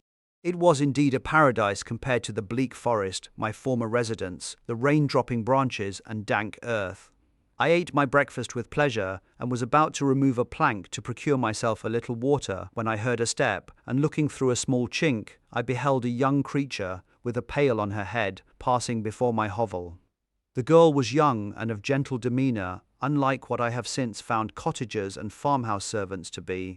Yet she was meanly dressed, a coarse blue petticoat and a linen jacket being her only garb.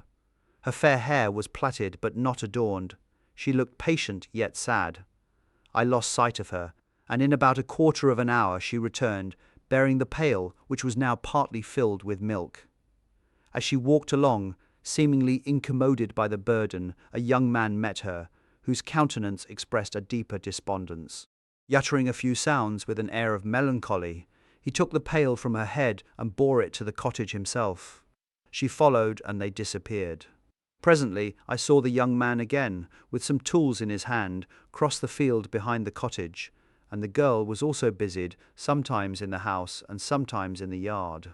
On examining my dwelling, I found that one of the windows of the cottage had formerly occupied a part of it, but the panes had been filled up with wood. In one of these was a small and almost imperceptible chink through which the eye could just penetrate. Through this crevice a small room was visible, whitewashed and clean, but very bare of furniture. In one corner, near a small fire, sat an old man, leaning his head on his hands in a disconsolate attitude. The young girl was occupied in arranging the cottage, but presently she took something out of a drawer which employed her hands, and she sat down beside the old man, who, taking up an instrument, began to play and to produce sounds sweeter than the voice of the thrush or the nightingale. It was a lovely sight, even to me, poor wretch, who had never beheld aught beautiful before. The silver hair and benevolent countenance of the aged cottager won my reverence, while the gentle manners of the girl enticed my love. He played a sweet, mournful air, which I perceived drew tears from the eyes of his amiable companion, of which the old man took no notice until she sobbed audibly. He then pronounced a few sounds, and the fair creature, leaving her work, knelt at his feet. He raised her and smiled with such kindness and affection that I felt sensations of a peculiar and overpowering nature. They were a mixture of pain and pleasure, such as I had never before experienced, either from hunger or cold, warmth or food, and I withdrew from the window, unable to bear these emotions. Soon after this, the young man returned, bearing on his shoulders a load of wood. The girl met him at the door, helped to relieve him of his burden, and taking some of the fuel into the cottage, placed it on the fire. Then she and the youth went apart into a nook of the cottage, and he showed her a large loaf and a piece of cheese. She seemed pleased and went into the garden for some roots and plants, which she placed in water and then upon the fire. She afterwards continued her work, whilst the young man went into the garden and appeared busily employed in digging and pulling up roots. After he had been employed thus about an hour, the young woman joined him, and they entered the cottage together. The old man had, in the meantime, been pensive, but on the appearance of his companions he assumed a more cheerful air, and they sat down to eat. The meal was quickly dispatched. The young woman was again occupied in arranging the cottage. The old man walked before the cottage in the sun for a few minutes, leaning on the arm of the youth. Nothing could exceed in beauty the contrast between these two excellent creatures. One was old, with silver hairs and a countenance beaming with benevolence and love. The younger was slight and graceful in his figure, and his features were moulded with the finest symmetry, yet his eyes and attitude expressed the utmost sadness and despondency. The old man returned to the cottage, and the youth, with tools different from those he had used in the morning, directed his steps across the fields. Night quickly shut in, but to my extreme wonder, I found that the cottagers had a means of prolonging light by the use of tapers, and was delighted to find that the setting of the sun did not put an end to the pleasure I experienced in watching my human neighbours. In the evening, the young girl and her companion were employed in various occupations which I did not understand, and the old man again took up the instrument which produced the divine sounds that had enchanted me in the morning. So soon as he had finished, the youth began, not to play, but to utter sounds that were monotonous, and neither resembling the harmony of the old man's instrument, nor the songs of the birds. I since found that he read aloud, but at that time I knew nothing of the science of words or letters. The family, after having been thus occupied for a short time, extinguished their lights and retired, as I conjectured, to rest. Chapter 12. I lay on my straw, but I could not sleep. I thought of the occurrences of the day. What chiefly struck me was the gentle manners of these people, and I longed to join them, but dared not. I remembered too well the treatment I had suffered the night before from the barbarous villagers, and resolved, whatever course of conduct I might hereafter think it right to pursue, that for the present I would remain quietly in my hovel, watching and endeavouring to discover the motives which influenced their actions. The cottagers arose the next morning before the sun. The young woman arranged the cottage and prepared the food, and the youth departed after the first meal. This day was passed in the same routine as that which preceded it. The young man was constantly employed out of doors, and the girl in various laborious occupations within. The old man, whom I soon perceived to be blind, employed his leisure hours on his instrument or in contemplation. Nothing could exceed the love and respect which the younger cottagers exhibited towards their venerable companion. They performed towards him every little office of affection and duty with gentleness, and he rewarded them by his benevolent smiles. They were not entirely happy. The young man and his companion often went apart and appeared to weep. I saw no cause for their unhappiness, but I was deeply affected by it. If such lovely creatures were miserable, it was less strange that I, an imperfect and solitary being, should be wretched. Yet why were these gentle beings unhappy? They possessed a delightful house, for such it was in my eyes, and every luxury. They had a fire to warm them when chill and delicious viands when hungry. They were dressed in excellent clothes, and still more, they enjoyed one another's company and speech, interchanging each day looks of affection and kindness. What did their tears imply? Did they really express pain? I was at first unable to solve these questions, but perpetual attention and time explained to me many appearances which were at first enigmatic. A considerable period elapsed before I discovered one of the causes of the uneasiness of this amiable family. It was poverty, and they suffered that evil in a very distressing degree. Their nourishment consisted entirely of the vegetables of their garden and the milk of one cow, which gave very little during the winter, when its masters could scarcely procure food to support it. They often, I believe, suffered the pangs of hunger very poignantly, especially the two younger cottagers, for several times they placed food before the old man when they reserved none for themselves. This trait of kindness moved me sensibly. I had been accustomed, during the night, to steal a part of their store for my own consumption, but when I found that in doing this I inflicted pain on the cottagers, I abstained and satisfied myself with berries, nuts, and roots, which I gathered from a neighboring wood. I discovered also another means through which I was enabled to assist their labors. I found that the youth spent a great part of each day in collecting wood for the family fire, and during the night I often took his tools, the use of which I quickly discovered and brought home firings sufficient for the consumption of several days. I remember the first time that I did this, the young woman, when she opened the door in the morning, appeared greatly astonished on seeing a great pile of wood on the outside. She uttered some words in a loud voice, and the youth joined her, who also expressed surprise. I observed, with pleasure, that he did not go to the forest that day, but spent it in repairing the cottage and cultivating the garden. By degrees I made a discovery of still greater moment. I found that these people possessed a method of communicating their experience and feelings to one another by articulate sounds. I perceived that the words they spoke sometimes produced pleasure or pain, smiles or sadness in the minds and countenances of the hearers. This was indeed a godlike science, and I ardently desired to become acquainted with it. But I was baffled in every attempt I made for this purpose.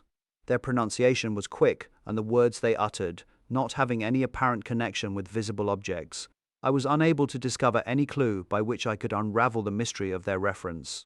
By great application, however, and after having remained during the space of several revolutions of the moon in my hovel, I discovered the names that were given to some of the most familiar objects of discourse. I learned and applied the words fire, milk, bread, and wood. I learned also the names of the cottagers themselves. The youth and his companion had each of them several names, but the old man had only one, which was father. The girl was called sister or Agatha, and the youth Felix, brother or son. I cannot describe the delight I felt when I learned the ideas appropriated to each of these sounds and was able to pronounce them. I distinguished several other words without being able as yet to understand or apply them, such as good, dearest, unhappy. I spent the winter in this manner. The gentle manners and beauty of the cottagers greatly endeared them to me. When they were unhappy, I felt depressed. When they rejoiced, I sympathized in their joys. I saw few human beings besides them, and if any other happened to enter the cottage, their harsh manners and rude gait only enhanced to me the superior accomplishments of my friends.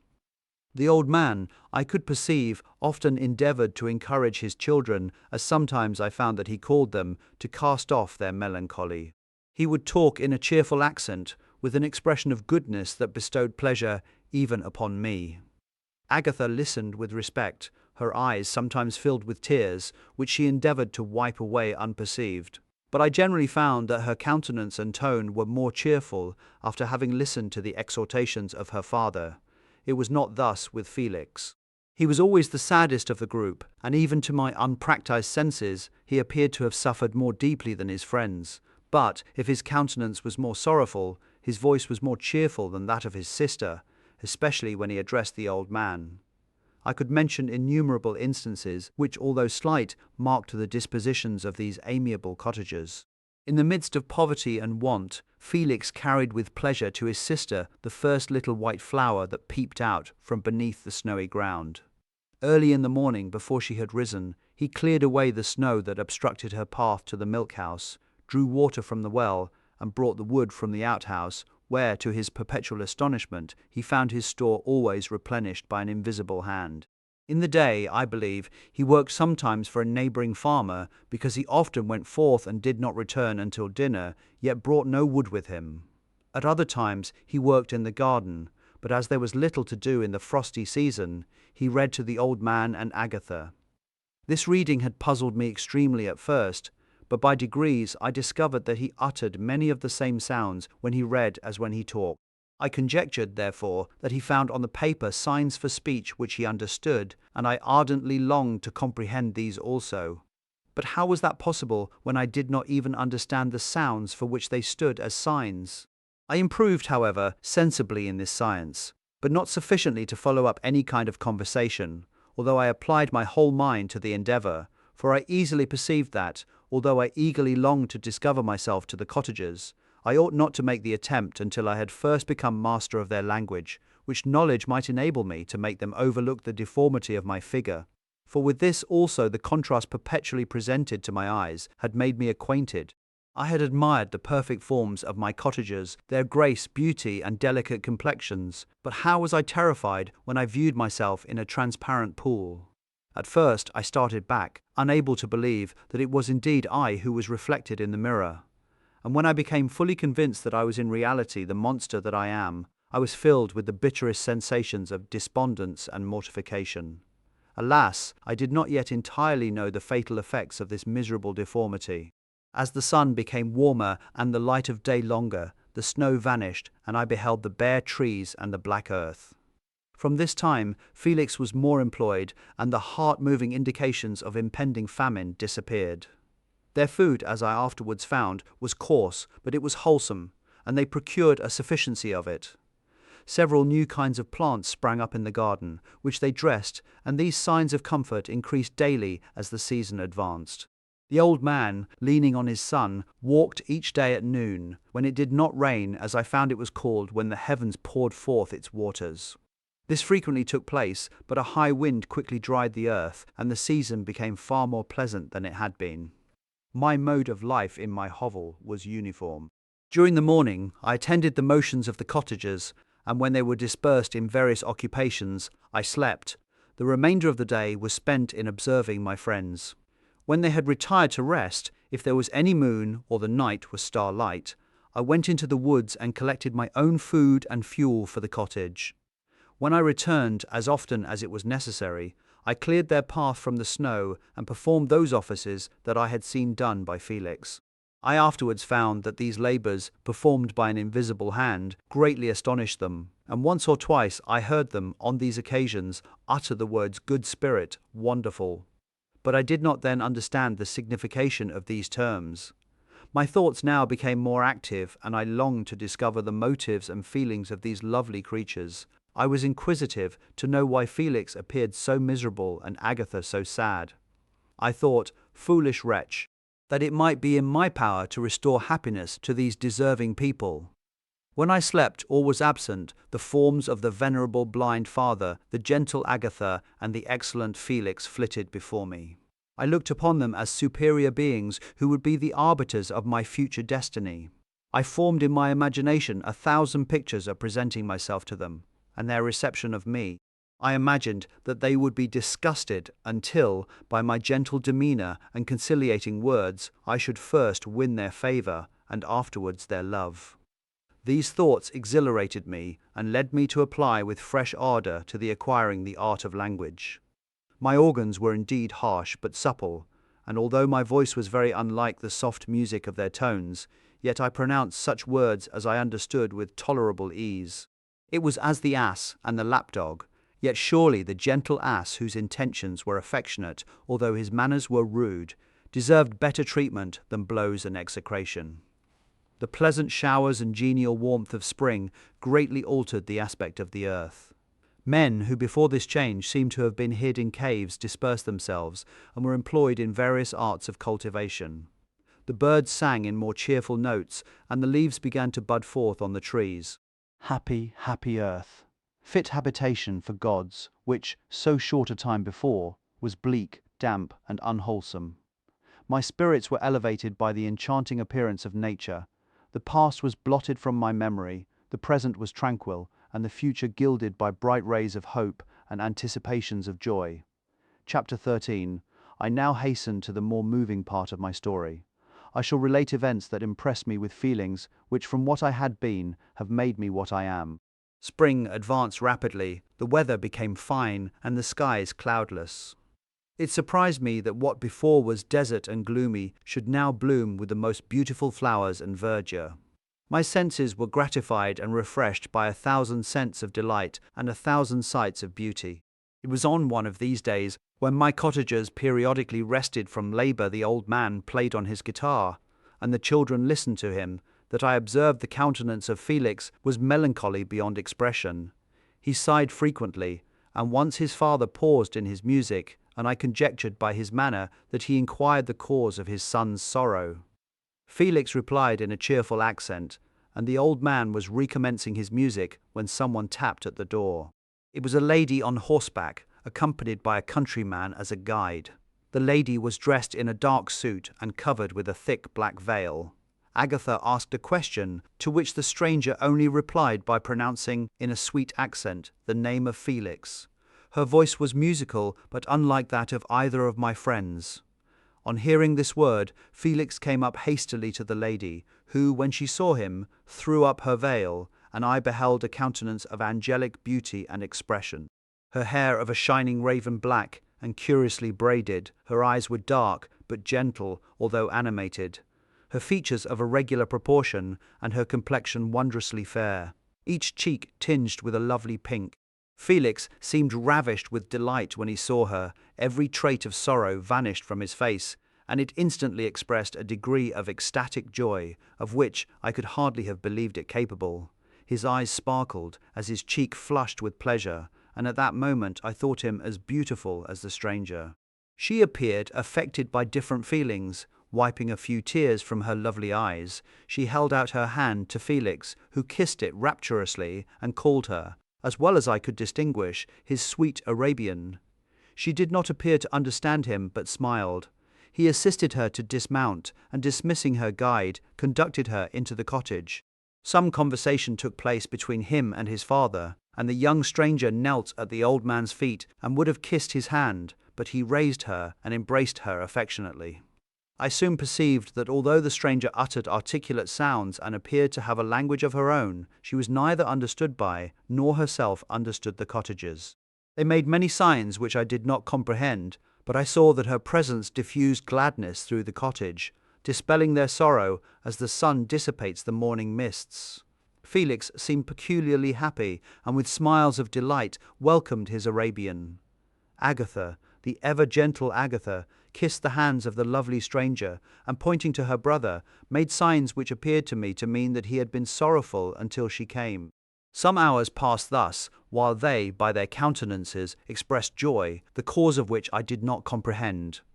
Presently I found, by the frequent recurrence of some sound which the stranger repeated after them, that she was endeavouring to learn their language, and the idea instantly occurred to me that I should make use of the same instructions to the same end.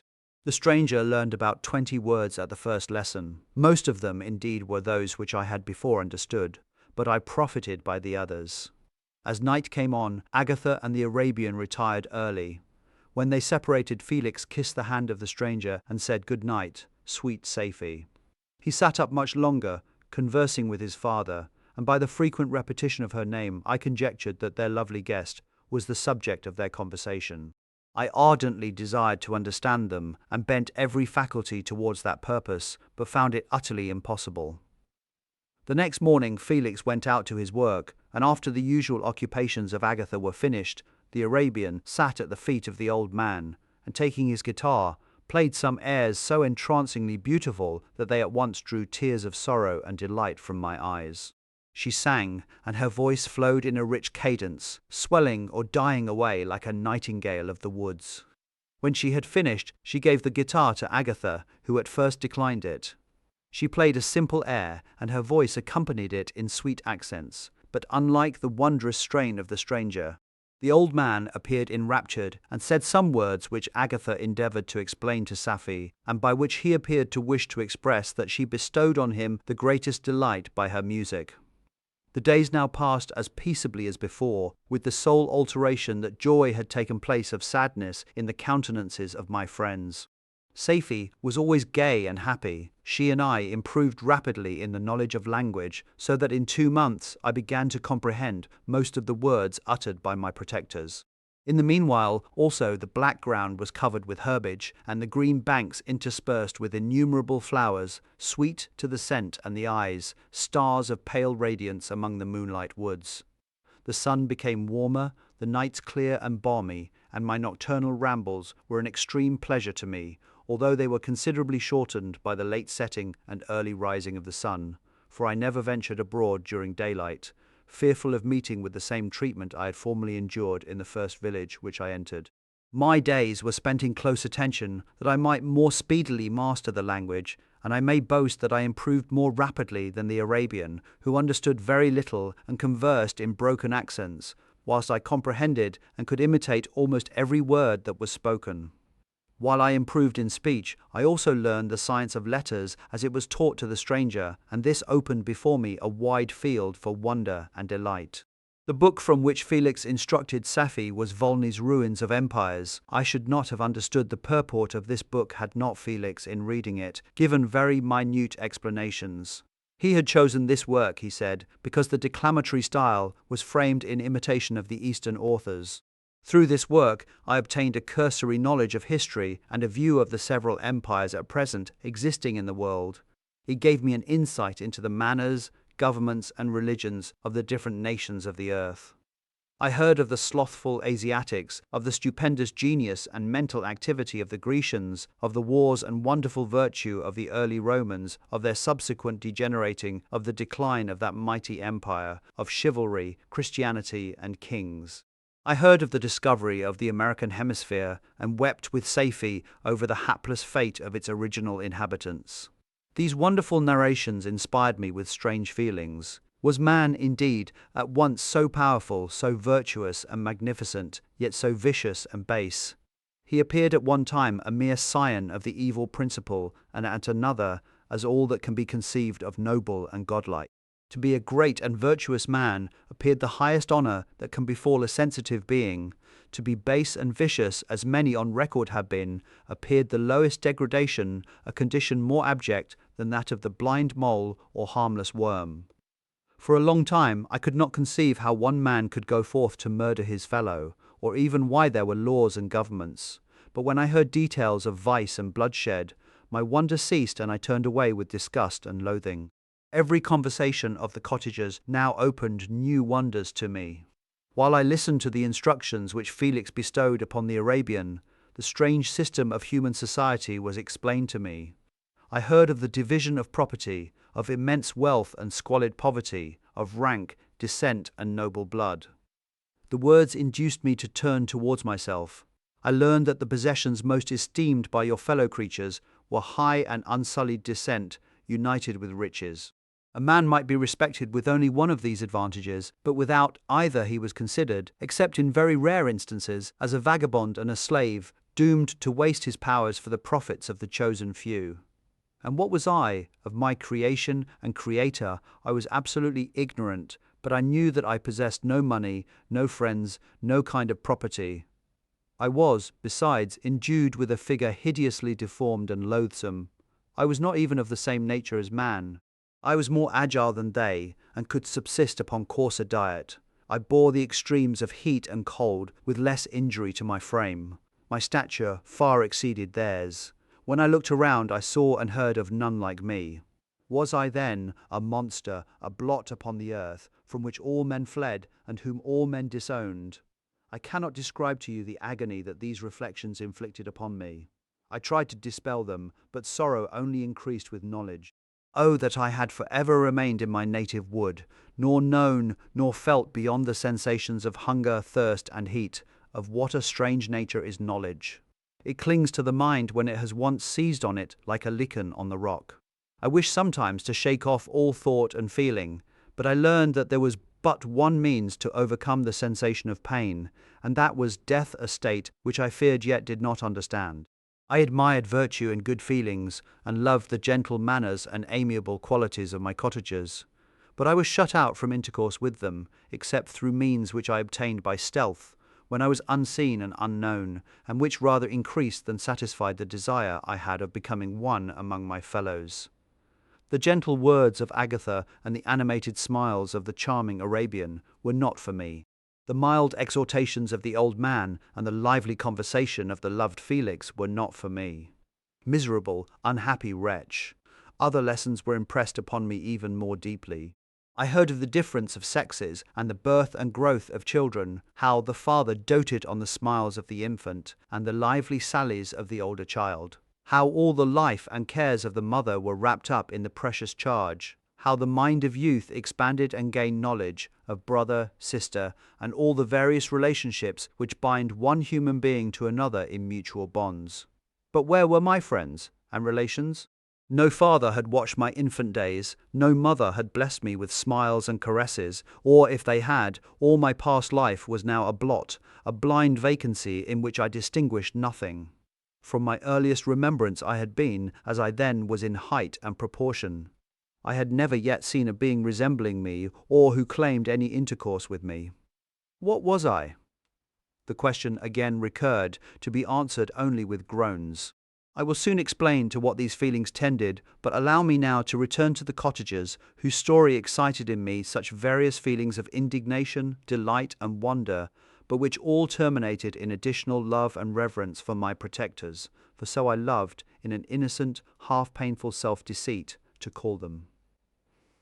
Chapter 14. Some time elapsed before I learned the history of my friends. It was one which could not fail to impress itself deeply on my mind, unfolding as it did a number of circumstances, each interesting and wonderful to one so utterly inexperienced as I was. The name of the old man was de Lacy. He was descended from a good family in France, where he had lived for many years in affluence, respected by his superiors and beloved by his equals. His son was bred in the service of his country, and Agatha had ranked with ladies of the highest distinction. A few months before my arrival, they had lived in a large and luxurious city called Paris, surrounded by friends and possessed of every enjoyment which virtue, refinement of intellect, or taste, accompanied by a moderate fortune, could afford. The father of Safie had been the cause of their ruin. He was a Turkish merchant and had inhabited Paris for many years when, for some reason which I could not learn, he became obnoxious to the government. He was seized and cast into prison the very day that Safie arrived from Constantinople to join him. He was tried and condemned to death. The injustice of his sentence was very flagrant. All Paris was indignant, and it was judged that his religion and wealth, rather than the crime alleged against him, had been the cause of his condemnation. Felix had accidentally been present at the trial. His horror and indignation were uncontrollable when he heard the decision of the court. He made at that moment a solemn vow to deliver him, and then looked around for the means. After many fruitless attempts to gain admittance to the prison, he found a strongly grated window in an unguarded part of the building, which lighted the dungeon of the unfortunate Mohammedan, who, loaded with chains, waited in despair the execution of the barbarous sentence. Felix visited the grate at night and made known to the prisoner his intentions in his favor. The Turk, amazed and delighted, endeavored to kindle the zeal of his deliverer by promises of reward and wealth. Felix rejected his offers with contempt, yet when he saw the lovely Safie, who was allowed to visit her father and who by her gestures expressed her lively gratitude, the youth could not help owning to his own mind that the captive possessed a treasure which would fully reward his toil and hazard.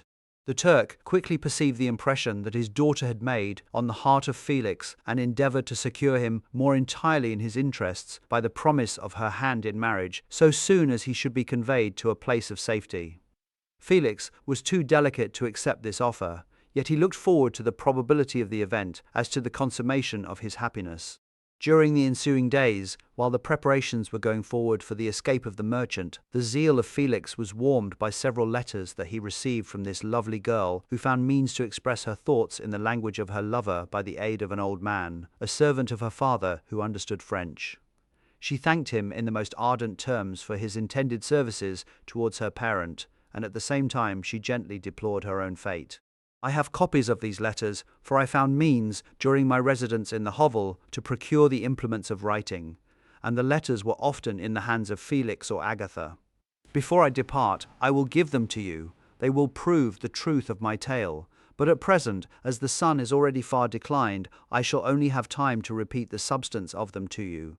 Safie related that her mother was a Christian Arab, seized and made a slave by the Turks. Recommended by her beauty, she had won the heart of the father of Safie, who married her. The young girl spoke in high and enthusiastic terms of her mother, who, born in freedom, spurned the bondage to which she was now reduced. She instructed her daughter in the tenets of her religion and taught her to aspire to higher powers of intellect and an independence of spirit forbidden to the female followers of Muhammad. This lady died, but her lessons were indelibly impressed on the mind of Safie, who sickened at the prospect of again returning to Asia and being immured within the walls of a harem, allowed only to occupy herself with infantile amusements, ill-suited to the temper of her soul, now accustomed to grand ideas and a noble emulation for virtue. The prospect of marrying a Christian and remaining in a country where women were allowed to take a rank in society was enchanting to her. The day for the execution of the Turk was fixed, but on the night previous to it he quitted his prison and before morning was distant many leagues from Paris. Felix had procured passports in the name of his father, sister, and himself. He had previously communicated his plan to the former, who aided the deceit by quitting his house under the pretense of a journey and concealed himself, with his daughter, in an obscure part of Paris. Felix conducted the fugitives through France to Lyons and across Mont-Cenis to Leghorn, where the merchant had decided to wait a favorable opportunity of passing into some part of the Turkish dominions. Safie resolved to remain with her father until the moment of his departure, before which time the Turk renewed his promise that she should be united to his deliverer, and Felix remained with them in expectation of that event, and in the meantime he enjoyed the society of the Arabian, who exhibited towards him the simplest and tenderest affection. They conversed with one another through the means of an interpreter, and sometimes with the interpretation of looks, and Safie sang to him the divine airs of her native country. The Turk allowed this intimacy to take place and encouraged the hopes of the youthful lovers, while in his heart he had formed far other plans. He loathed the idea that his daughter should be united to a Christian, but he feared the resentment of Felix if he should appear lukewarm, for he knew that he was still in the power of his deliverer if he should choose to betray him to the Italian state which they inhabited. He revolved 1,000 plans by which he should be enabled to prolong the deceit until it might be no longer necessary, and secretly to take his daughter with him when he departed. His plans were facilitated by the news which arrived from Paris. The government of France were greatly enraged at the escape of their victim and spared no pains to detect and punish his deliverer. The plot of Felix was quickly discovered, and De Lacy and Agatha were thrown into prison. The news reached Felix and roused him from his dream of pleasure. His blind and aged father and his gentle sister lay in a noisome dungeon while he enjoyed the free air and the society of her whom he loved. This idea was torture to him. He quickly arranged with the Turk that if the latter should find a favorable opportunity for escape before Felix could return to Italy, Safie should remain as a boarder at a convent at Leghorn, and then, quitting the lovely Arabian, he hastened to Paris and delivered himself up to the vengeance of the law, hoping to free De Lacy and Agatha by this proceeding. He did not succeed. They remained confined for 5 months before the trial took place, the result of which deprived them of their fortune and condemned them to a perpetual exile from their native country. They found a miserable asylum in the cottage in Germany, where I discovered them. Felix soon learned that the treacherous Turk, for whom he and his family endured such unheard-of oppression, on discovering that his deliverer was thus reduced to poverty and ruin, became a traitor to good feeling and honor and had quitted Italy with his daughter, insultingly sending Felix a pittance of money to aid him, as he said, in some plan of future maintenance. Such were the events that preyed on the heart of Felix and rendered him, when I first saw him, the most miserable of his family. He could have endured poverty, and while this distress had been the meed of his virtue, he gloried in it. But the ingratitude of the Turk and the loss of his beloved Safie were misfortunes more bitter and irreparable.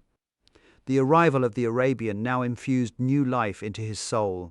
When the news reached Leghorn that Felix was deprived of his wealth and rank, the merchant commanded his daughter to think no more of her lover, but to prepare to return to her native country. The generous nature of Safie was outraged by this command. She attempted to expostulate with her father, but he left her angrily, reiterating his tyrannical mandate. A few days after, the Turk entered his daughter's apartment and told her hastily that he had reason to believe that his residence at Leghorn had been divulged and that he should speedily be delivered up to the French government. He had consequently hired a vessel to convey him to Constantinople, for which city he should sail in a few hours.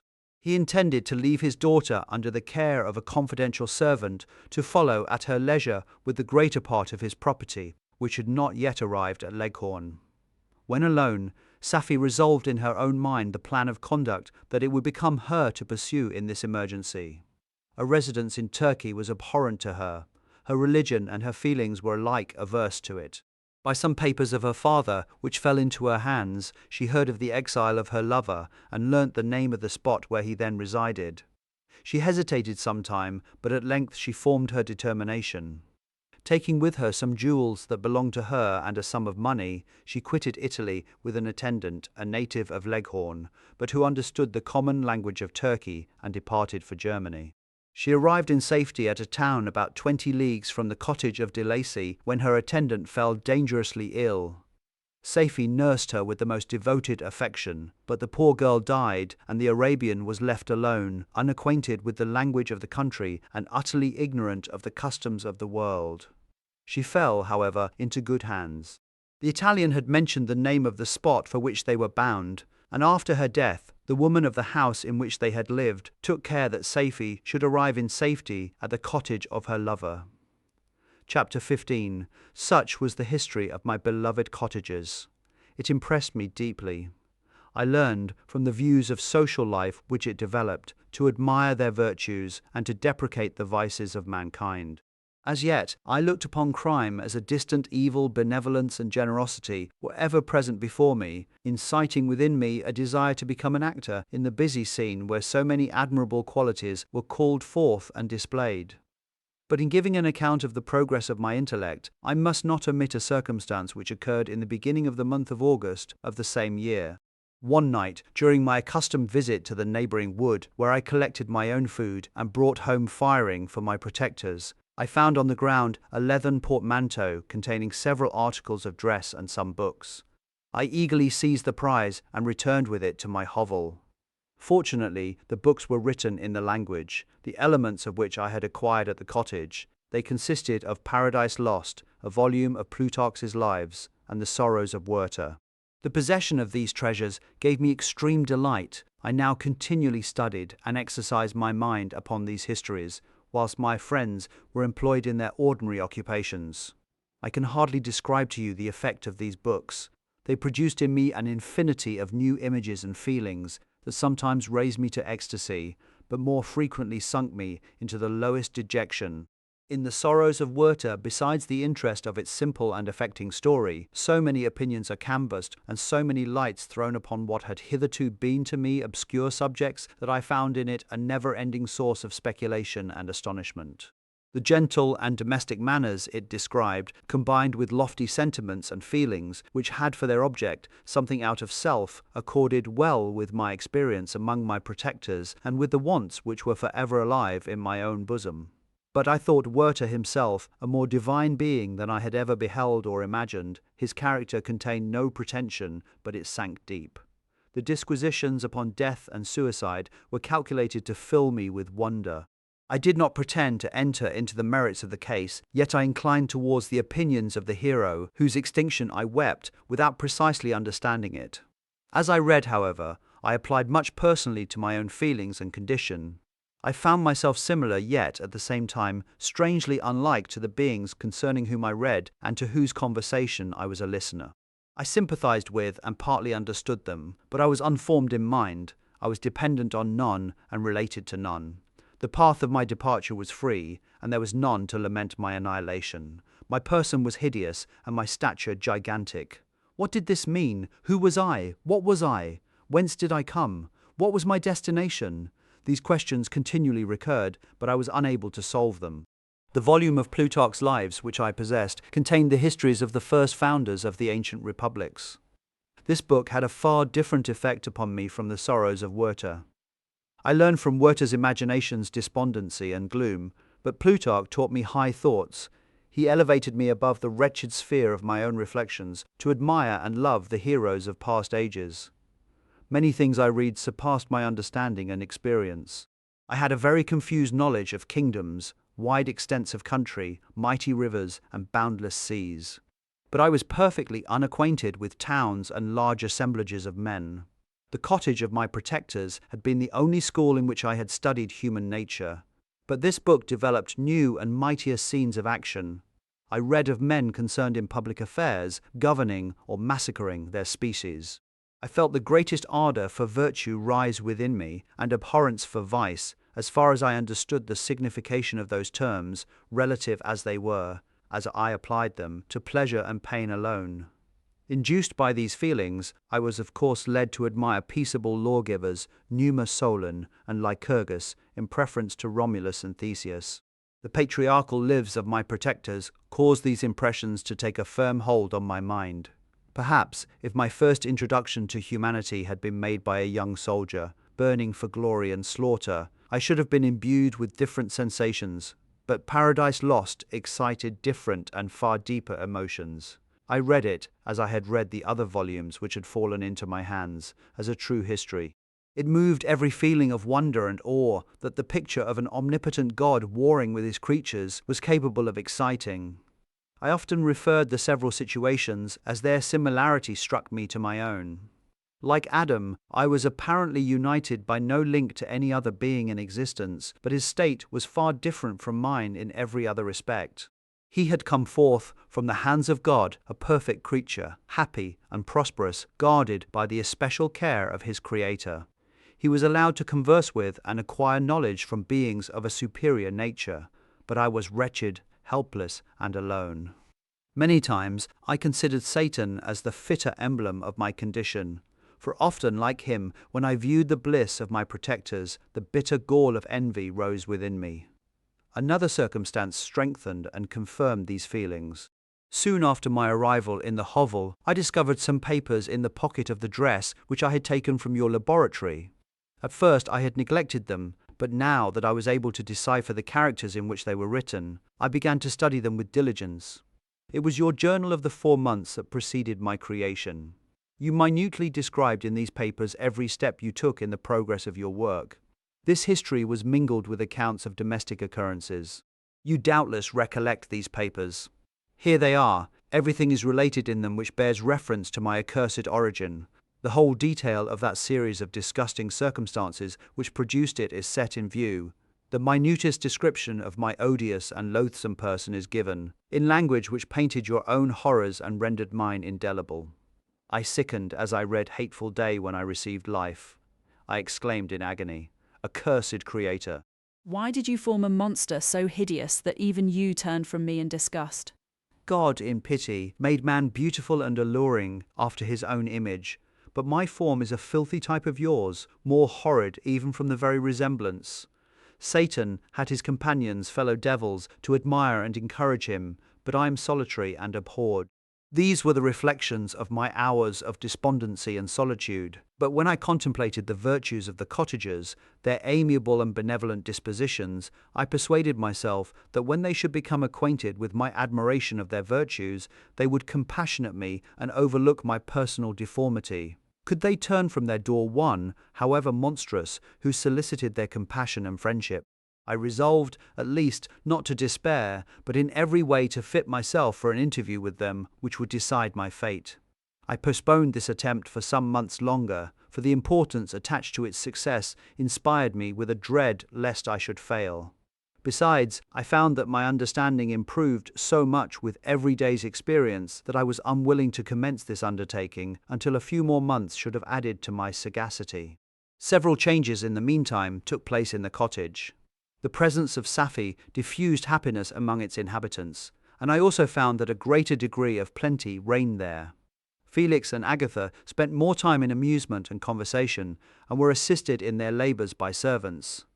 They did not appear rich, but they were contented and happy. Their feelings were serene and peaceful, while mine became every day more tumultuous. Increase of knowledge only discovered to me more clearly what a wretched outcast I was. I cherished hope, it is true, but it vanished when I beheld my person reflected in water, or my shadow in the moonshine, even as that frail image and that inconstant shade. I endeavoured to crush these fears and to fortify myself for the trial which in a few months I resolved to undergo, and sometimes I allowed my thoughts, unchecked by reason, to ramble in the fields of paradise, and dared to fancy amiable and lovely creatures sympathizing with my feelings and cheering my gloom. Their angelic countenances breathed smiles of consolation.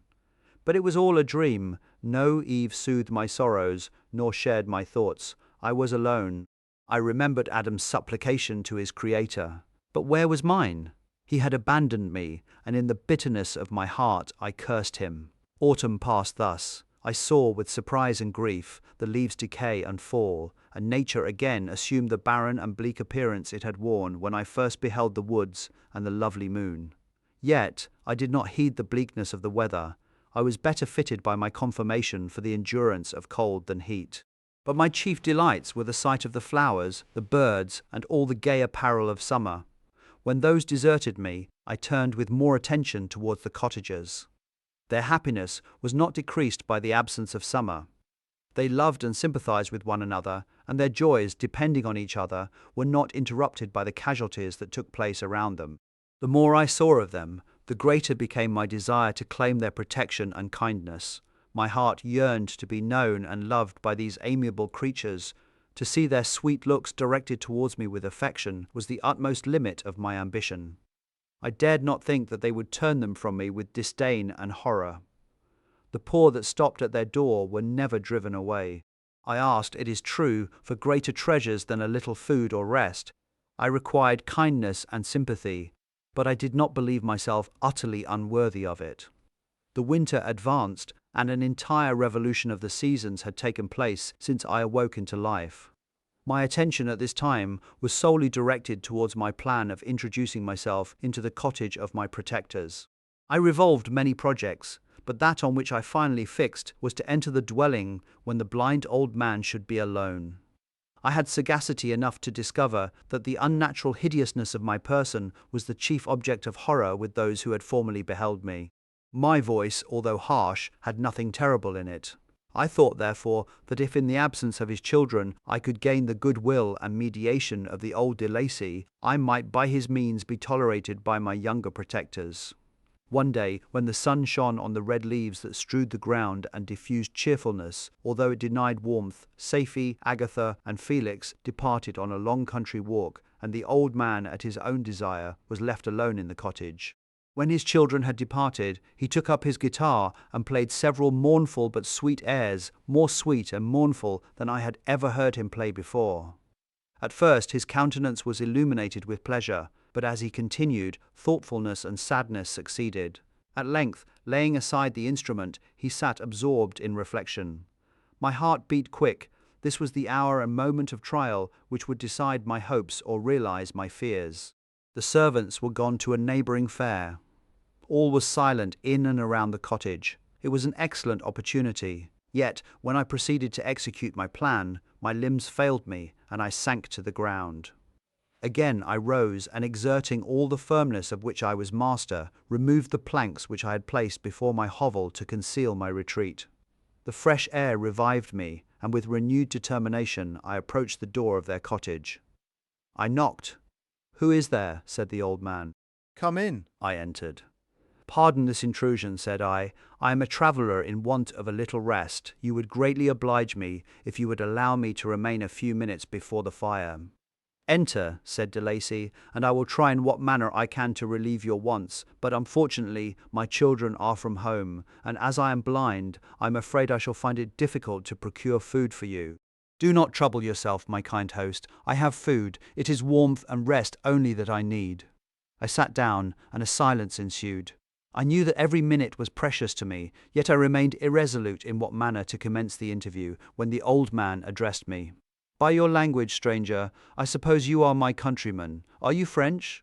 "No, but I was educated by a French family, and understand that language only. I am now going to claim the protection of some friends, whom I sincerely love, and of whose favour I have some hopes." "Are they Germans?" "No, they are French, but let us change the subject. I am an unfortunate and deserted creature. I look around, and I have no relation or friend upon earth. These amiable people to whom I go have never seen me and know little of me. I am full of fears, for if I fail there, I am an outcast in the world for ever. Do not despair.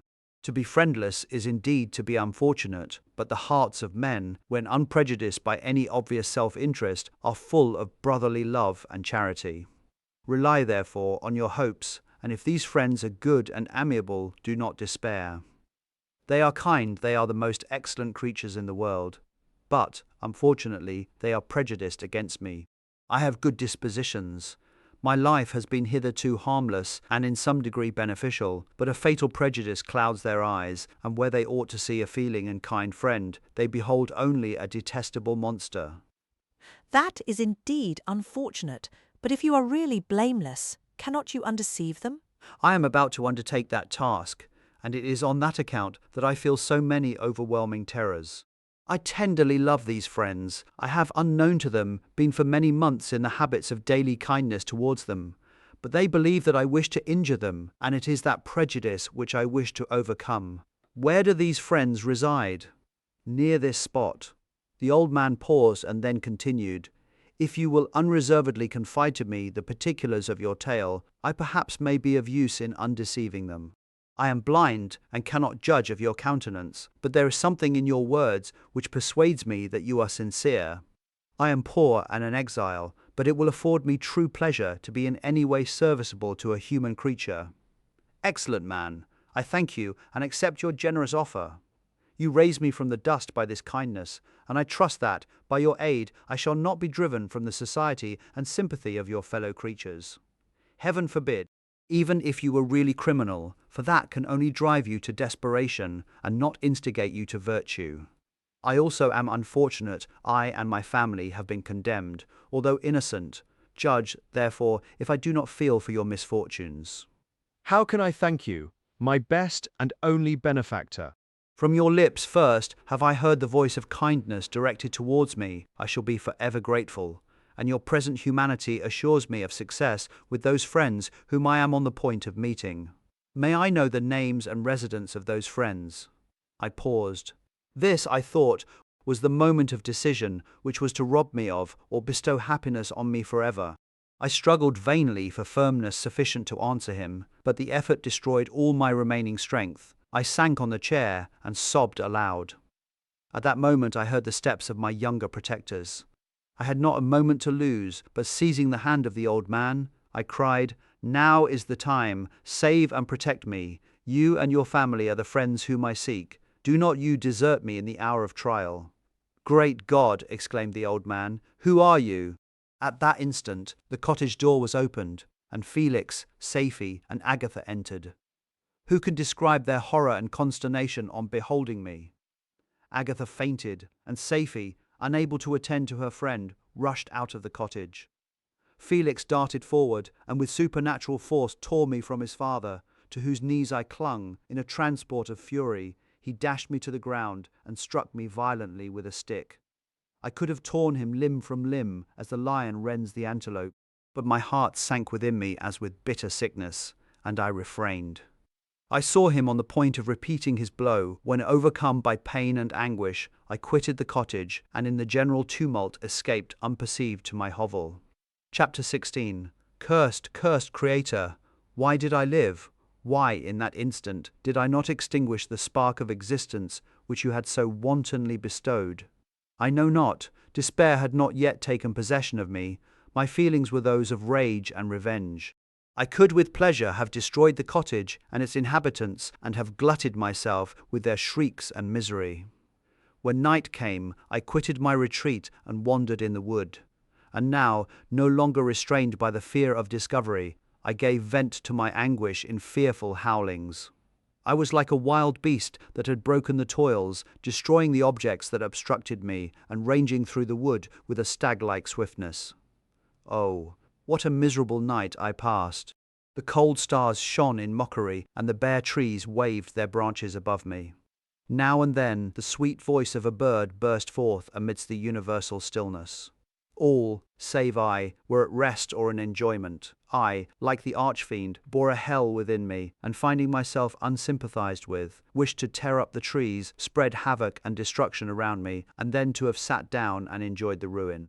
But this was a luxury of sensation that could not endure. I became fatigued with excess of bodily exertion, and sank on the damp grass in the sick impotence of despair. There was none among the myriads of men that existed who would pity or assist me, and should I feel kindness towards my enemies? No. From that moment I declared everlasting war against the species, and more than all, against him who had formed me and sent me forth to this insupportable misery. The sun rose. I heard the voices of men and knew that it was impossible to return to my retreat during that day. Accordingly, I hid myself in some thick underwood, determining to devote the ensuing hours to reflection on my situation. The pleasant sunshine and the pure air of day restored me to some degree of tranquillity, and when I considered what had passed at the cottage, I could not help believing that I had been too hasty in my conclusions. I had certainly acted imprudently. It was apparent that my conversation had interested the father in my behalf, and I was a fool in having exposed my person to the horror of his children. I ought to have familiarized the old de Lacy to me, and by degrees to have discovered myself to the rest of his family when they should have been prepared for my approach. But I did not believe my errors to be irretrievable, and after much consideration I resolved to return to the cottage, seek the old man, and by my representations win him to my party. These thoughts calmed me, and in the afternoon I sank into a profound sleep, but the fever of my blood did not allow me to be visited by peaceful dreams. The horrible scene of the preceding day was forever acting before my eyes. The females were flying, and the enraged Felix tearing me from his father's feet. I awoke exhausted, and finding that it was already night, I crept forth from my hiding place and went in search of food. When my hunger was appeased, I directed my steps towards the well-known path that conducted to the cottage. All there was at peace. I crept into my hovel and remained in silent expectation of the accustomed hour when the family arose. That hour passed, the sun mounted high in the heavens, but the cottagers did not appear. I trembled violently, apprehending some dreadful misfortune. The inside of the cottage was dark, and I heard no motion. I cannot describe the agony of this suspense. Presently 2 countrymen passed by, but pausing near the cottage, they entered into conversation, using violent gesticulations, but I did not understand what they said, as they spoke the language of the country, which differed from that of my protectors. Soon after, however, Felix approached with another man. I was surprised, as I knew that he had not quitted the cottage that morning, and waited anxiously to discover from his discourse the meaning of these unusual appearances. "Do you consider," said his companion to him, "that you will be obliged to pay 3 months' rent and to lose the produce of your garden? I do not wish to take any unfair advantage, and I beg, therefore, that you will take some days to consider of your determination." "It is utterly useless," replied Felix. "We can never again inhabit your cottage. The life of my father is in the greatest danger owing to the dreadful circumstance that I have related. My wife and my sister will never recover from their horror. I entreat you not to reason with me any more. Take possession of your tenement and let me fly from this place." Felix trembled violently as he said this. He and his companion entered the cottage, in which they remained for a few minutes and then departed. I never saw any of the family of de Lacy more. I continued for the remainder of the day in my hovel in a state of utter and stupid despair. My protectors had departed and had broken the only link that held me to the world. For the first time, the feelings of revenge and hatred filled my bosom, and I did not strive to control them, but allowing myself to be borne away by the stream, I bent my mind towards injury and death. When I thought of my friends, of the mild voice of de Lacy, the gentle eyes of Agatha, and the exquisite beauty of the Arabian, these thoughts vanished, and a gush of tears somewhat soothed me.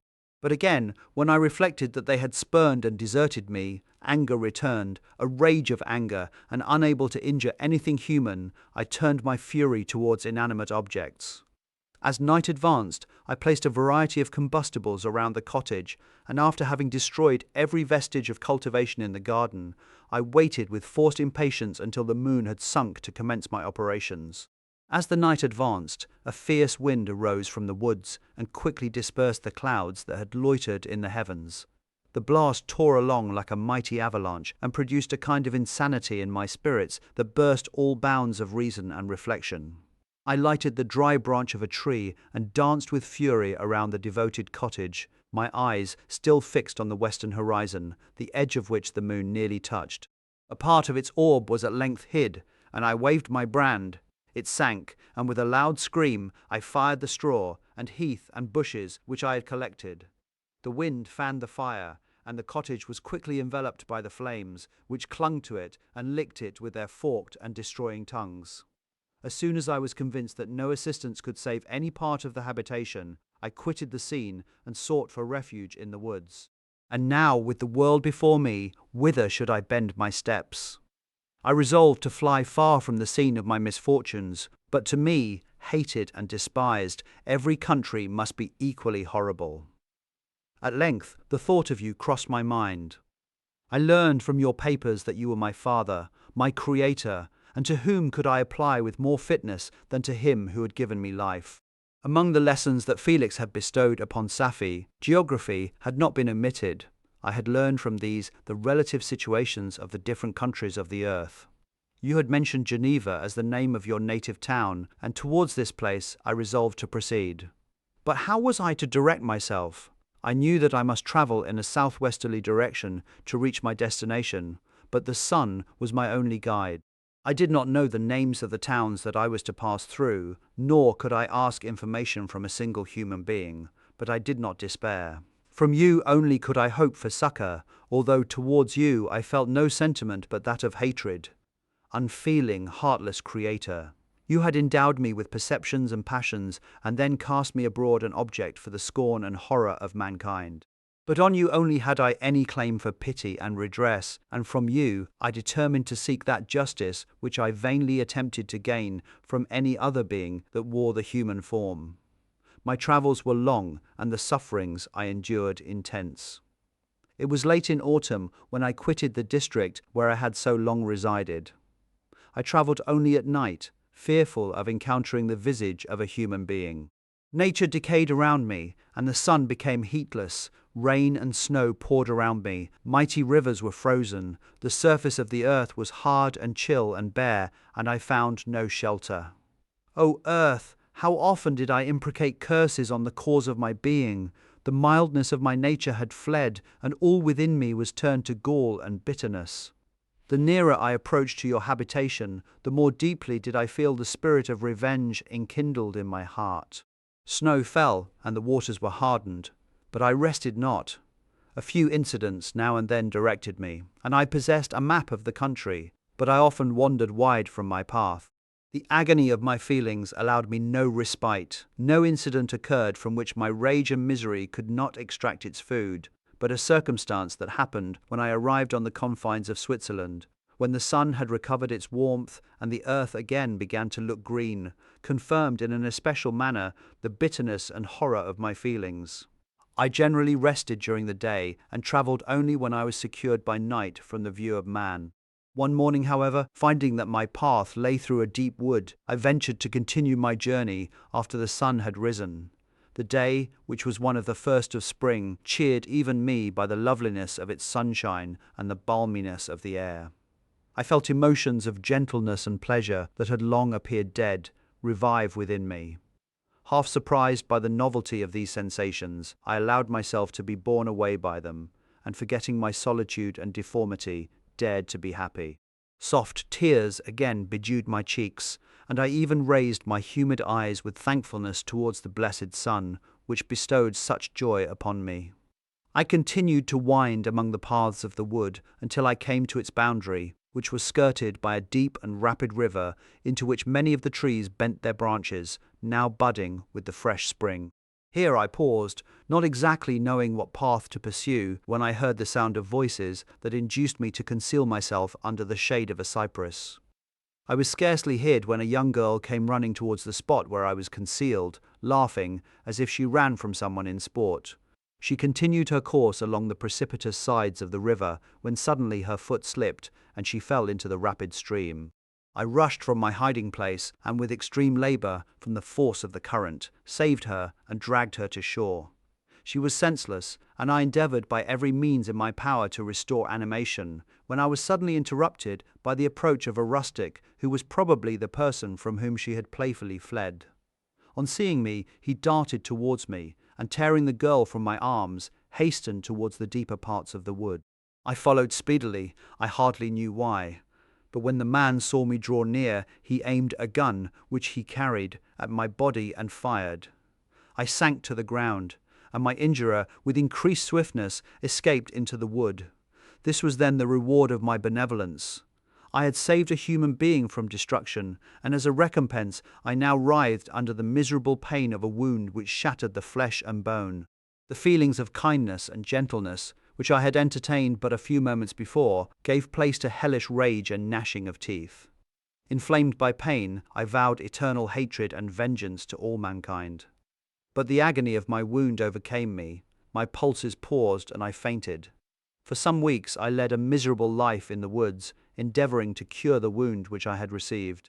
The ball had entered my shoulder, and I knew not whether it had remained there or passed through. At any rate, I had no means of extracting it. My sufferings were augmented also by the oppressive sense of the injustice and ingratitude of their infliction. My daily vows rose for revenge, a deep and deadly revenge, such as would alone compensate for the outrages and anguish I had endured. After some weeks my wound healed, and I continued my journey. The labours I endured were no longer to be alleviated by the bright sun or gentle breezes of spring.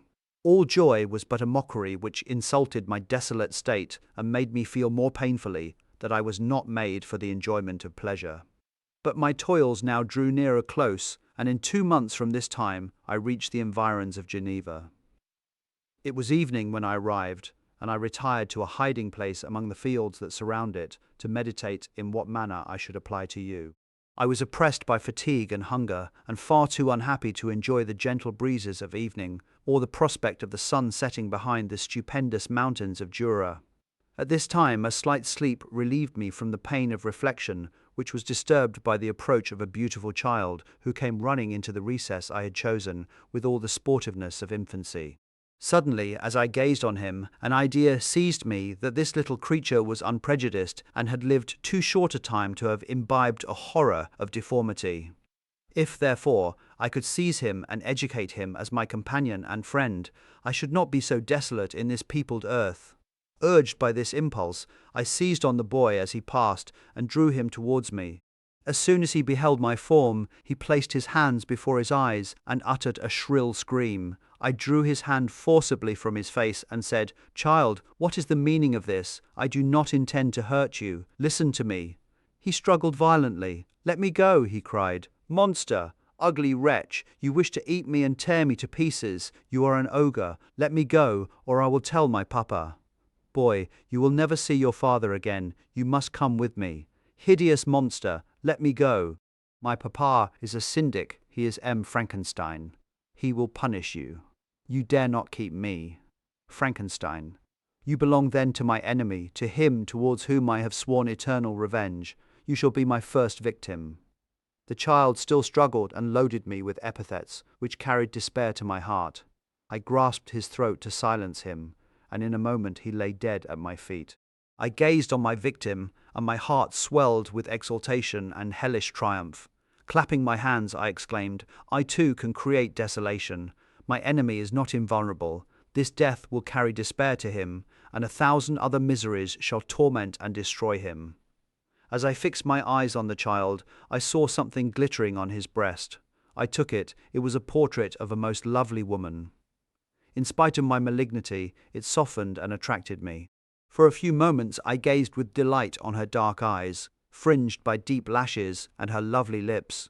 But presently my rage returned. I remembered that I was forever deprived of the delights that such beautiful creatures could bestow, and that she whose resemblance I contemplated would, in regarding me, have changed that air of divine benignity to one expressive of disgust and affright. Can you wonder that such thoughts transported me with rage? I only wonder that at that moment, instead of venting my sensations in exclamations and agony, I did not rush among mankind and perish in the attempt to destroy them.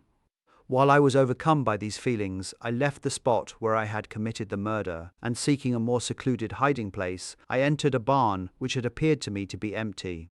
A woman was sleeping on some straw. She was young, not indeed so beautiful as her whose portrait I held, but of an agreeable aspect and blooming in the loveliness of youth and health. Here, I thought, is one of those whose joy-imparting smiles are bestowed on all but me, and then I bent over her and whispered, "Awake, fairest, thy lover is near. He who would give his life but to obtain one look of affection from thine eyes, my beloved, awake." The sleeper stirred, a thrill of terror ran through me. Should she indeed awake and see me and curse me and denounce the murderer? Thus would she assuredly act if her darkened eyes opened and she beheld me. the thought was madness. It stirred the fiend within me. Not I, but she shall suffer. The murder I have committed, because I am forever robbed of all that she could give me, she shall atone. The crime had its source in her. Be hers the punishment. Thanks to the lessons of Felix and the sanguinary laws of man, I had learned now to work mischief. I bent over her and placed the portrait securely in one of the folds of her dress. She moved again, and I fled. For some days I haunted the spot where these scenes had taken place, sometimes wishing to see you, sometimes resolved to quit the world and its miseries forever. At length I wandered towards these mountains, and have ranged through their immense recesses, consumed by a burning passion which you alone can gratify. We may not part until you have promised to comply with my requisition. I am alone and miserable. Man will not associate with me, but one as deformed and horrible as myself would not deny herself to me. My companion must be of the same species and have the same defects. This being you must create. Chapter 17. The being finished speaking and fixed his looks upon me in the expectation of a reply. But I was bewildered, perplexed, and unable to arrange my ideas sufficiently to understand the full extent of his proposition. He continued, "You must create a female for me with whom I can live in the interchange of those sympathies necessary for my being. This you alone can do, and I demand it of you as a right which you must not refuse to concede." The latter part of his tale had kindled anew in me the anger that had died away while he narrated his peaceful life among the cottagers, and as he said this, I could no longer suppress the rage that burned within me. "I do refuse it," I replied, "and no torture shall ever extort a consent from me. You may render me the most miserable of men, but you shall never make me base in my own eyes. Shall I create another like yourself, whose joint wickedness might desolate the world? Begone. I have answered you. You may torture me, but I will never consent." "You are in the wrong," replied the fiend, "and instead of threatening, I am content to reason with you. I am malicious because I am miserable. Am I not shunned and hated by all mankind? You, my creator, would tear me to pieces and triumph. Remember that, and tell me why I should pity man more than he pities me? You would not call it murder if you could precipitate me into one of those ice rifts and destroy my frame, the work of your own hands. Shall I respect man when he condemns me? Let him live with me in the interchange of kindness, and instead of injury I would bestow every benefit upon him with tears of gratitude at his acceptance. But that cannot be. The human senses are insurmountable barriers to our union. Yet mine shall not be the submission of abject slavery. I will revenge my injuries. If I cannot inspire love, I will cause fear, and chiefly towards you, my arch enemy, because my Creator, do I swear inextinguishable hatred. Have a care. I will work at your destruction, nor finish until I desolate your heart, so that you shall curse the hour of your birth." A fiendish rage animated him as he said this. His face was wrinkled into contortions too horrible for human eyes to behold, but presently he calmed himself and proceeded. I intended to reason. "This passion is detrimental to me, for you do not reflect that you are the cause of its excess. If any being felt emotions of benevolence towards me, I should return them 100 and 100-fold. For that one creature's sake, I would make peace with the whole kind. But I now indulge in dreams of bliss that cannot be realized. What I ask of you is reasonable and moderate. I demand a creature of another sex, but as hideous as myself. The gratification is small, but it is all that I can receive, and it shall content me. It is true, we shall be monsters, cut off from all the world, but on that account we shall be more attached to one another. Our lives will not be happy, but they will be harmless and free from the misery I now feel. Oh, my Creator, make me happy. Let me feel gratitude towards you for one benefit. Let me see that I excite the sympathy of some existing thing.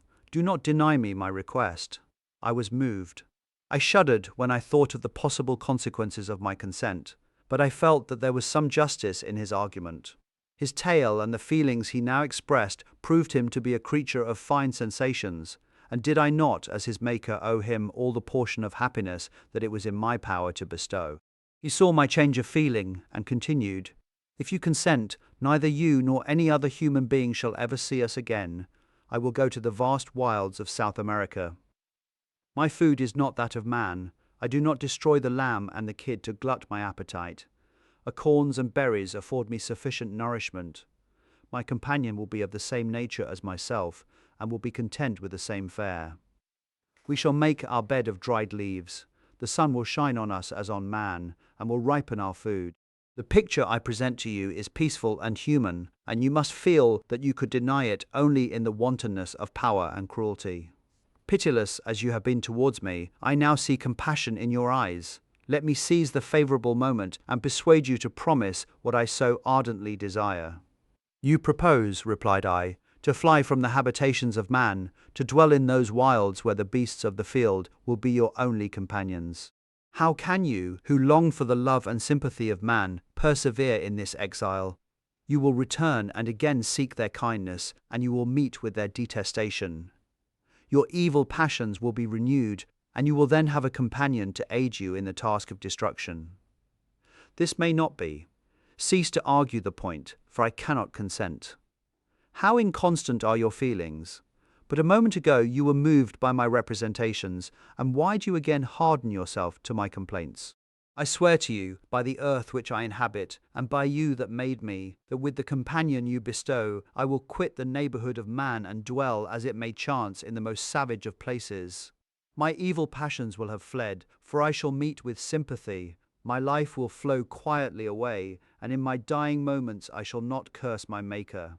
His words had a strange effect upon me.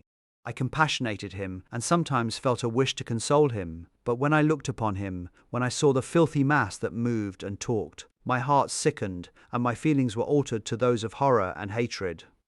I tried to stifle these sensations. I thought that as I could not sympathize with him, I had no right to withhold from him the small portion of happiness which was yet in my power to bestow. You swear, I said, to be harmless, but have you not already shown a degree of malice that should reasonably make me distrust you?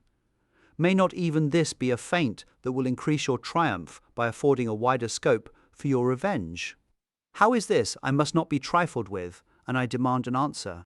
If I have no ties and no affections, hatred and vice must be my portion. The love of another will destroy the cause of my crimes, and I shall become a thing of whose existence everyone will be ignorant.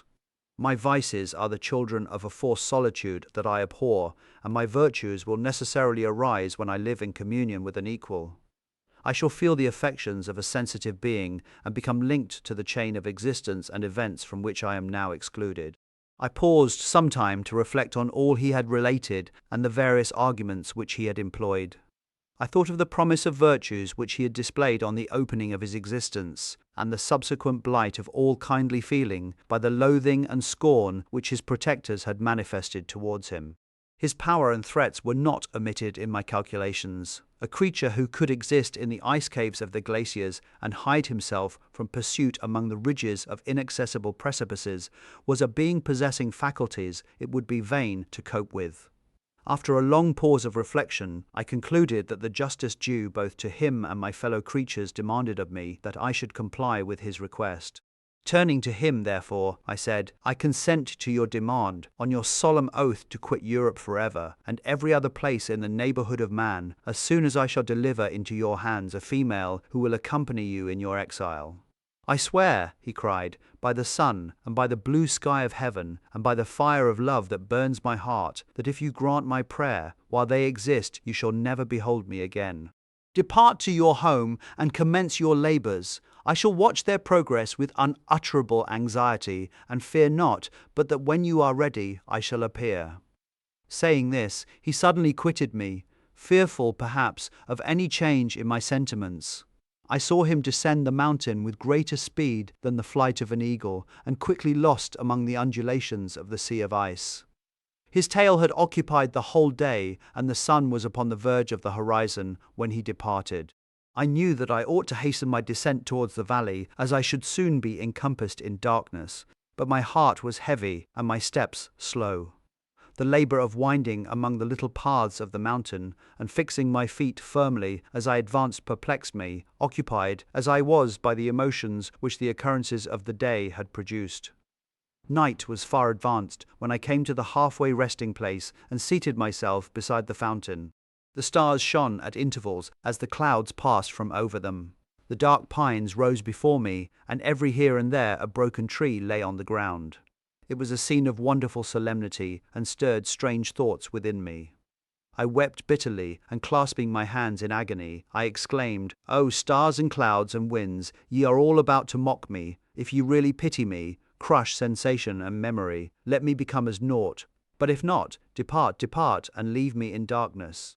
These were wild and miserable thoughts, but I cannot describe to you how the eternal twinkling of the stars weighed upon me, and how I listened to every blast of wind as if it were a dull, ugly siroc on its way to consume me. Morning dawned before I arrived at the village of Chamonix. I took no rest, but returned immediately to Geneva.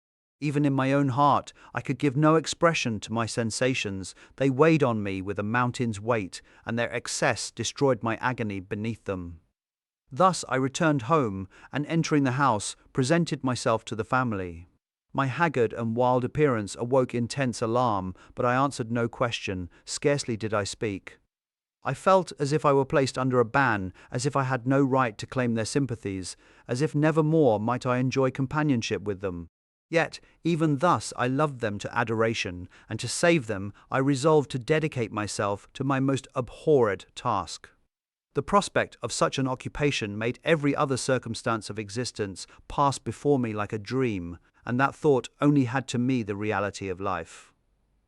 Chapter 18. Day after day, week after week, passed away on my return to Geneva, and I could not collect the courage to recommence my work.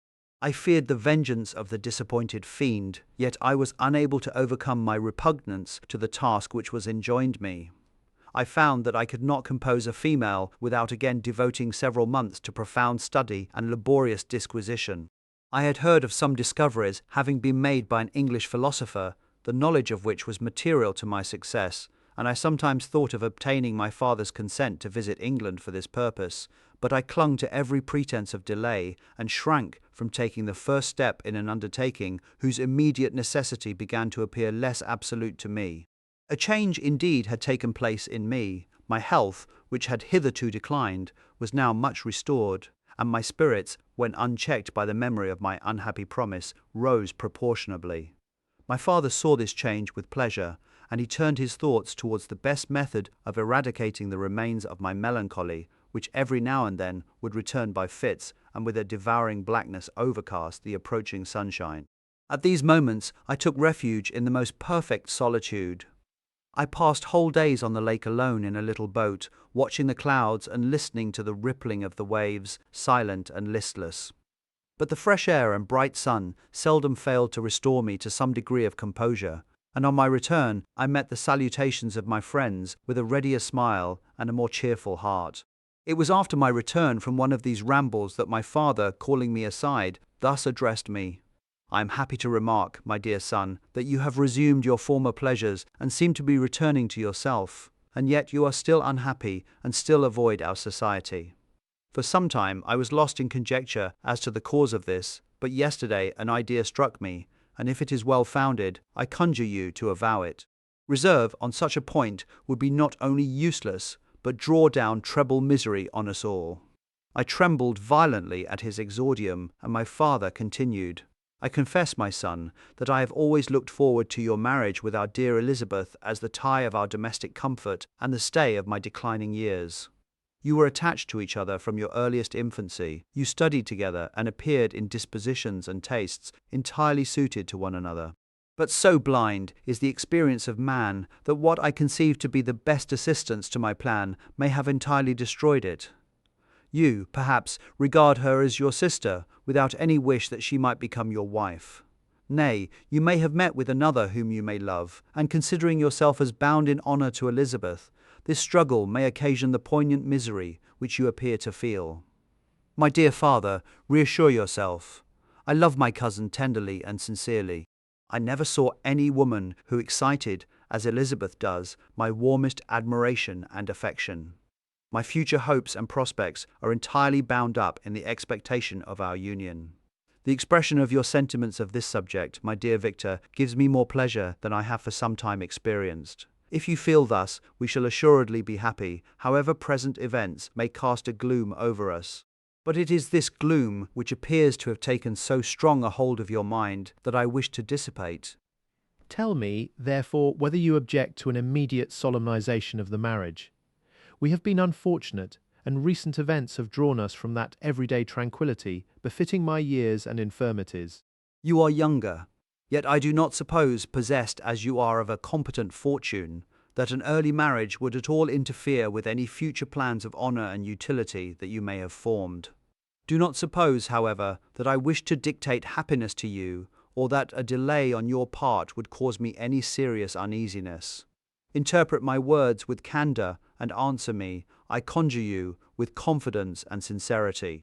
I listened to my father in silence and remained for some time incapable of offering any reply. I revolved rapidly in my mind a multitude of thoughts and endeavoured to arrive at some conclusion. Alas, to me the idea of an immediate union with my Elizabeth was one of horror and dismay. I was bound by a solemn promise which I had not yet fulfilled and dared not break, or if I did, what manifold miseries might not impend over me and my devoted family. Could I enter into a festival with this deadly weight yet hanging round my neck and bowing me to the ground? I must perform my engagement and let the monster depart with his mate before I allowed myself to enjoy the delight of a union from which I expected peace. I remembered also the necessity imposed upon me of either journeying to England or entering into a long correspondence with those philosophers of that country whose knowledge and discoveries were of indispensable use to me in my present undertaking. The latter method of obtaining the desired intelligence was dilatory and unsatisfactory. Besides, I had an insurmountable aversion to the idea of engaging myself in my loathsome task in my father's house, while in habits of familiar intercourse with those I loved. I knew that 1,000 fearful accidents might occur, the slightest of which would disclose a tale to thrill all connected with me with horror.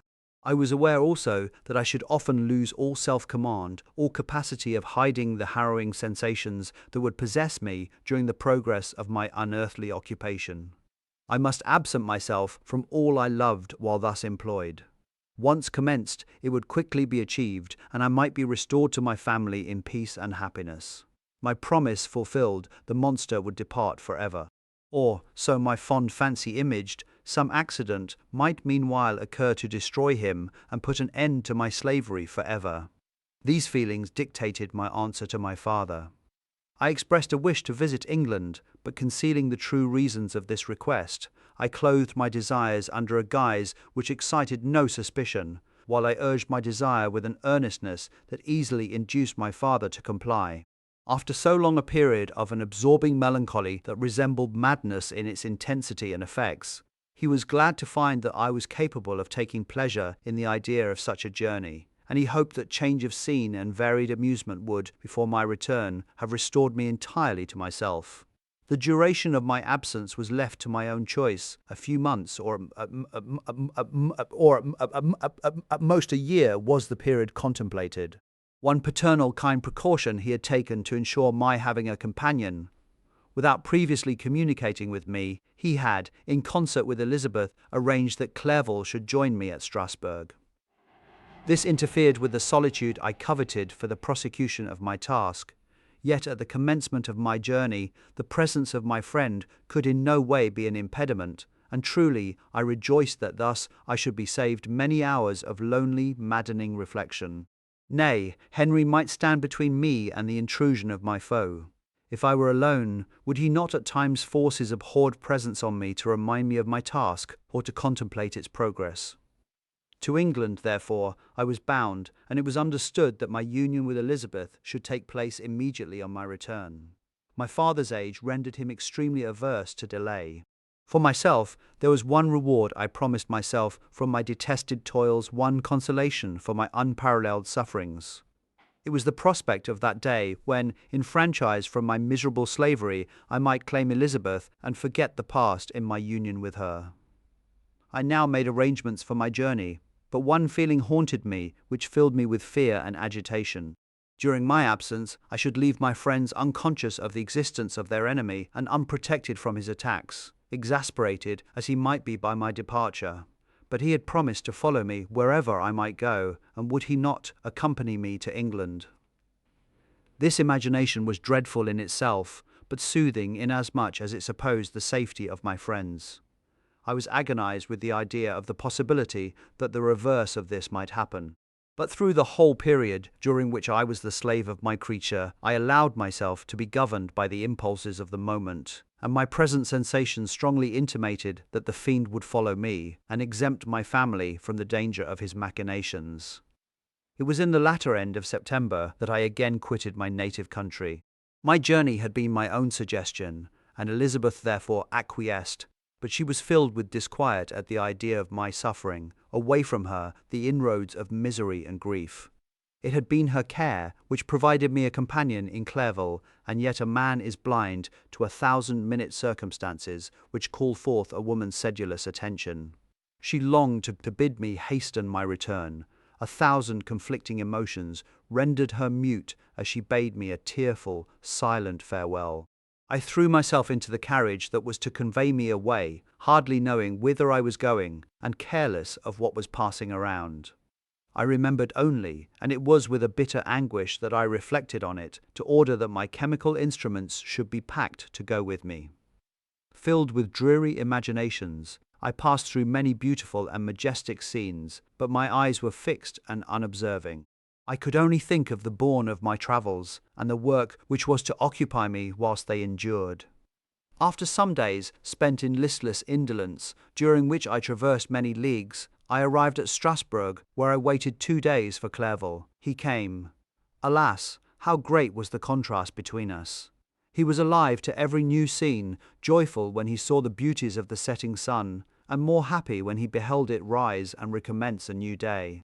He pointed out to me the shifting colours of the landscape and the appearances of the sky. "This is what it is to live," he cried. "Now I enjoy existence. But you, my dear Frankenstein, wherefore are you desponding and sorrowful?" In truth, I was occupied by gloomy thoughts, and neither saw the descent of the evening star nor the golden sunrise reflected in the Rhine. And you, my friend, would be far more amused with the Journal of Clerval, who observed the scenery with an eye of feeling and delight, than in listening to my reflections. I, a miserable wretch, haunted by a curse that shut up every avenue to enjoyment. We had agreed to descend the Rhine in a boat from Strasbourg to Rotterdam, whence we might take shipping for London. During this voyage we passed many willowy islands and saw several beautiful towns. We stayed a day at Mannheim, and on the 5th from our departure from Strasbourg arrived at Mainz. The course of the Rhine below Mainz becomes much more picturesque. The river descends rapidly and winds between hills, not high but steep, and of beautiful forms. We saw many ruined castles standing on the edges of precipices, surrounded by black woods, high and inaccessible. This part of the Rhine, indeed, presents a singularly variegated landscape.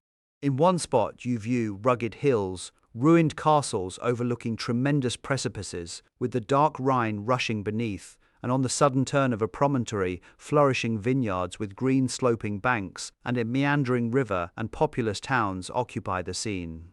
We travelled at the time of the vintage, and heard the song of the labourers as we glided down the stream. Even I, depressed in mind, and my spirits continually agitated by gloomy feelings, even I was pleased. I lay at the bottom of the boat, and as I gazed on the cloudless blue sky, I seemed to drink in a tranquillity to which I had long been a stranger. And if these were my sensations, who can describe those of Henry? He felt as if he had been transported to fairyland, and enjoyed a happiness seldom tasted by man.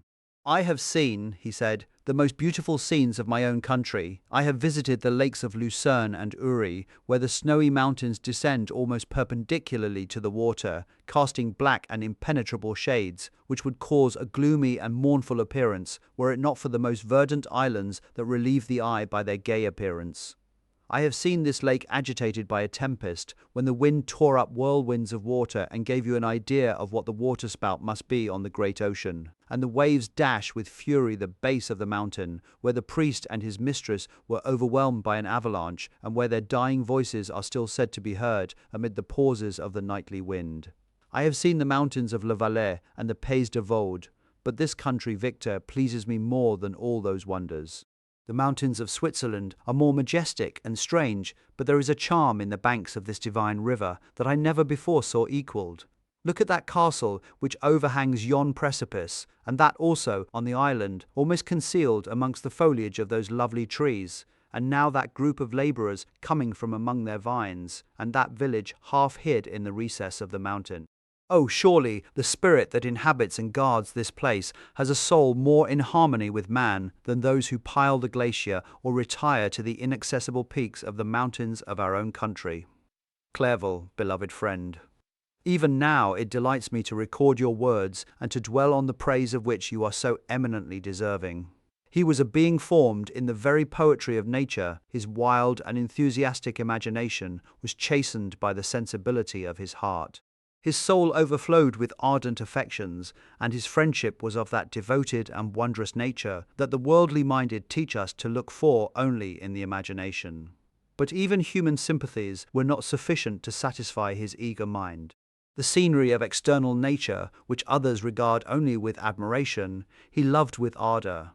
The sounding cataract haunted him like a passion, the tall rock, the mountain, and the deep and gloomy wood.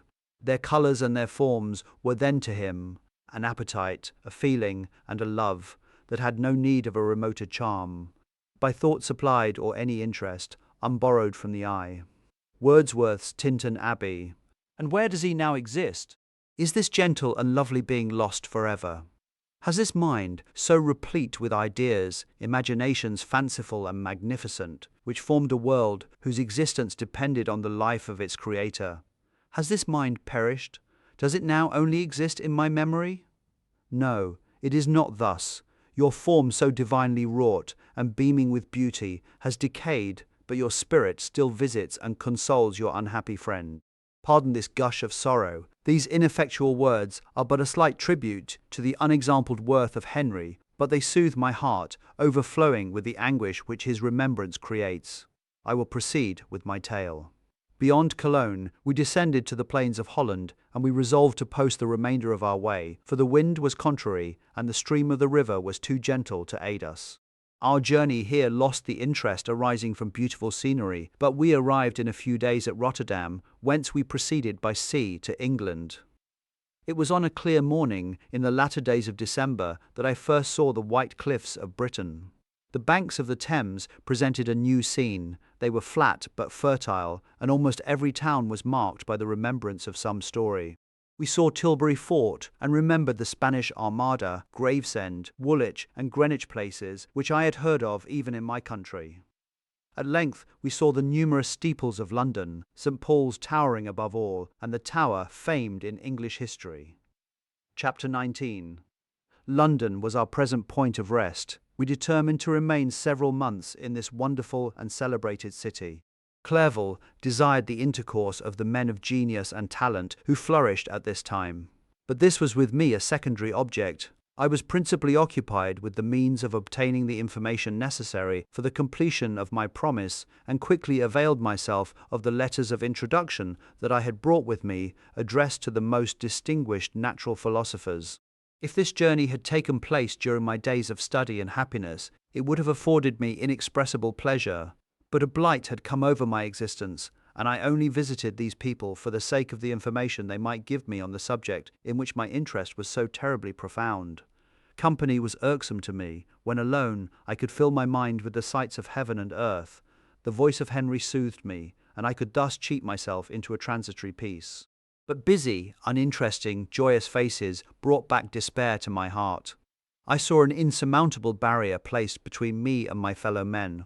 This barrier was sealed with the blood of William and Justine, and to reflect on the events connected with those names filled my soul with anguish.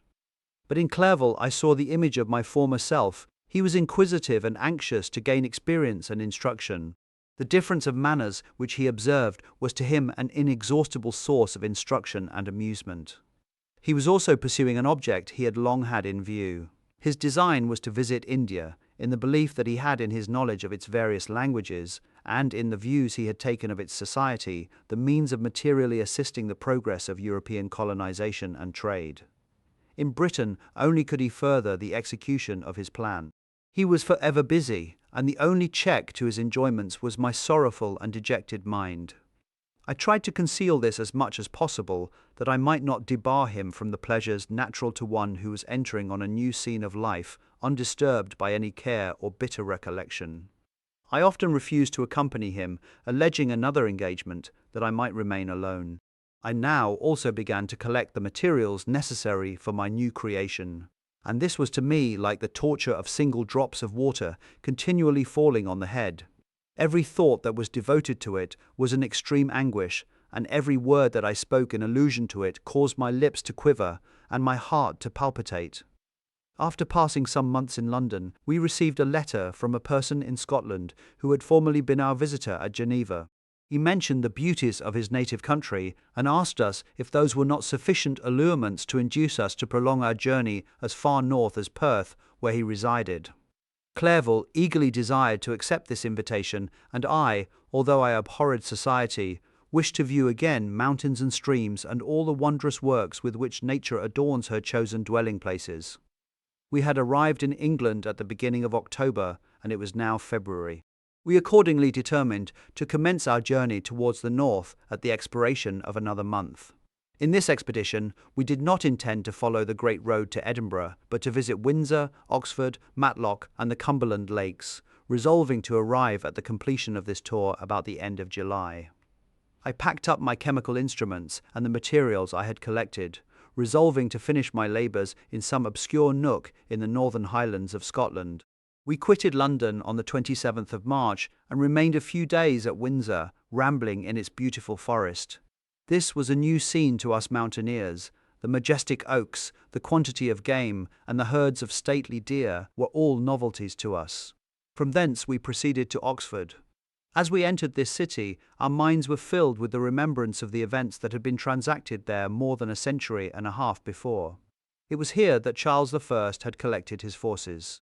This city had remained faithful to him after the whole nation had forsaken his cause to join the standard of Parliament and liberty.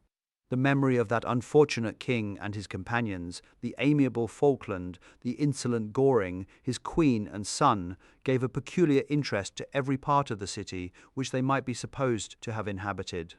The spirit of elder days found a dwelling here, and we delighted to trace its footsteps.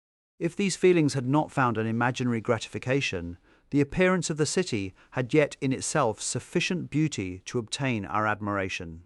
The colleges are ancient and picturesque, the streets are almost magnificent, and the lovely Isis, which flows beside it through meadows of exquisite verdure, is spread forth into a placid expanse of waters, which reflects its majestic assemblage of towers and spires and domes embosomed among aged trees.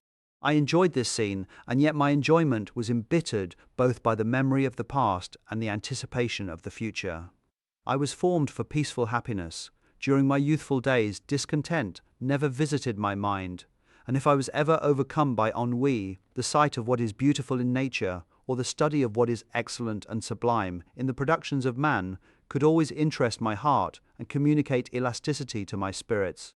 But I am a blasted tree. The bolt has entered my soul, and I felt then that I should survive to exhibit what I shall soon cease to be, a miserable spectacle of wrecked humanity, pitiable to others and intolerable to myself.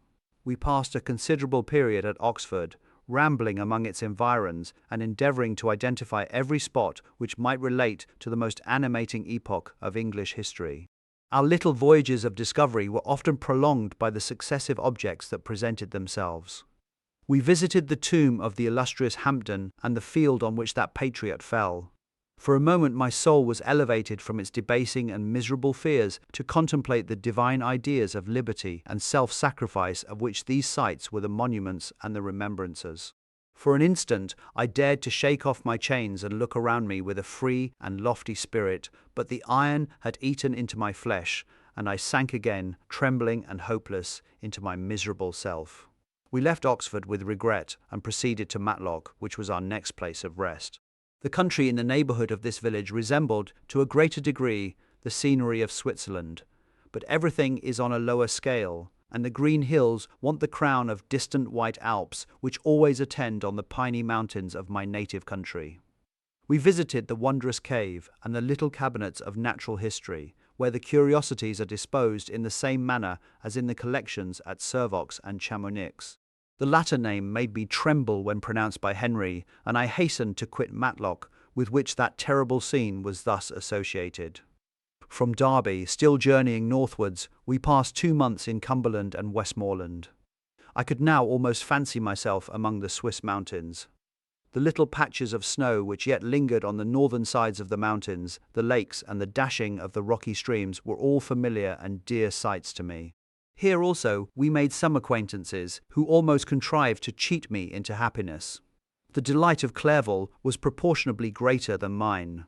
His mind expanded in the company of men of talent, and he found in his own nature greater capacities and resources than he could have imagined himself to have possessed while he associated with his inferiors. "I could pass my life here," said he to me, "and among these mountains I should scarcely regret Switzerland and the Rhine." But he found that a traveller's life is one that includes much pain amidst its enjoyments. His feelings are forever on the stretch, and when he begins to sink into repose, he finds himself obliged to quit that on which he rests in pleasure for something new, which again engages his attention, and which also he forsakes for other novelties. We had scarcely visited the various lakes of Cumberland and Westmoreland, and conceived an affection for some of the inhabitants, when the period of our appointment with our Scotch friend approached, and we left them to travel on. For my own part, I was not sorry. I had now neglected my promise for some time, and I feared the effects of the demon's disappointment. He might remain in Switzerland and wreak his vengeance on my relatives. This idea pursued me and tormented me at every moment from which I might otherwise have snatched repose and peace. I waited for my letters with feverish impatience. If they were delayed, I was miserable and overcome by 1,000 fears. And when they arrived and I saw the superscription of Elizabeth or my father, I hardly dared to read and ascertain my fate. Sometimes I thought that the fiend followed me and might expedite my remissness by murdering my companion. When these thoughts possessed me, I would not quit Henry for a moment, but followed him as his shadow, to protect him from the fancied rage of his destroyer. I felt as if I had committed some great crime, the consciousness of which haunted me. I was guiltless, but I had indeed drawn down a horrible curse upon my head, as mortal as that of crime. I visited Edinburgh with languid eyes and mind, and yet that city might have interested the most unfortunate being. Clerval did not like it so well as Oxford, for the antiquity of the latter city was more pleasing to him. But the beauty and regularity of the new town of Edinburgh, its romantic castle and its environs, the most delightful in the world, Arthur's Seat, St. Bernard's Well, and the Pentland Hills, compensated him for the change and filled him with cheerfulness and admiration. But I was impatient to arrive at the termination of my journey. We left Edinburgh in a week, passing through Cupar, St. Andrews, and along the banks of the Tay to Perth, where our friend expected us. But I was in no mood to laugh and talk with strangers, or enter into their feelings or plans with the good humour expected from a guest, and accordingly I told Clerval that I wished to make the tour of Scotland alone. "Do you," said I, "enjoy yourself, and let this be our rendezvous. I may be absent a month or two, but do not interfere with my motions, I entreat you. Leave me to peace and solitude for a short time, and when I return, I hope it will be with a lighter heart, more congenial to your own temper." Henry wished to dissuade me, but seeing me bent on this plan, ceased to remonstrate. He entreated me to write often. "I had rather be with you," he said, "in your solitary rambles than with these Scotch people whom I do not know. Hasten, then, my dear friend, to return, that I may again feel myself somewhat at home, which I cannot do in your absence." Having parted from my friend, I determined to visit some remote spot of Scotland and finish my work in solitude. I did not doubt but that the monster followed me and would discover himself to me when I should have finished, that he might receive his companion. With this resolution I traversed the northern highlands and fixed on one of the remotest of the Orkneys as the scene of my labours. It was a place fitted for such a work, being hardly more than a rock whose high sides were continually beaten upon by the waves. The soil was barren, scarcely affording pasture for a few miserable cows, and oatmeal for its inhabitants, which consisted of 5 persons whose gaunt and scraggy limbs gave tokens of their miserable fare. Vegetables and bread, when they indulged in such luxuries, and even fresh water, was to be procured from the mainland, which was about 5 miles distant.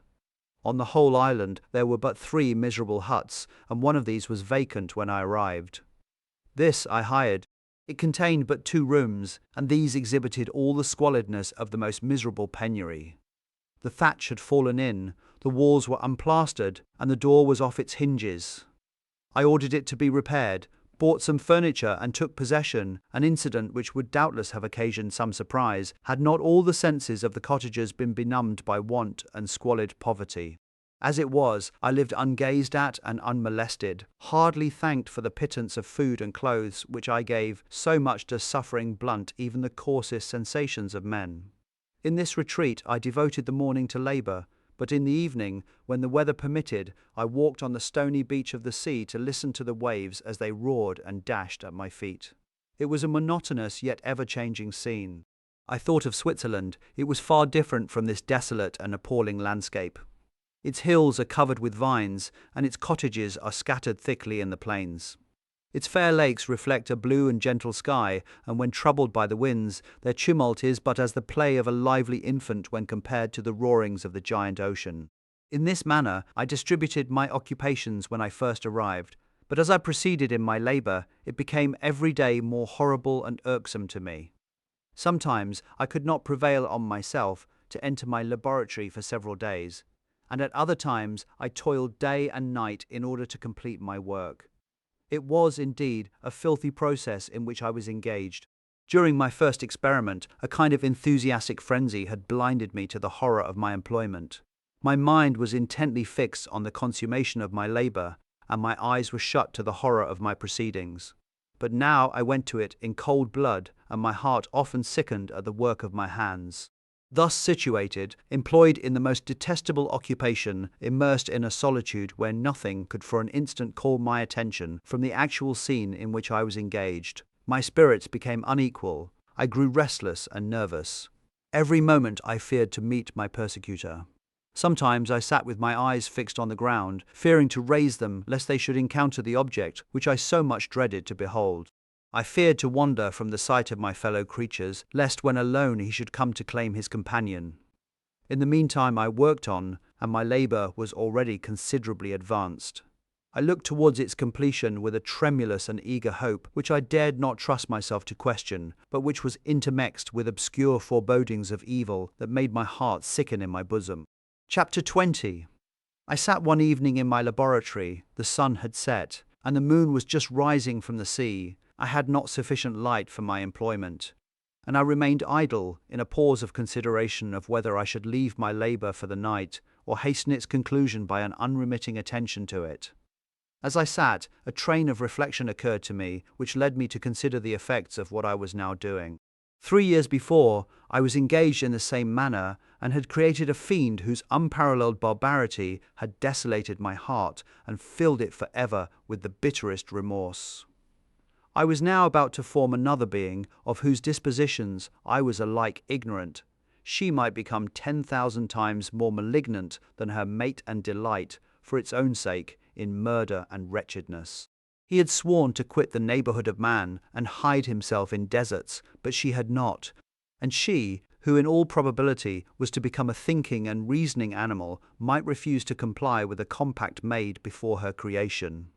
They might even hate each other. The creature who already lived loathed his own deformity, and might he not conceive a greater abhorrence for it when it came before his eyes in the female form?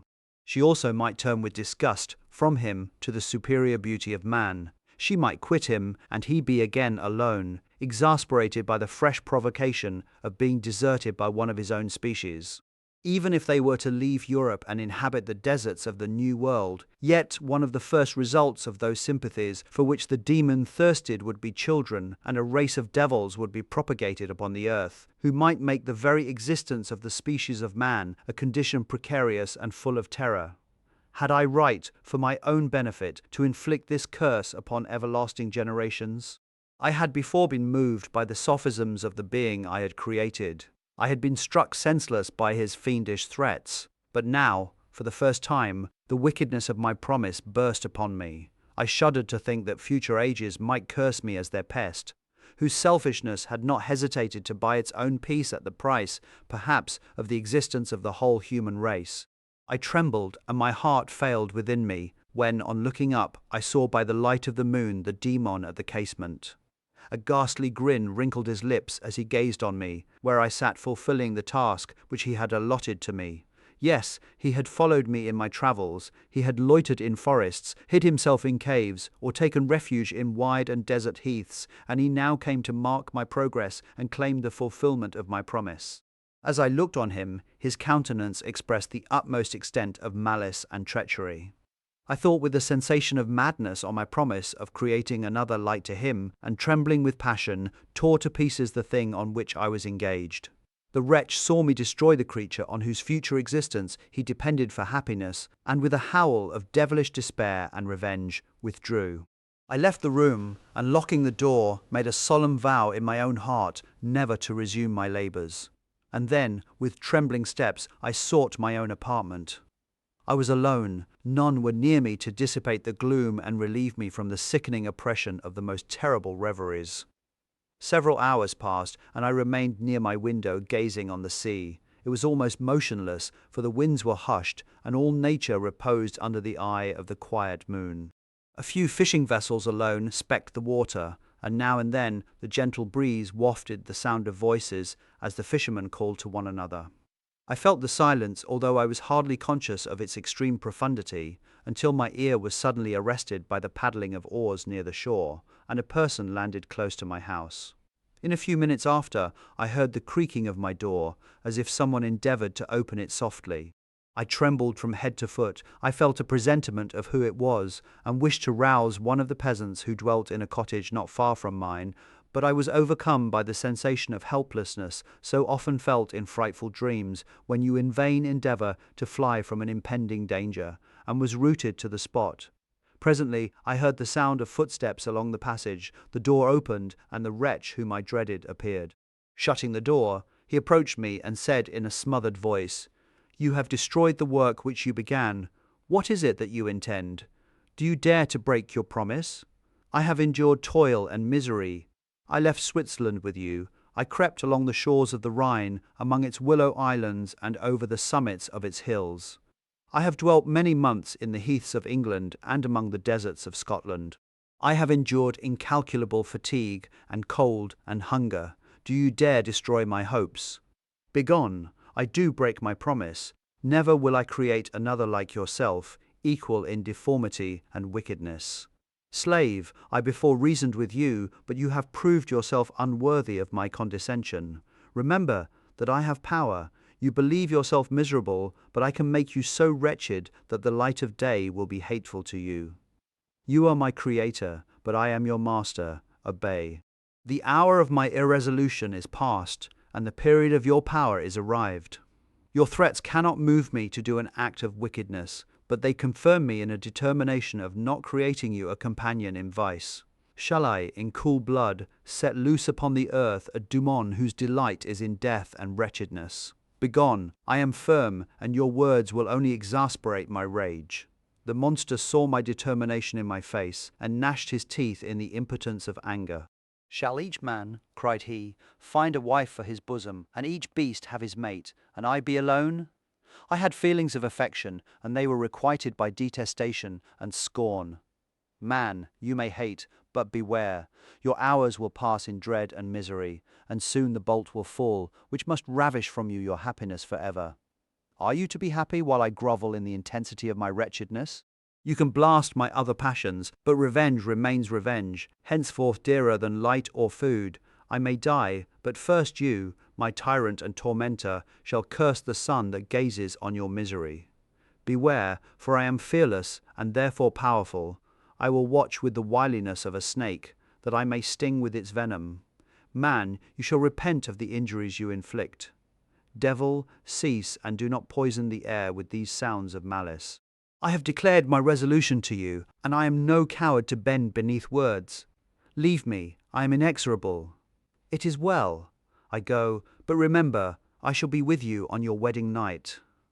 I started forward and exclaimed, Villain, before you sign my death warrant, be sure that you are yourself safe.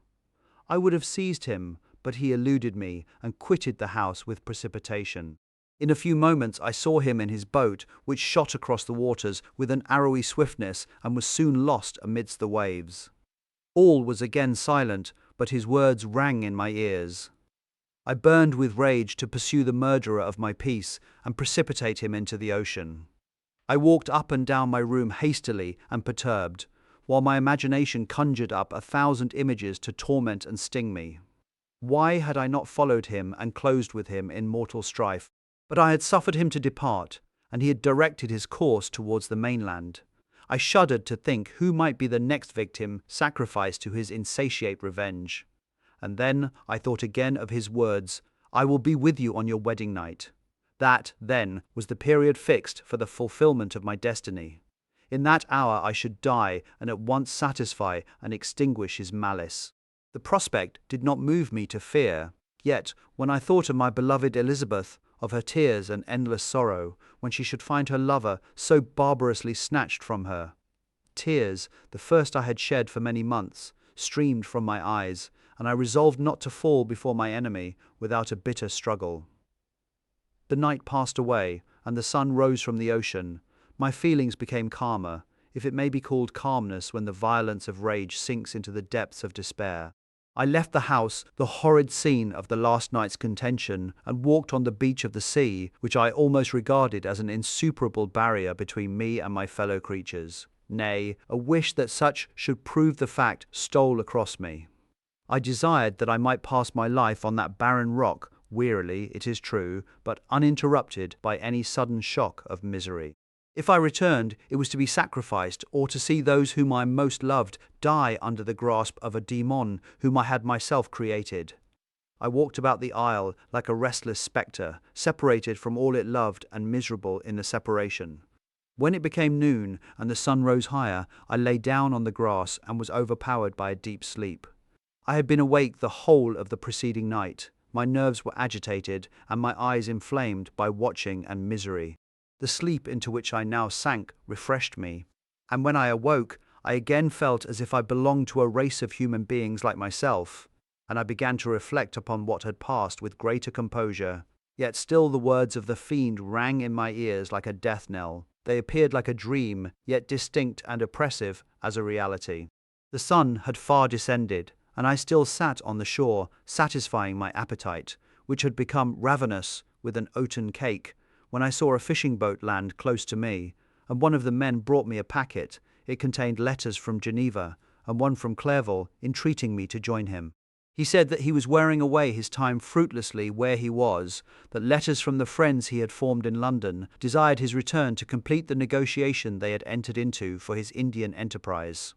He could not any longer delay his departure, but as his journey to London might be followed, even sooner than he now conjectured, by his longer voyage, he entreated me to bestow as much of my society on him as I could spare.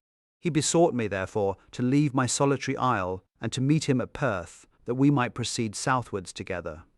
This letter in a degree recalled me to life, and I determined to quit my island at the expiration of 2 days.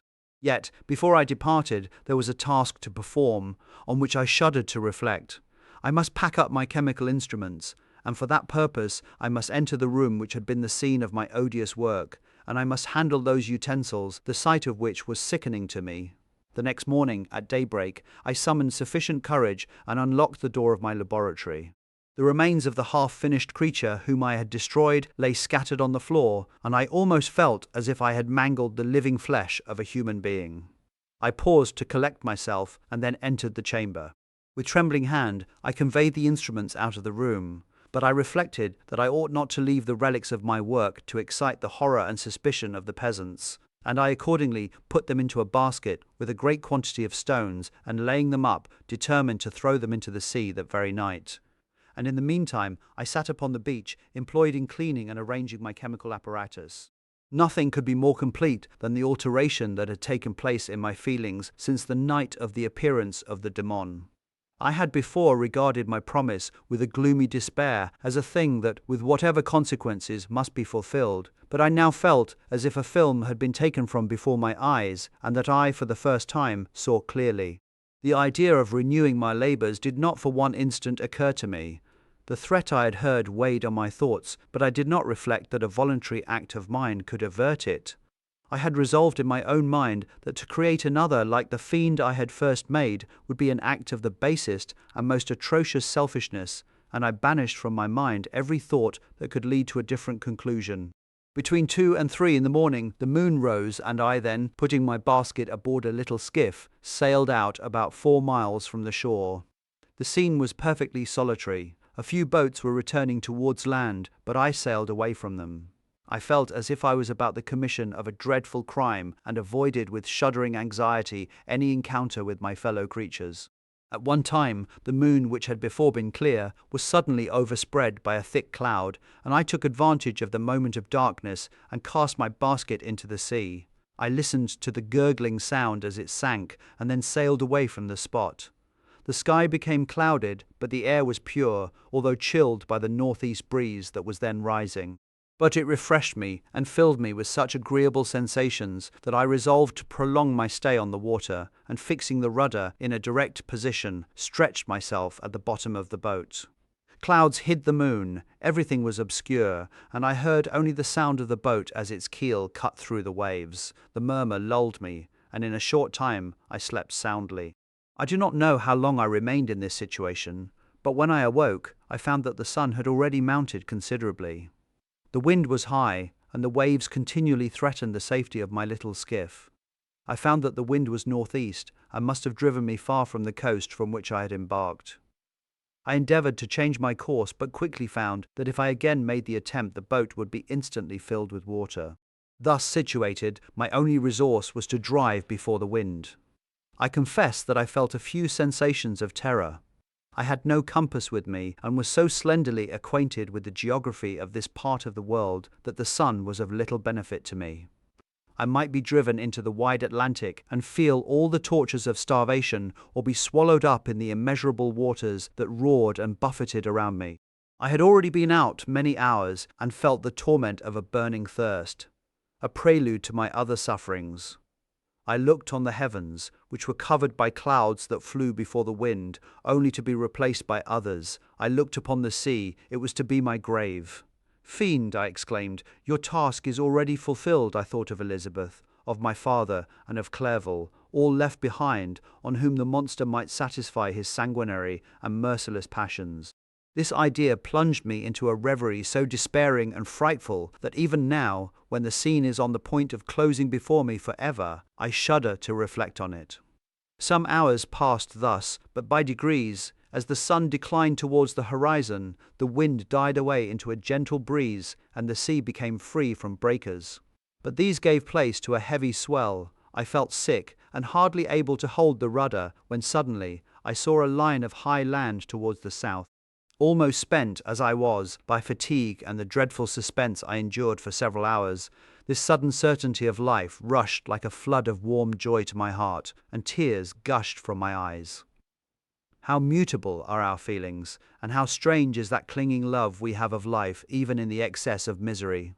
I constructed another sail with a part of my dress, and eagerly steered my course towards the land. It had a wild and rocky appearance, but, as I approached nearer, I easily perceived the traces of cultivation. I saw vessels near the shore, and found myself suddenly transported back to the neighbourhood of civilized man. I carefully traced the windings of the land, and hailed a steeple which I at length saw issuing from behind a small promontory. As I was in a state of extreme debility, I resolved to sail directly towards the town as a place where I could most easily procure nourishment. Fortunately, I had money with me. As I turned the promontory, I perceived a small neat town and a good harbour, which I entered, my heart bounding with joy at my unexpected escape. As I was occupied in fixing the boat and arranging the sails, several people crowded towards the spot. They seemed much surprised at my appearance, but instead of offering me any assistance, whispered together with gestures that at any other time might have produced in me a slight sensation of alarm. As it was, I merely remarked that they spoke English, and I therefore addressed them in that language. "My good friends," said I, "will you be so kind as to tell me the name of this town and inform me where I am?" "You will know that soon enough," replied a man with a hoarse voice. "Maybe you are come to a place that will not prove much to your taste, but you will not be consulted as to your quarters, I promise you."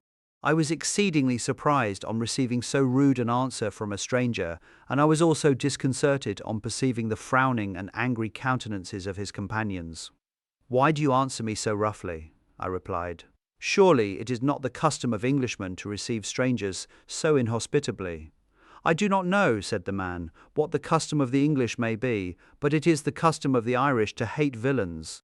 While this strange dialogue continued, I perceived the crowd rapidly increase. Their faces expressed a mixture of curiosity and anger, which annoyed and in some degree alarmed me.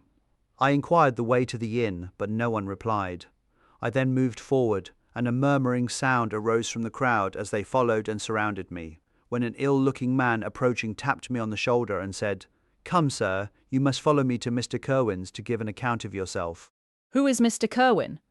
Why am I to give an account of myself? Is not this a free country?" "Aye, sir, free enough for honest folks.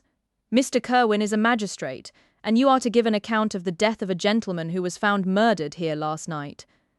This answer startled me, but I presently recovered myself. I was innocent, that could easily be proved. Accordingly, I followed my conductor in silence and was led to one of the best houses in the town. I was ready to sink from fatigue and hunger, but being surrounded by a crowd, I thought it politic to rouse all my strength, that no physical debility might be construed into apprehension or conscious guilt. Little did I then expect the calamity that was in a few moments to overwhelm me and extinguish in horror and despair all fear of ignominy or death. I must pause here, for it requires all my fortitude to recall the memory of the frightful events which I am about to relate, in proper detail, to my recollection. Chapter 21. I was soon introduced into the presence of the magistrate, an old benevolent man with calm and mild manners. He looked upon me, however, with some degree of severity, and then, turning towards my conductors, he asked who appeared as witnesses on this occasion. About half a dozen men came forward, and one being selected by the magistrate, he deposed that he had been out fishing the night before with his son and brother-in-law, Daniel Nugent, when about 10 o'clock, they observed a strong northerly blast rising, and they accordingly put in for port. It was a very dark night, as the moon had not yet risen. They did not land at the harbour, but, as they had been accustomed, at a creek about 2 miles below. He walked on first, carrying a part of the fishing tackle, and his companions followed him at some distance. As he was proceeding along the sands, he struck his foot against something and fell at his length on the ground. His companions came up to assist him, and by the light of their lantern they found that he had fallen on the body of a man, who was to all appearance dead. Their first supposition was that it was the corpse of some person who had been drowned and was thrown on shore by the waves. But on examination they found that the clothes were not wet, and even that the body was not then cold. They instantly carried it to the cottage of an old woman near the spot, and endeavoured, but in vain, to restore it to life. It appeared to be a handsome young man, about 25 years of age. He had apparently been strangled, for there was no sign of any violence except the black mark of fingers on his neck. The first part of this deposition did not in the least interest me, but when the mark of the fingers was mentioned, I remembered the murder of my brother, and felt myself extremely agitated. My limbs trembled, and a mist came over my eyes, which obliged me to lean on a chair for support. The magistrate observed me with a keen eye, and of course drew an unfavourable augury from my manner. The son confirmed his father's account, but when Daniel Nugent was called, he swore positively that just before the fall of his companion, he saw a boat with a single man in it at a short distance from the shore, and as far as he could judge by the light of a few stars, it was the same boat in which I had just landed.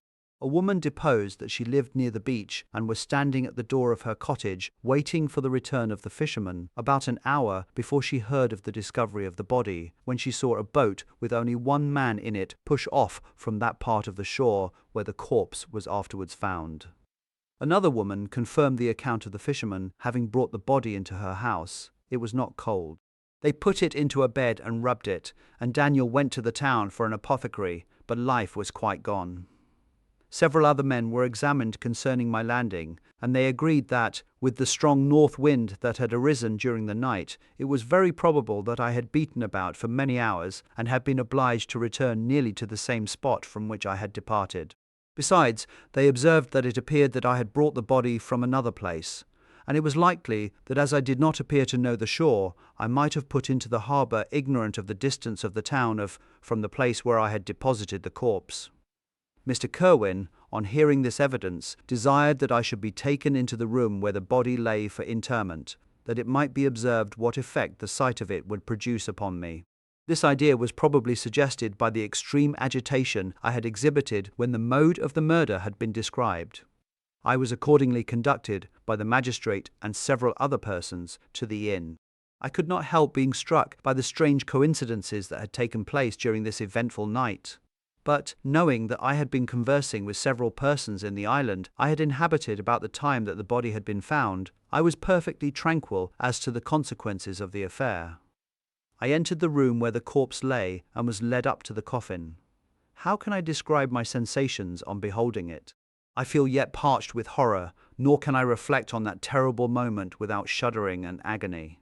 The examination, the presence of the magistrate and witnesses passed like a dream from my memory when I saw the lifeless form of Henry Clerval stretched before me. I gasped for breath, and throwing myself on the body, I exclaimed, "Have my murderous machinations deprived you also, my dearest Henry, of life? 2. I have already destroyed. Other victims await their destiny. But you, Clerval, my friend, my benefactor, the human frame could no longer support the agonies that I endured, and I was carried out of the room in strong convulsions. A fever succeeded to this. I lay for 2 months on the point of death. My ravings, as I afterwards heard, were frightful. I called myself the murderer of William, of Justine, and of Clerval.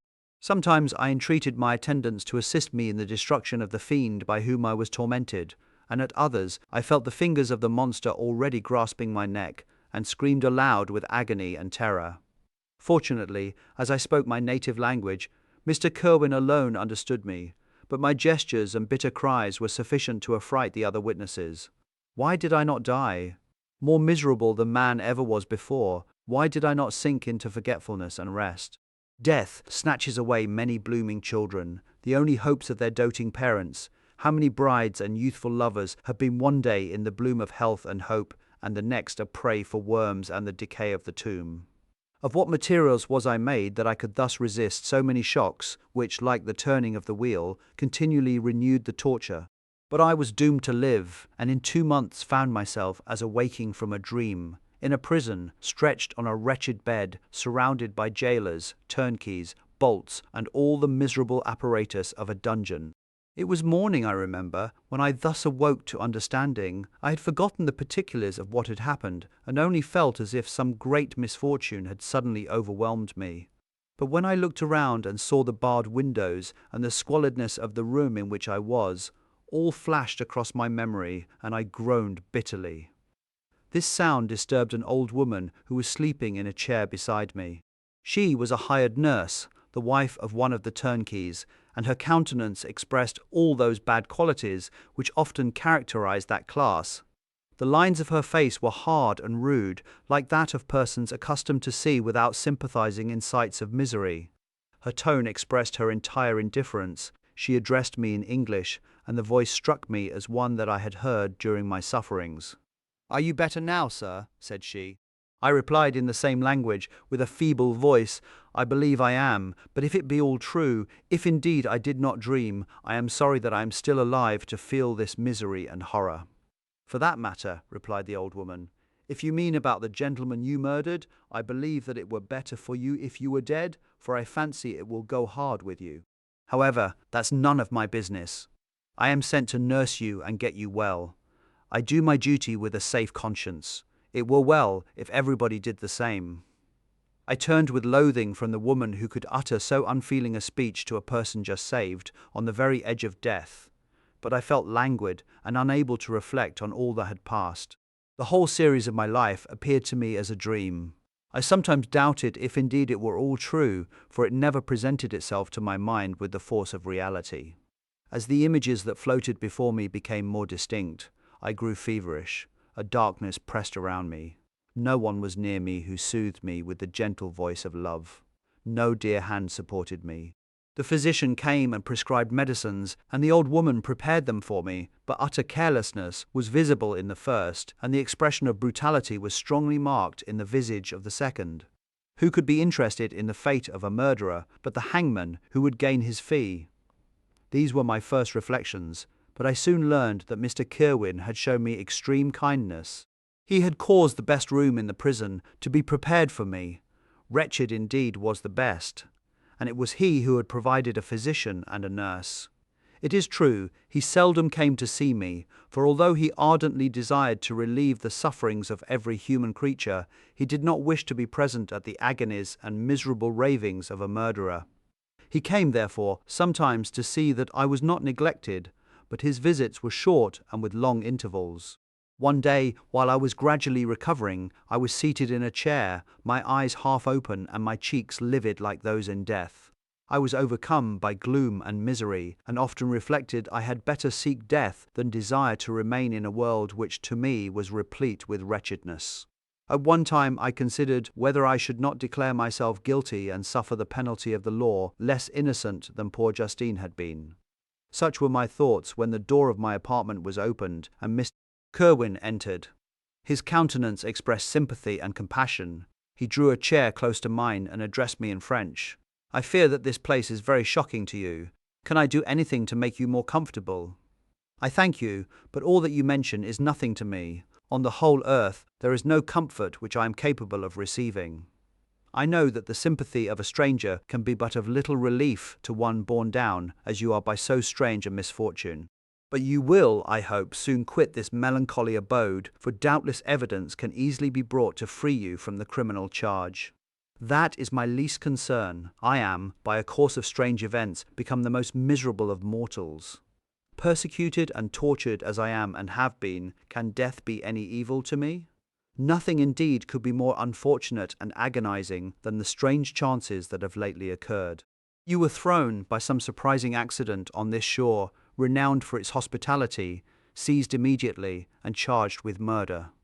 The first sight that was presented to your eyes was the body of your friend, murdered in so unaccountable a manner and placed, as it were, by some fiend across your path.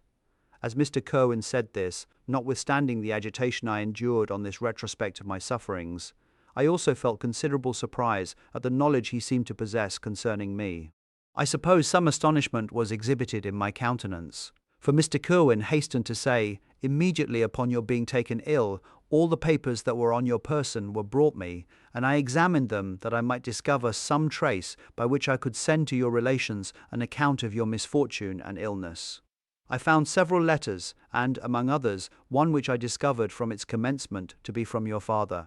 I instantly wrote to Geneva. Nearly 2 months have elapsed since the departure of my letter. But you are ill, even now you tremble, you are unfit for agitation of any kind. This suspense is 1,000 times worse than the most horrible event. Tell me what new scene of death has been acted, and whose murder I am now to lament." "Your family is perfectly well," said Mr. Kirwin with gentleness, "and someone, a friend, is come to visit you."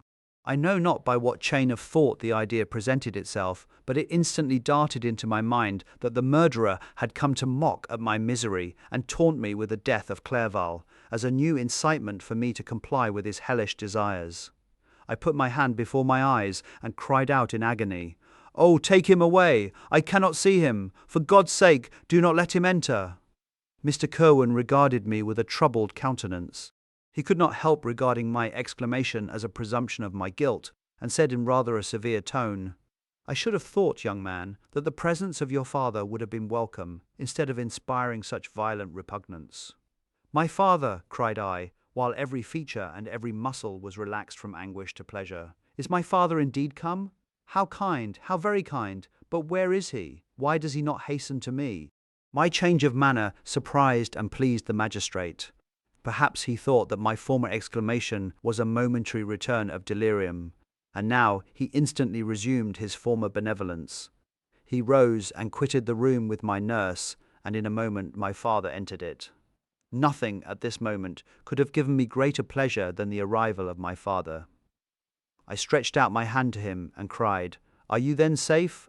And Elizabeth and Ernest?" My father calmed me with assurances of their welfare, and endeavoured, by dwelling on these subjects so interesting to my heart, to raise my desponding spirits. But he soon felt that a prison cannot be the abode of cheerfulness. "What a place is this that you inhabit, my son?" said he, looking mournfully at the barred windows and wretched appearance of the room. "You travelled to seek happiness, but a fatality seems to pursue you. And poor Clerval." The name of my unfortunate and murdered friend was an agitation too great to be endured in my weak state. I shed tears. "Alas, yes, my father," replied I, "some destiny of the most horrible kind hangs over me, and I must live to fulfill it, or surely I should have died on the coffin of Henry." We were not allowed to converse for any length of time, for the precarious state of my health rendered every precaution necessary that could ensure tranquillity. Mr. Kerwin came in and insisted that my strength should not be exhausted by too much exertion. But the appearance of my father was to me like that of my good angel, and I gradually recovered my health. As my sickness quitted me, I was absorbed by a gloomy and black melancholy that nothing could dissipate. The image of Clerval was for ever before me, ghastly and murdered. More than once the agitation into which these reflections threw me made my friends dread a dangerous relapse. Alas, why did they preserve so miserable and detested a life? It was surely that I might fulfill my destiny, which is now drawing to a close. Soon, oh very soon, will death extinguish these throbbings and relieve me from the mighty weight of anguish that bears me to the dust, and in executing the award of justice, I shall also sink to rest. Then the appearance of death was distant, although the wish was ever present to my thoughts, and I often sat for hours motionless and speechless, wishing for some mighty revolution that might bury me and my destroyer in its ruins. The season of the assizes approached. I had already been 3 months in prison, and although I was still weak and in continual danger of a relapse, I was obliged to travel nearly 100 miles to the country town where the court was held. Mr. Kerwin charged himself with every care of collecting witnesses and arranging my defence. I was spared the disgrace of appearing publicly as a criminal, as the case was not brought before the court that decides on life and death. The grand jury rejected the bill on its being proved that I was on the Orkney Islands at the hour the body of my friend was found, and a fortnight after my removal, I was liberated from prison. My father was enraptured on finding me freed from the vexations of a criminal charge, that I was again allowed to breathe the fresh atmosphere, and permitted to return to my native country. I did not participate in these feelings, for to me the walls of a dungeon or a palace were alike hateful. The cup of life was poisoned for ever, and although the sun shone upon me, as upon the happy and gay of heart, I saw around me nothing but a dense and frightful darkness, penetrated by no light but the glimmer of 2 eyes that glared upon me. Sometimes they were the expressive eyes of Henry, languishing in death, the dark orbs nearly covered by the lids and the long black lashes that fringed them. Sometimes it was the watery, clouded eyes of the monster, as I first saw them in my chamber at Ingolstadt. My father tried to awaken in me the feelings of affection. He talked of Geneva, which I should soon visit, of Elizabeth and Ernest, but these words only drew deep groans from me.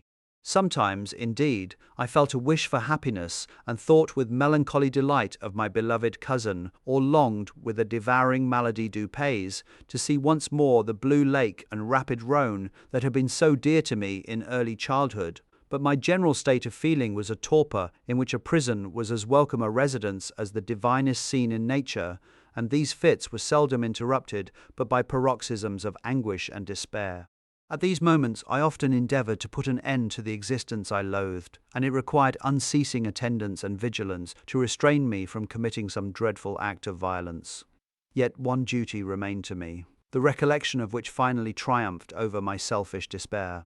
It was necessary that I should return without delay to Geneva, there to watch over the lives of those I so fondly loved, and to lie in wait for the murderer, that if any chance led me to the place of his concealment, or if he dared again to blast me by his presence, I might, with unfailing aim, put an end to the existence of the monstrous image which I had endued with the mockery of a soul still more monstrous. My father still desired to delay our departure, fearful that I could not sustain the fatigues of a journey, for I was a shattered wreck, the shadow of a human being. My strength was gone. I was a mere skeleton, and fever night and day preyed upon my wasted frame. Still, as I urged our leaving Ireland with such inquietude and impatience, my father thought it best to yield. We took our passage on board a vessel bound for Havre de Grace and sailed with a fair wind from the Irish shores. It was midnight. I lay on the deck, looking at the stars and listening to the dashing of the waves. I hailed the darkness that shut Ireland from my sight, and my pulse beat with a feverish joy when I reflected that I should soon see Geneva. The past appeared to me in the light of a frightful dream, yet the vessel in which I was, the wind that blew me from the detested shore of Ireland, and the sea which surrounded me, told me too forcibly that I was deceived by no vision, and that Clerval, my friend and dearest companion, had fallen a victim to me and the monster of my creation. I repassed in my memory my whole life, my quiet happiness while residing with my family in Geneva, the death of my mother, and my departure for Ingolstadt. I remembered, shuddering, the mad enthusiasm that hurried me on to the creation of my hideous enemy, and I called to mind the night in which he first lived. I was unable to pursue the train of thought, 1,000 feelings pressed upon me, and I wept bitterly. Ever since my recovery from the fever, I had been in the custom of taking every night a small quantity of laudanum, for it was by means of this drug only that I was enabled to gain the rest necessary for the preservation of life. Oppressed by the recollection of my various misfortunes, I now swallowed double my usual quantity and soon slept profoundly. But sleep did not afford me respite from thought and misery. My dreams presented 1,000 objects that scared me. Towards morning, I was possessed by a kind of nightmare. I felt the fiend's grasp in my neck and could not free myself from it. Groans and cries rang in my ears. My father, who was watching over me, perceiving my restlessness, awoke me. The dashing waves were around, the cloudy sky above. The fiend was not here. A sense of security, a feeling that a truce was established between the present hour and the irresistible, disastrous future imparted to me a kind of calm forgetfulness of which the human mind is by its structure peculiarly susceptible. Chapter 22. The voyage came to an end. We landed and proceeded to Paris. I soon found that I had overtaxed my strength and that I must repose before I could continue my journey. My father's care and attentions were indefatigable, but he did not know the origin of my sufferings and sought erroneous methods to remedy the incurable ill. He wished me to seek amusement in society. I abhorred the face of man. Oh, not abhorred. They were my brethren, my fellow beings, and I felt attracted even to the most repulsive among them, as to creatures of an angelic nature and celestial mechanism. But I felt that I had no right to share their intercourse. I had unchained an enemy among them whose joy it was to shed their blood and to revel in their groans. How they would, each and all, abhor me and hunt me from the world, did they know my unhallowed acts and the crimes which had their source in me. My father yielded at length to my desire to avoid society and strove by various arguments to banish my despair.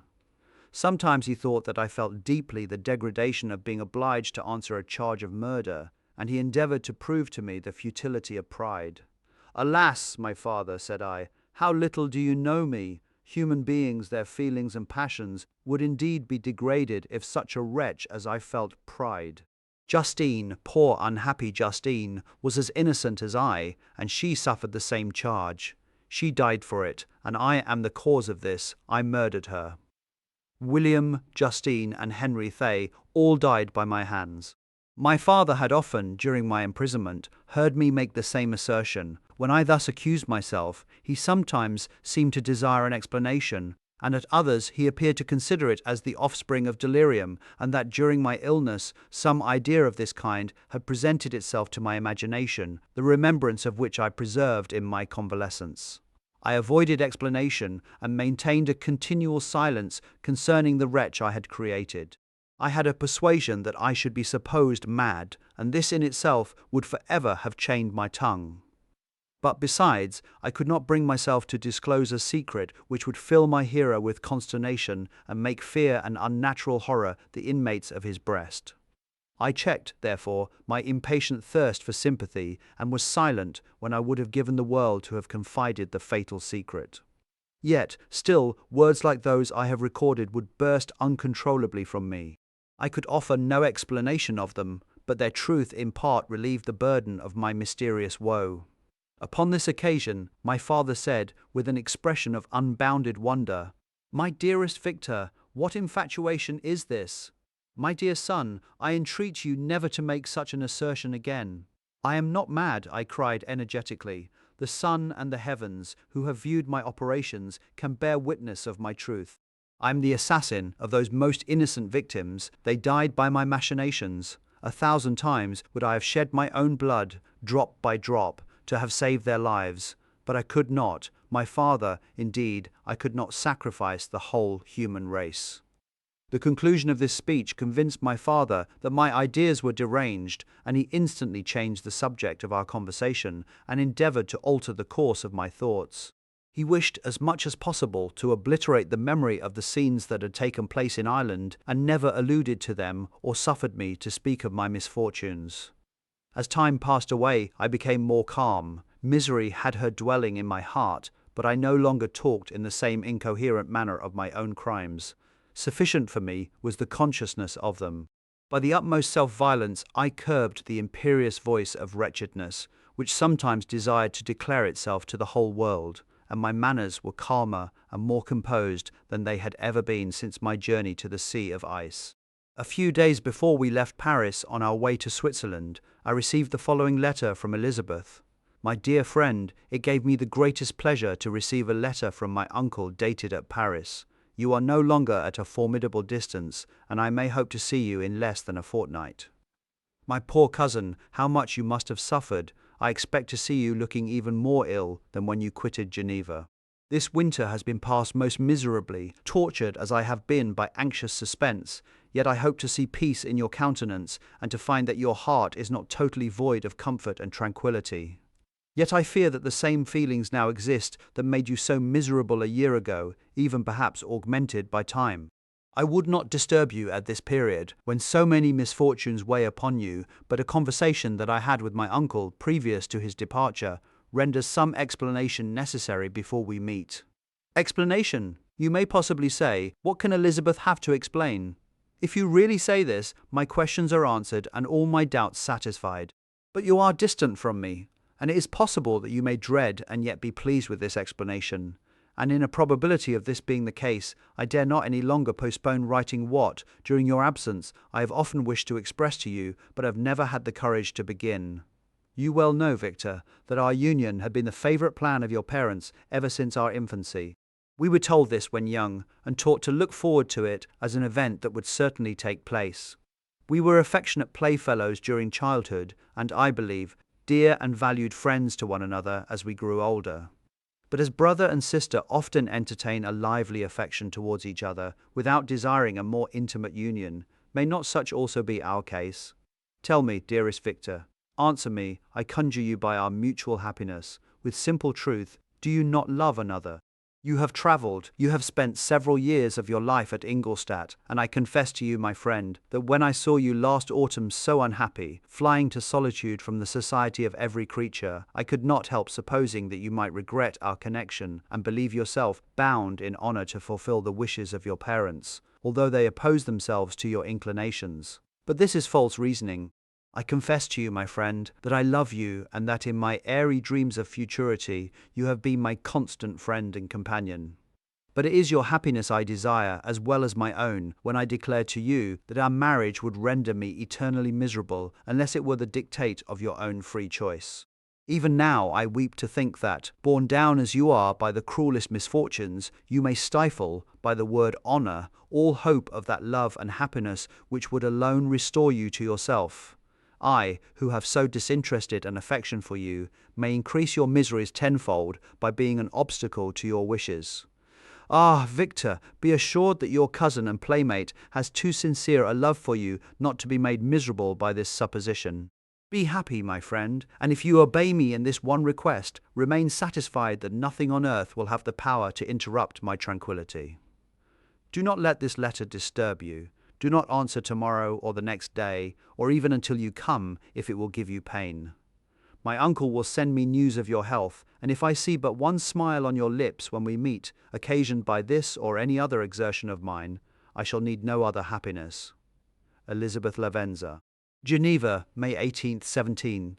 This letter revived in my memory what I had before forgotten, the threat of the fiend, "I will be with you on your wedding night." Such was my sentence, and on that night would the demon employ every art to destroy me and tear me from the glimpse of happiness which promised partly to console my sufferings. On that night he had determined to consummate his crimes by my death.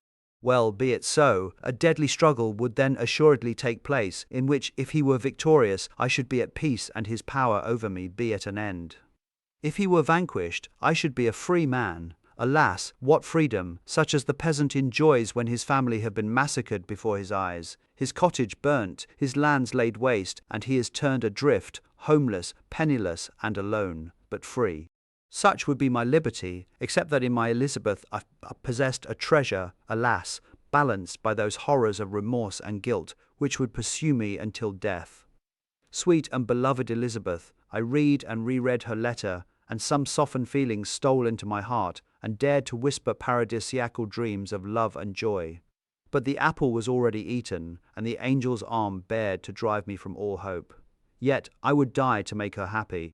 If the monster executed his threat, death was inevitable. Yet, again, I considered whether my marriage would hasten my fate. My destruction might indeed arrive a few months sooner, but if my torturer should suspect that I postponed it, influenced by his menaces, he would surely find other and perhaps more dreadful means of revenge. He had vowed to be with me on my wedding night, yet he did not consider that threat as binding him to peace in the meantime. For as if to show me that he was not yet satiated with blood, he had murdered Clerval immediately after the enunciation of his threats. I resolved, therefore, that if my immediate union with my cousin would conduce either to hers or my father's happiness, my adversary's designs against my life should not retard it a single hour. In this state of mind I wrote to Elizabeth. My letter was calm and affectionate. "I fear, my beloved girl," I said, "little happiness remains for us on earth, yet all that I may one day enjoy is centered in you. Chase away your idle fears. To you alone do I consecrate my life and my endeavors for contentment. I have one secret, Elizabeth, a dreadful one. When revealed to you, it will chill your frame with horror, and then, far from being surprised at my misery, you will only wonder that I survive what I have endured. I will confide this tale of misery and terror to you the day after our marriage shall take place. For, my sweet cousin, there must be perfect confidence between us. But until then, I conjure you, do not mention or allude to it. This I most earnestly entreat, and I know you will comply." In about a week after the arrival of Elizabeth's letter, we returned to Geneva.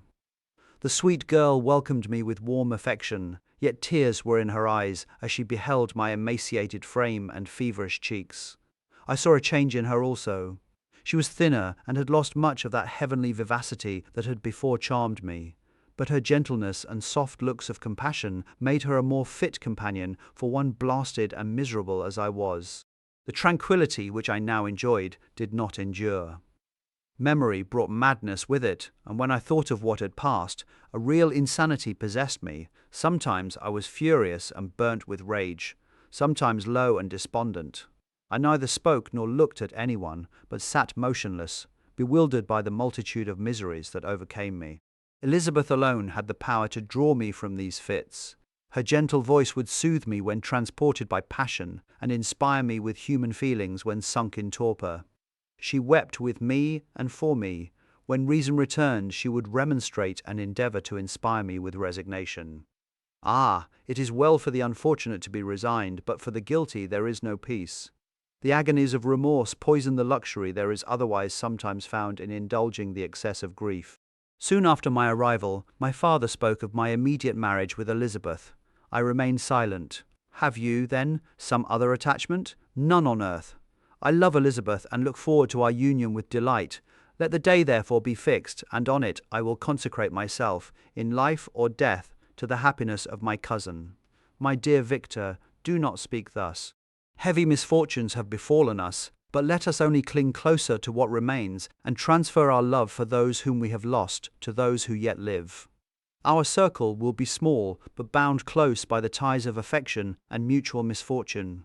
And when time shall have softened your despair, new and dear objects of care will be born to replace those of whom we have been so cruelly deprived. Such were the lessons of my father. But to me, the remembrance of the threat returned. Nor can you wonder that, omnipotent as the fiend had yet been in his deeds of blood, I should almost regard him as invincible, and that when he had pronounced the words, "I shall be with you on your wedding night," I should regard the threatened fate as unavoidable. But death was no evil to me if the loss of Elizabeth were balanced with it, and I therefore, with a contented and even cheerful countenance, agreed with my father that if my cousin would consent, the ceremony should take place in 10 days, and thus put, as I imagined, the seal to my fate. Great God!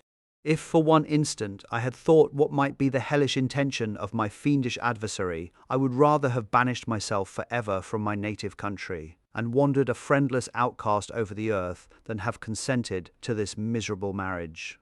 But, as if possessed of magic powers, the monster had blinded me to his real intentions, and when I thought that I had prepared only my own death, I hastened that of a far dearer victim. As the period fixed for our marriage drew nearer, whether from cowardice or a prophetic feeling, I felt my heart sink within me. But I concealed my feelings by an appearance of hilarity that brought smiles and joy to the countenance of my father, but hardly deceived the ever-watchful and nicer eye of Elizabeth.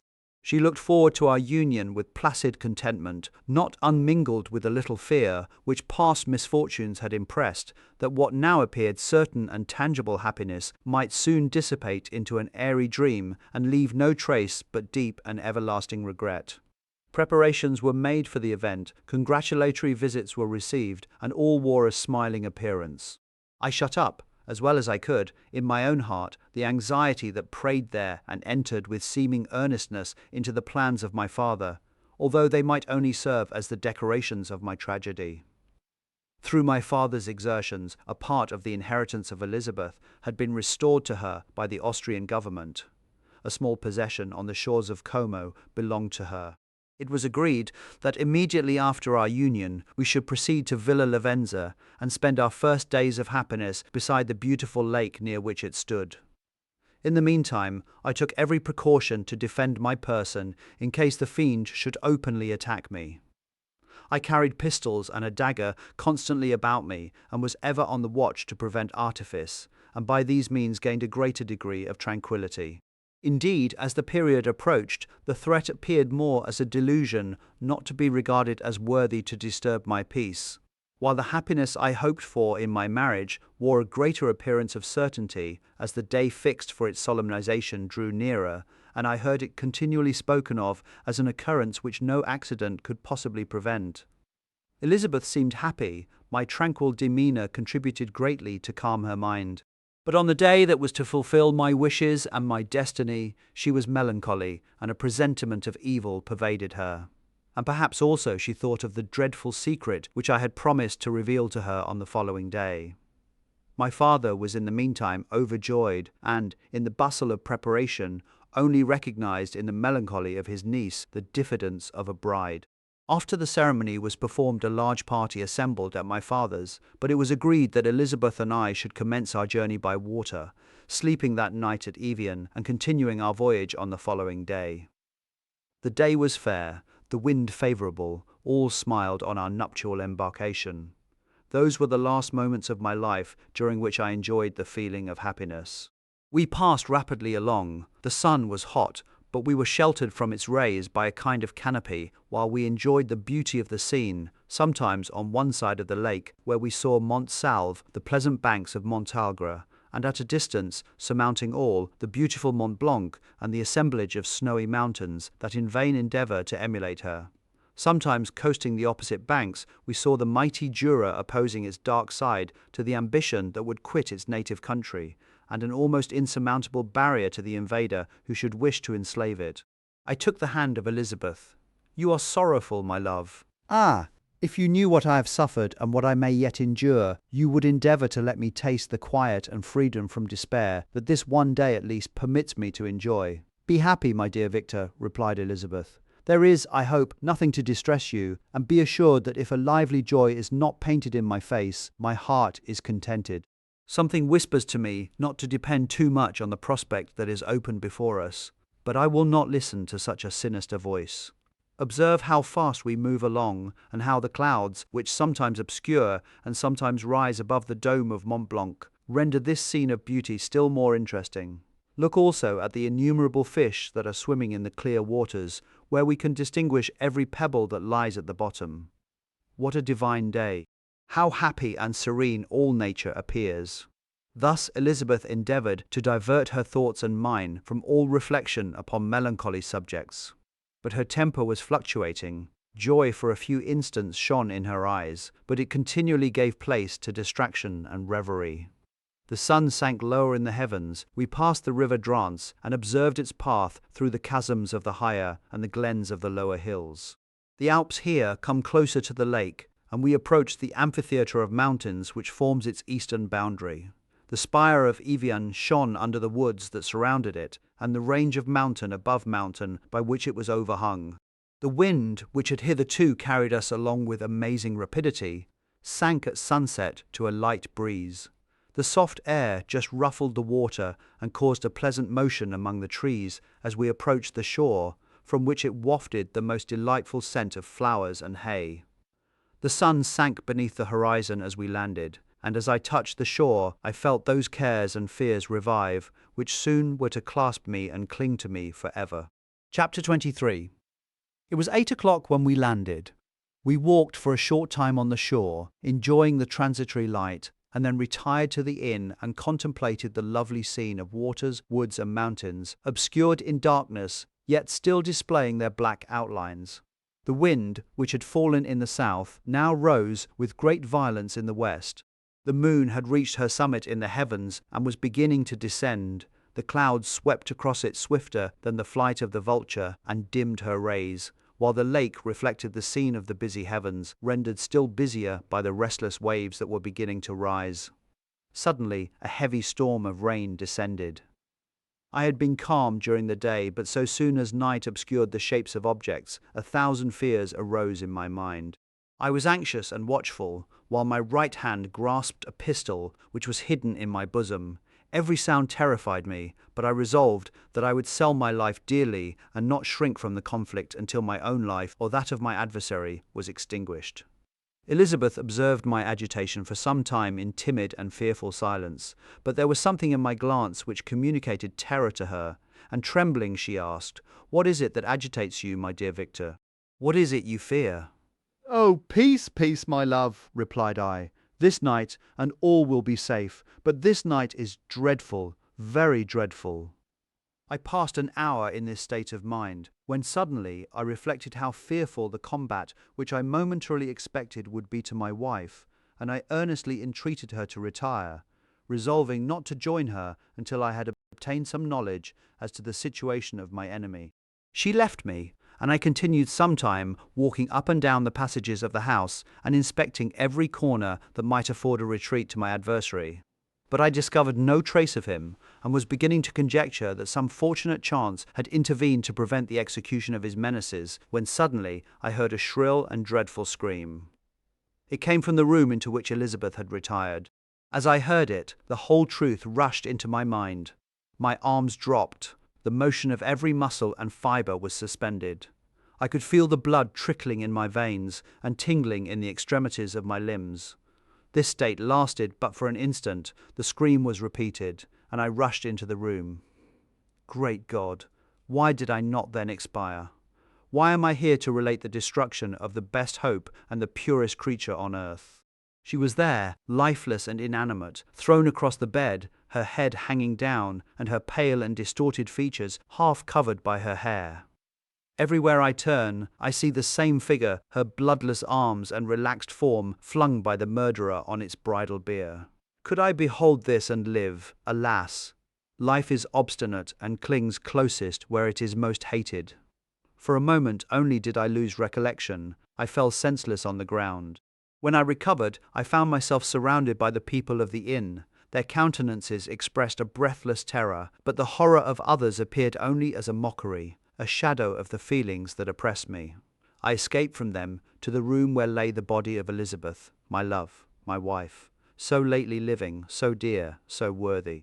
She had been moved from the posture in which I had first beheld her, and now, as she lay, her head upon her arm and a handkerchief thrown across her face and neck, I might have supposed her asleep. I rushed towards her and embraced her with ardor, but the deadly languor and coldness of the limbs told me that what I now held in my arms had ceased to be the Elizabeth whom I had loved and cherished. The murderous mark of the fiend's grasp was on her neck, and the breath had ceased to issue from her lips. While I still hung over her in the agony of despair, I happened to look up. The windows of the room had before been darkened, and I felt a kind of panic on seeing the pale yellow light of the moon illuminate the chamber. The shutters had been thrown back, and with a sensation of horror not to be described, I saw at the open window a figure the most hideous and abhorred. A grin was on the face of the monster. He seemed to jeer, as with his fiendish finger he pointed towards the corpse of my wife. I rushed towards the window, and drawing a pistol from my bosom, fired, but he eluded me, leaped from his station, and running with the swiftness of lightning, plunged into the lake. The report of the pistol brought a crowd into the room. I pointed to the spot where he had disappeared, and we followed the track with boats. Nets were cast, but in vain. After passing several hours, we returned hopeless, most of my companions believing it to have been a form conjured up by my fancy. After having landed, they proceeded to search the country, parties going in different directions among the woods and vines. I attempted to accompany them and proceeded a short distance from the house, but my head whirled round, my steps were like those of a drunken man. I fell at last in a state of utter exhaustion. A film covered my eyes, and my skin was parched with the heat of fever. In this state I was carried back and placed on a bed, hardly conscious of what had happened. My eyes wandered round the room as if to seek something that I had lost. After an interval I arose, and as if by instinct crawled into the room where the corpse of my beloved lay. There were women weeping around. I hung over it and joined my sad tears to theirs.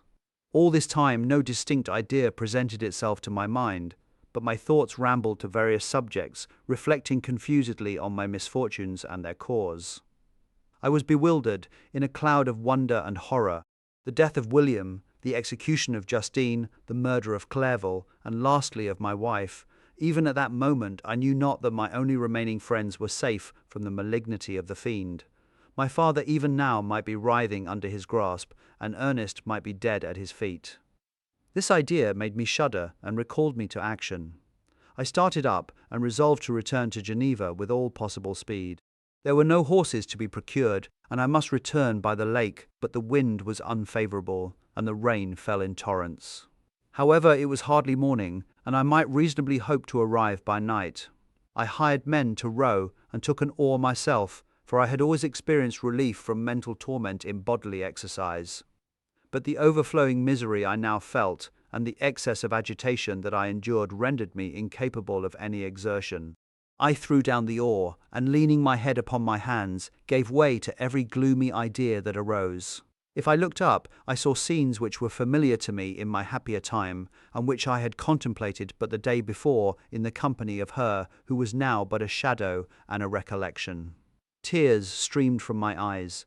The rain had ceased for a moment, and I saw the fish play in the waters as they had done a few hours before. They had then been observed by Elizabeth. Nothing is so painful to the human mind as a great and sudden change. The sun might shine, or the clouds might lower, but nothing could appear to me as it had done the day before. A fiend had snatched from me every hope of future happiness. No creature had ever been so miserable as I was. So frightful an event is single in the history of man.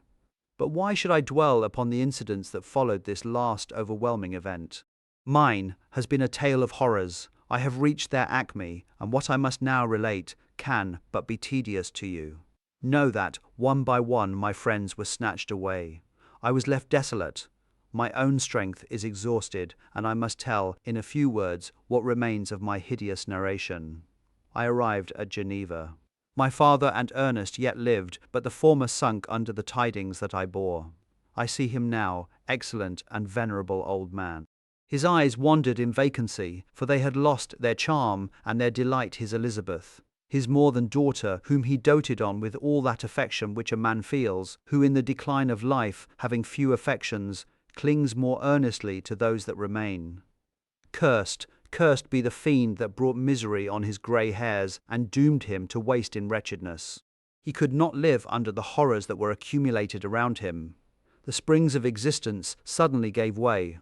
he was unable to rise from his bed, and in a few days he died in my arms.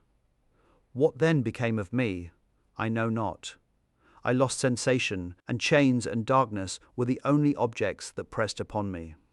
Sometimes, indeed, I dreamt that I wandered in flowery meadows and pleasant vales with the friends of my youth, but I awoke and found myself in a dungeon. Melancholy followed, but by degrees I gained a clear conception of my miseries and situation, and was then released from my prison. For they had called me mad, and during many months, as I understood, a solitary cell had been my habitation. Liberty, however, had been a useless gift to me had I not, as I awakened to reason, at the same time awakened to revenge. As the memory of past misfortunes pressed upon me, I began to reflect on their cause, the monster whom I had created, the miserable Daemon whom I had sent abroad into the world for my destruction. I was possessed by a maddening rage when I thought of him, and desired and ardently prayed that I might have him within my grasp to wreak a great and signal revenge on his cursed head. Nor did my hate long confine itself to useless wishes. I began to reflect on the best means of securing him, and for this purpose, about a month after my release, I repaired to a criminal judge in the town and told him that I had an accusation to make, that I knew the destroyer of my family, and that I required him to exert his whole authority for the apprehension of the murderer. The magistrate listened to me with attention and kindness. "Be assured, sir," said he, "no pains or exertions on my part shall be spared to discover the villain." "I thank you," replied I. "Listen, therefore, to the deposition that I have to make. It is indeed a tale so strange that I should fear you would not credit it, were there not something in truth which, however wonderful, forces conviction. The story is too connected to be mistaken for a dream, and I have no motive for falsehood. My manner, as I thus addressed him, was impressive but calm. I had formed in my own heart a resolution to pursue my destroyer to death, and this purpose quieted my agony, and for an interval reconciled me to life. I now related my history briefly but with firmness and precision, marking the dates with accuracy, and never deviating into invective or exclamation.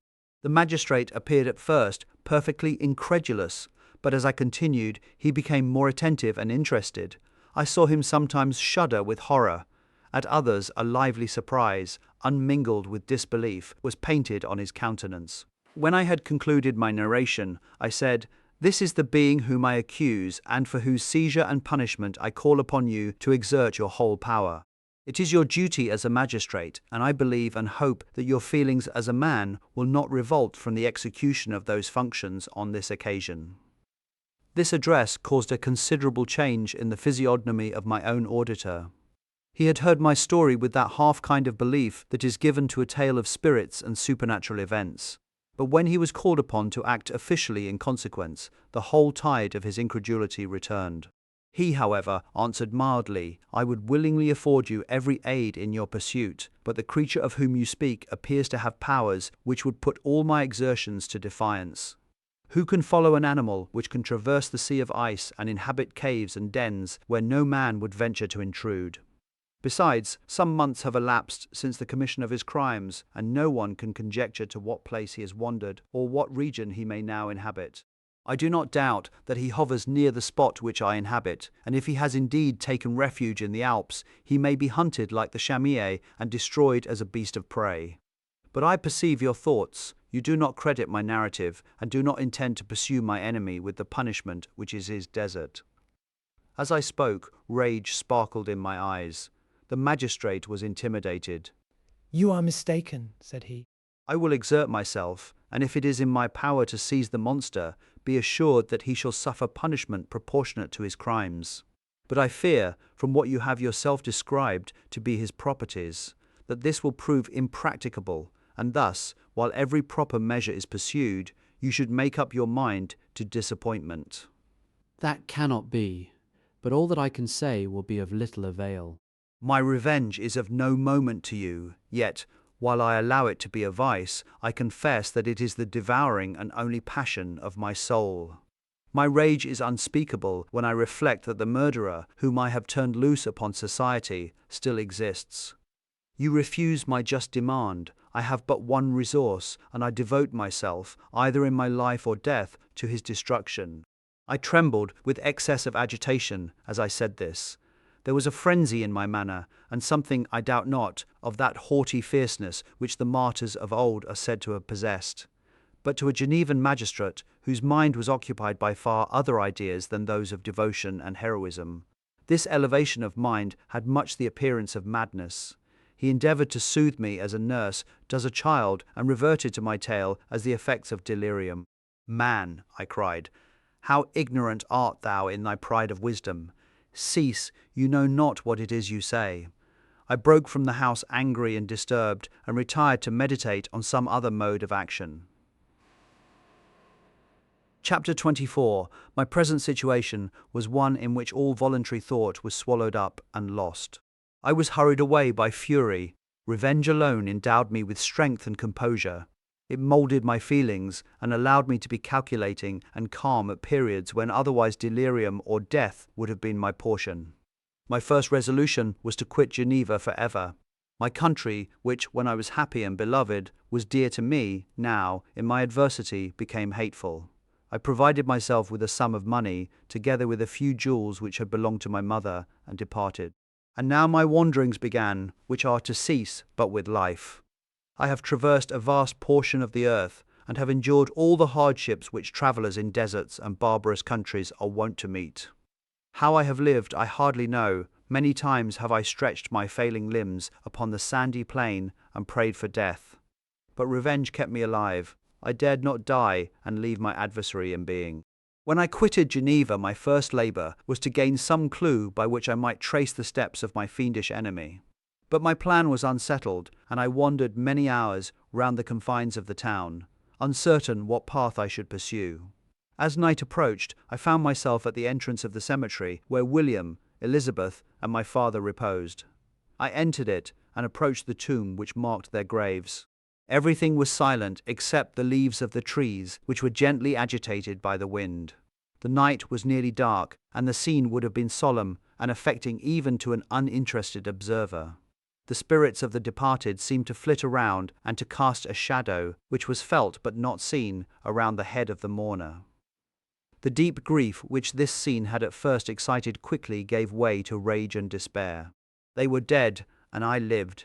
Their murderer also lived, and to destroy him I must drag out my weary existence. I knelt on the grass and kissed the earth, and with quivering lips exclaimed, "By the sacred earth on which I kneel, by the shades that wander near me, by the deep and eternal grief that I feel, I swear, and by thee, O night, and the spirits that preside over thee, to pursue the demon who caused this misery, until he or I shall perish in mortal conflict. For this purpose I will preserve my life. To execute this dear revenge will I again behold the sun and tread the green herbage of earth, which otherwise should vanish from my eyes forever. And I call on you, spirits of the dead, and on you, wandering ministers of vengeance, to aid and conduct me in my work. Let the cursed and hellish monster drink deep of agony. Let him feel the despair that now torments me." I had begun my adjuration with solemnity and an awe which almost assured me that the shades of my murdered friends heard and approved my devotion. But the furies possessed me as I concluded, and rage choked my utterance. I was answered through the stillness of night by a loud and fiendish laugh. It rang on my ears long and heavily, the mountains re-echoed it, and I felt as if all hell surrounded me with mockery and laughter.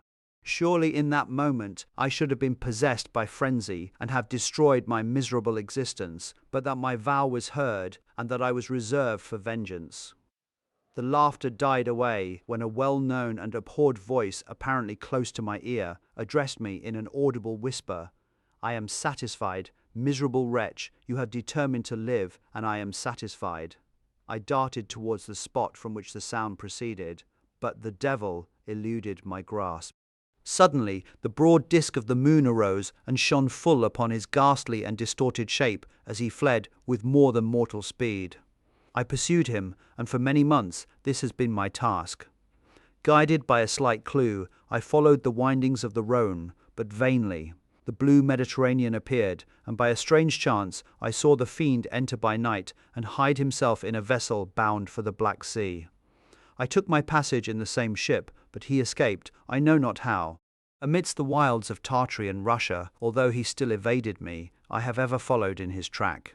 Sometimes the peasants, scared by this horrid apparition, informed me of his path. Sometimes he himself, who feared that if I lost all trace of him I should despair and die, left some mark to guide me. The snows descended on my head, and I saw the print of his huge step on the white plain. To you first entering on life, to whom care is new and agony unknown, how can you understand what I have felt and still feel? Cold, want, and fatigue were the least pains which I was destined to endure. I was cursed by some devil, and carried about with me my eternal hell. Yet still a spirit of good followed and directed my steps, and when I most murmured would suddenly extricate me from seemingly insurmountable difficulties. Sometimes, when nature, overcome by hunger, sank under the exhaustion, a repast was prepared for me in the desert that restored and inspirited me. The fare was, indeed, coarse, such as the peasants of the country ate. But I will not doubt that it was set there by the spirits that I had invoked to aid me. Often, when all was dry, the heavens cloudless, and I was parched by thirst, a slight cloud would bedim the sky, shed the few drops that revived me, and vanish. I followed, when I could, the courses of the rivers, but the demon generally avoided these, as it was here that the population of the country chiefly collected. In other places, human beings were seldom seen, and I generally subsisted on the wild animals that crossed my path. I had money with me and gained the friendship of the villagers by distributing it. Or I brought with me some food that I had killed, which, after taking a small part, I always presented to those who had provided me with fire and utensils for cooking. My life, as it passed thus, was indeed hateful to me, and it was during sleep alone that I could taste joy. O blessed sleep, often, when most miserable, I sank to repose, and my dreams lulled me even to rapture. The spirits that guarded me had provided these moments, or rather hours, of happiness that I might retain strength to fulfill my pilgrimage. Deprived of this respite, I should have sunk under my hardships. During the day I was sustained and inspirited by the hope of night, for in sleep I saw my friends, my wife, and my beloved country. Again I saw the benevolent countenance of my father, heard the silver tones of my Elizabeth's voice, and beheld Clerval enjoying health and youth. Often, when wearied by a toilsome march, I persuaded myself that I was dreaming until night should come, and that I should then enjoy reality in the arms of my dearest friends. What agonizing fondness did I feel for them! How did I cling to their dear forms, as sometimes they haunted even my waking hours, and persuade myself that they still lived. At such moments, vengeance that burned within me died in my heart, and I pursued my path towards the destruction of the demon more as a task enjoined by heaven, as the mechanical impulse of some power of which I was unconscious, than as the ardent desire of my soul. What his feelings were, whom I pursued, I cannot know. Sometimes, indeed, he left marks in writing on the barks of the trees, or cut in stone that guided me and instigated my fury. My reign is not yet over. These words were legible in one of these inscriptions: "You live, and my power is complete. Follow me. I seek the everlasting ices of the north, where you will feel the misery of cold and frost, to which I am impassive. You will find near this place, if you follow not too tardily, a dead hare. Eat and be refreshed. Come on, my enemy. We have yet to wrestle for our lives, but many hard and miserable hours must you endure until that period shall arrive. Scoffing devil, again do I vow vengeance, again do I devote thee, miserable fiend, to torture and death. Never will I give up my search until he or I perish, and then, with what ecstasy shall I join my Elizabeth and my departed friends, who even now prepare for me the reward of my tedious toil and horrible pilgrimage. As I still pursued my journey to the northward, the snows thickened and the cold increased in a degree almost too severe to support. The peasants were shut up in their hovels, and only a few of the most hardy ventured forth to seize the animals whom starvation had forced from their hiding places to seek for prey. The rivers were covered with ice, and no fish could be procured, and thus I was cut off from my chief article of maintenance. The triumph of my enemy increased with the difficulty of my labours. One inscription that he left was in these words: "Prepare, your toils only begin." Wrap yourself in furs and provide food, for we shall soon enter upon a journey where your sufferings will satisfy my everlasting hatred." My courage and perseverance were invigorated by these scoffing words. I resolved not to fail in my purpose, and calling on heaven to support me, I continued with unabated fervor to traverse immense deserts until the ocean appeared at a distance and formed the utmost boundary of the horizon. Oh, how unlike it was to the blue seasons of the south! Covered with ice, it was only to be distinguished from land by its superior wildness and ruggedness. The Greeks wept for joy when they beheld the Mediterranean from the hills of Asia, and hailed with rapture the boundary of their toils. I did not weep, but I knelt down, and with a full heart thanked my guiding spirit for conducting me in safety to the place where I hoped, notwithstanding my adversary's gibe, to meet and grapple with him. Some weeks before this period, I had procured a sledge and dogs, and thus traversed the snows with inconceivable speed.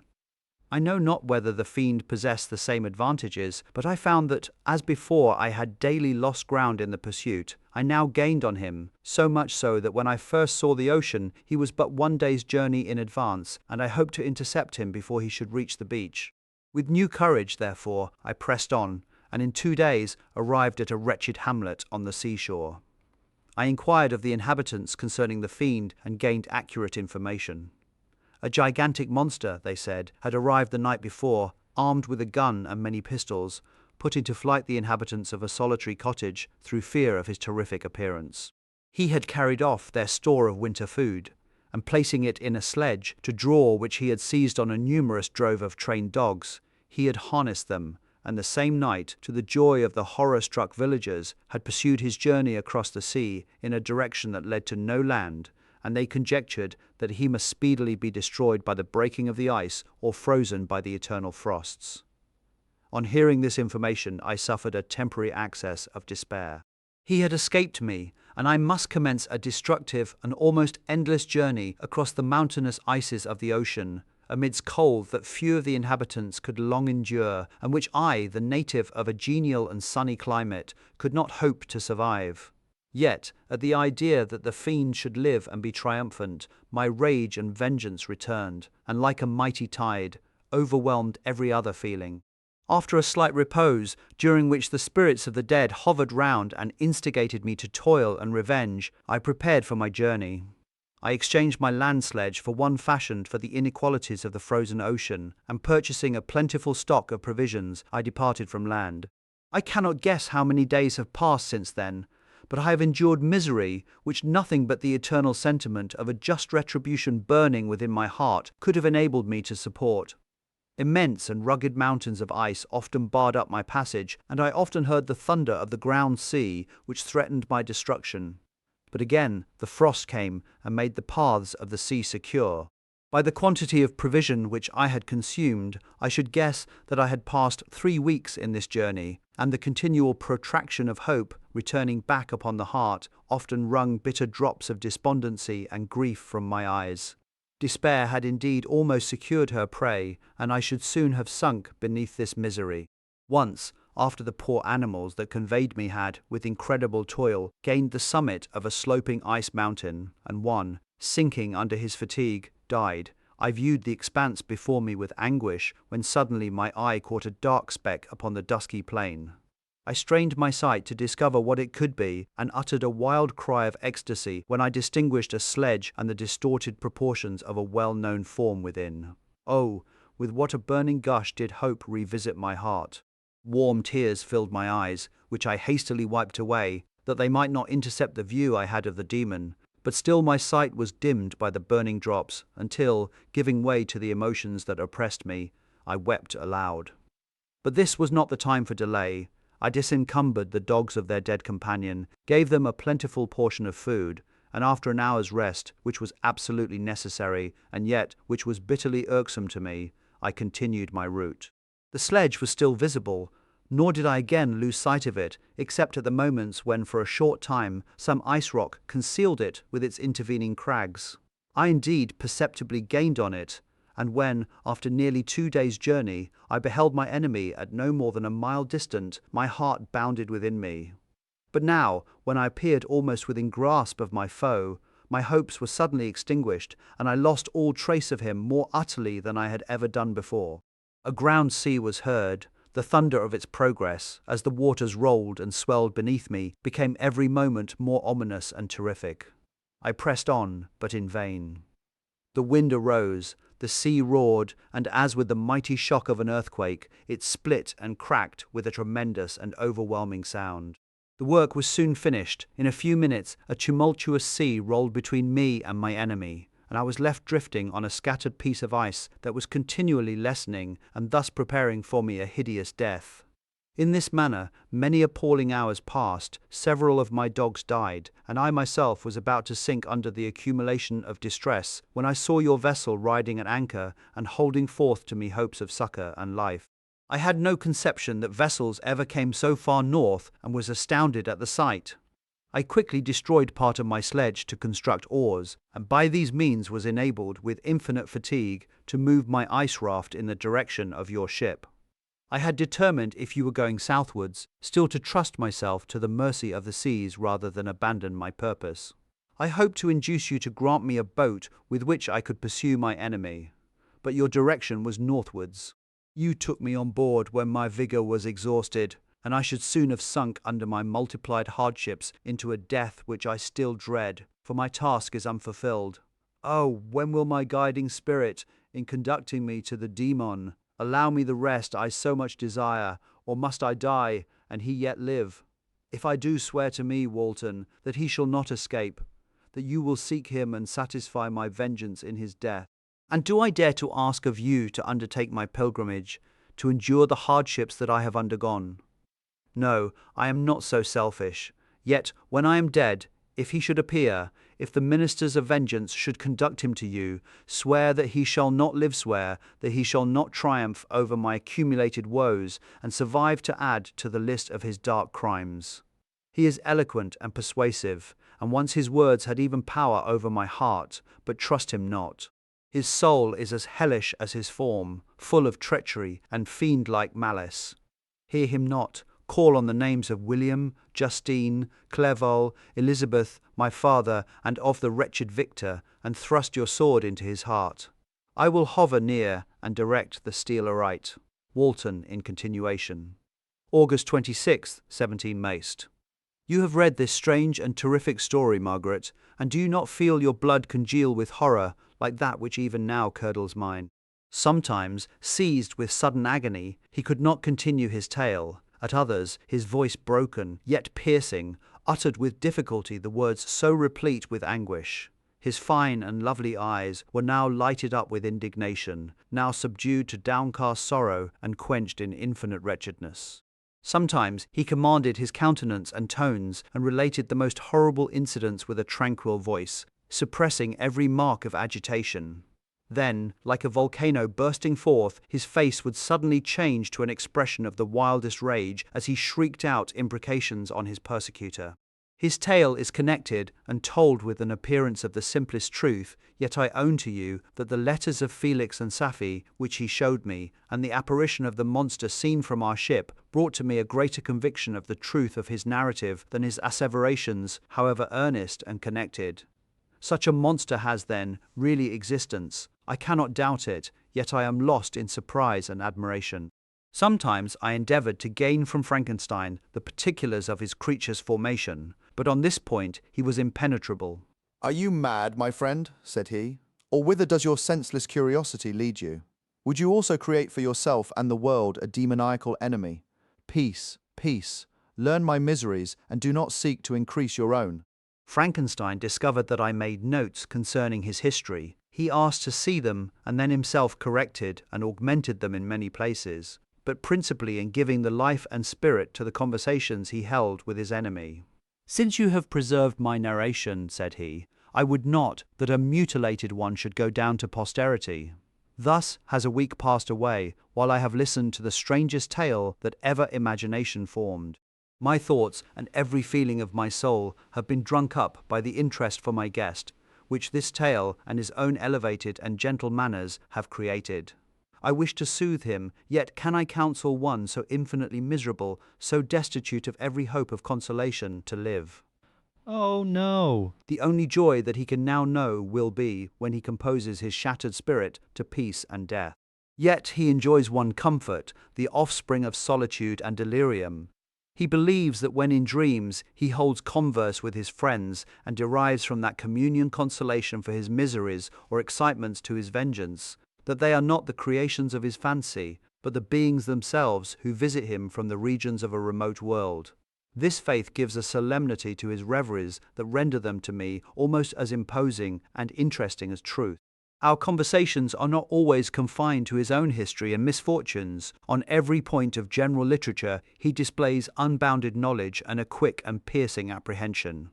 His eloquence is forcible and touching, nor can I hear him when he relates a pathetic incident or endeavors to move the passions of pity or love without tears. What a glorious creature must he have been in the days of his prosperity, when he is thus noble and godlike in ruin. He seems to feel his own worth and the greatness of his fall. When younger, said he, I believed myself destined for some great enterprise. My feelings are profound, but I possessed a coolness of judgment that fitted me for illustrious achievements.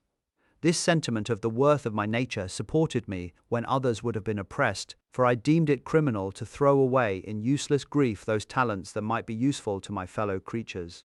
When I reflected on the work I had completed, no less a one than the creation of a sensitive and rational animal, I could not rank myself with the herd of common projectors.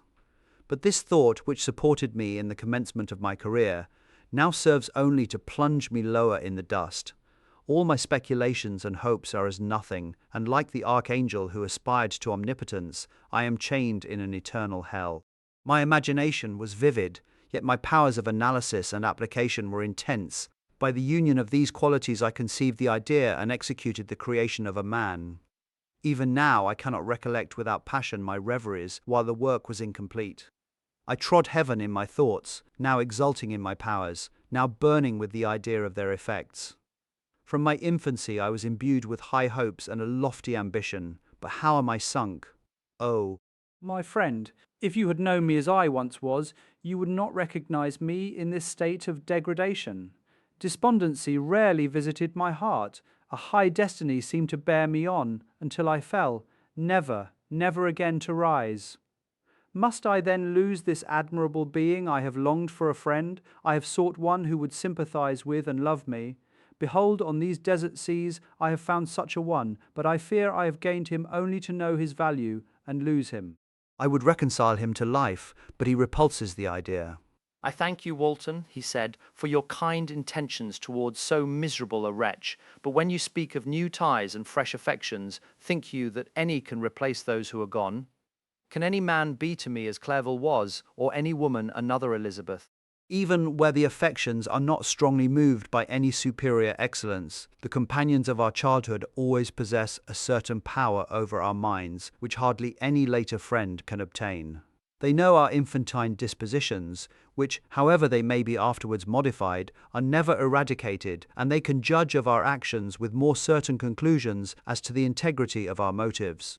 A sister or a brother can never, unless indeed such symptoms have been shown early, suspect the other of fraud or false dealing, when another friend, however strongly he may be attached, may, in spite of himself, be contemplated with suspicion. But I enjoyed friends, dear not only through habit and association, but from their own merits, and wherever I am, the soothing voice of my Elizabeth and the conversation of Clerval will be ever whispered in my ear. They are dead, and but one feeling in such a solitude can persuade me to preserve my life. If I were engaged in any high undertaking or design, fraught with extensive utility to my fellow creatures, then could I live to fulfill it. But such is not my destiny. I must pursue and destroy the being to whom I gave existence. Then my lot on earth will be fulfilled, and I may die. My beloved sister, September 2020. I write to you, encompassed by peril and ignorant whether I am ever doomed to see again dear England and the dearer friends that inhabit it. I am surrounded by mountains of ice which admit of no escape and threaten every moment to crush my vessel. The brave fellows whom I have persuaded to be my companions look towards me for aid, but I have none to bestow. There is something terribly appalling in our situation, yet my courage and hopes do not desert me. Yet it is terrible to reflect that the lives of all these men are endangered through me. If we are lost, my mad schemes are the cause. And what, Margaret, will be the state of your mind? You will not hear of my destruction, and you will anxiously await my return. Years will pass, and you will have visitings of despair, and yet be tortured by hope. Oh, my beloved sister, the sickening failing of your heartfelt expectations is, in prospect, more terrible to me than my own death. But you have a husband and lovely children. You may be happy. Heaven bless you and make you so. My unfortunate guest regards me with the tenderest compassion. He endeavours to fill me with hope and talks as if life were a possession which he valued. He reminds me how often the same accidents have happened to other navigators who have attempted this sea, and in spite of myself, he fills me with cheerful auguries. Even the sailors feel the power of his eloquence. When he speaks, they no longer despair. He rouses their energies, and while they hear his voice, they believe these vast mountains of ice are molehills which will vanish before the resolutions of man. These feelings are transitory. Each day of expectation delayed fills them with fear, and I almost dread a mutiny caused by this despair. September 5th. A scene has just passed of such uncommon interest that, although it is highly probable that these papers may never reach you, yet I cannot forbear recording it. We are still surrounded by mountains of ice, still in imminent danger of being crushed in their conflict. The cold is excessive, and many of my unfortunate comrades have already found a grave amidst this scene of desolation. Frankenstein has daily declined in health. A feverish fire still glimmers in his eyes, but he is exhausted, and when suddenly roused to any exertion, he speedily sinks again into apparent lifelessness. I mentioned in my last letter the fears I entertained of a mutiny. This morning, as I sat watching the one countenance of my friend, his eyes half closed and his limbs hanging listlessly, I was roused by half a dozen of the sailors who demanded admission into the cabin. They entered, and their leader addressed me. He told me that he and his companions had been chosen by the other sailors to come in deputation to me to make me a requisition, which in justice I could not refuse. We were immured in ice and should probably never escape, but they feared that if, as was possible, the ice should dissipate and a free passage be opened, I should be rash enough to continue my voyage and lead them into fresh dangers, after they might happily have surmounted this. They insisted, therefore, that I should engage with a solemn promise that if the vessel should be freed, I would instantly direct my course southwards. This speech troubled me. I had not despaired, nor had I yet conceived the idea of returning if set free. Yet could I, in justice, or even in possibility, refuse this demand? I hesitated before I answered, when Frankenstein, who had at first been silent, and indeed appeared hardly to have force enough to attend, now roused himself, his eyes sparkled, and his cheeks flushed with momentary vigour. Turning towards the men, he said, "What do you mean? What do you demand of your captain? Are you, then, so easily turned from your design? Did you not call this a glorious expedition? And wherefore was it glorious? Not because the way was smooth and placid as a southern sea, but because it was full of dangers and terror, because at every new incident your fortitude was to be called forth and your courage exhibited, because danger and death surrounded it, and these you were to brave and overcome. For this was it a glorious, for this was it an honourable undertaking. You were hereafter to be hailed as the benefactors of your species, your names adored as belonging to brave men who encountered death for honour and the benefit of mankind. And now, behold, with the first imagination of danger, or, if you will, the first mighty and terrific trial of your courage, you shrink away and are content to be handed down as men who had not strength enough to endure cold and peril, and so, poor souls, they were chilly and returned to their warm firesides. Why, that requires not this preparation. Ye need not have come thus far, and dragged your captain to the shame of a defeat, merely to prove yourselves cowards. Oh, be men, or be more than men. Be steady to your purposes, and firm as a rock. This ice is not made of such stuff as your hearts may be. It is mutable, and cannot withstand you, if you say that it shall not. Do not return to your families with the stigma of disgrace marked on your brows. Return as heroes who have fought and conquered, and who know not what it is to turn their backs on the foe." He spoke this with a voice so modulated to the different feelings expressed in his speech, with an eye so full of lofty design and heroism, That can you wonder that these men were moved? They looked at one another and were unable to reply. I spoke. I told them to retire and consider of what had been said, that I would not lead them farther north if they strenuously desired the contrary, but that I hoped that, with reflection, their courage would return. They retired, and I turned towards my friend, but he was sunk in languor and almost deprived of life. How all this will terminate, I know not, but I had rather die than return shamefully, my purpose unfulfilled. Yet I fear such will be my fate. The men, unsupported by ideas of glory and honor, can never willingly continue to endure their present hardships. September 7th. The die is cast. I have consented to return if we are not destroyed. Thus are my hopes blasted by cowardice and indecision. I come back ignorant and disappointed. It requires more philosophy than I possess to bear this injustice with patience. September 12th. It is past. I am returning to England. I have lost my hopes of utility and glory. I have lost my friend. But I will endeavor to detail these bitter circumstances to you, my dear sister, and while I am wafted towards England and towards you, I will not despond. September 9th, the ice began to move, and roarings like thunder were heard at a distance as the islands split and cracked in every direction. We were in the most imminent peril, but, as we could only remain passive, my chief attention was occupied by my unfortunate guest, whose illness increased in such a degree that he was entirely confined to his bed. The ice cracked behind us and was driven with force towards the north.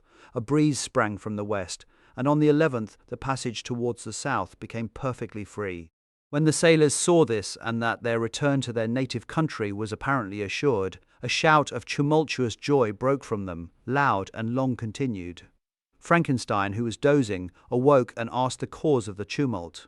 They shout, I said, because they will soon return to England.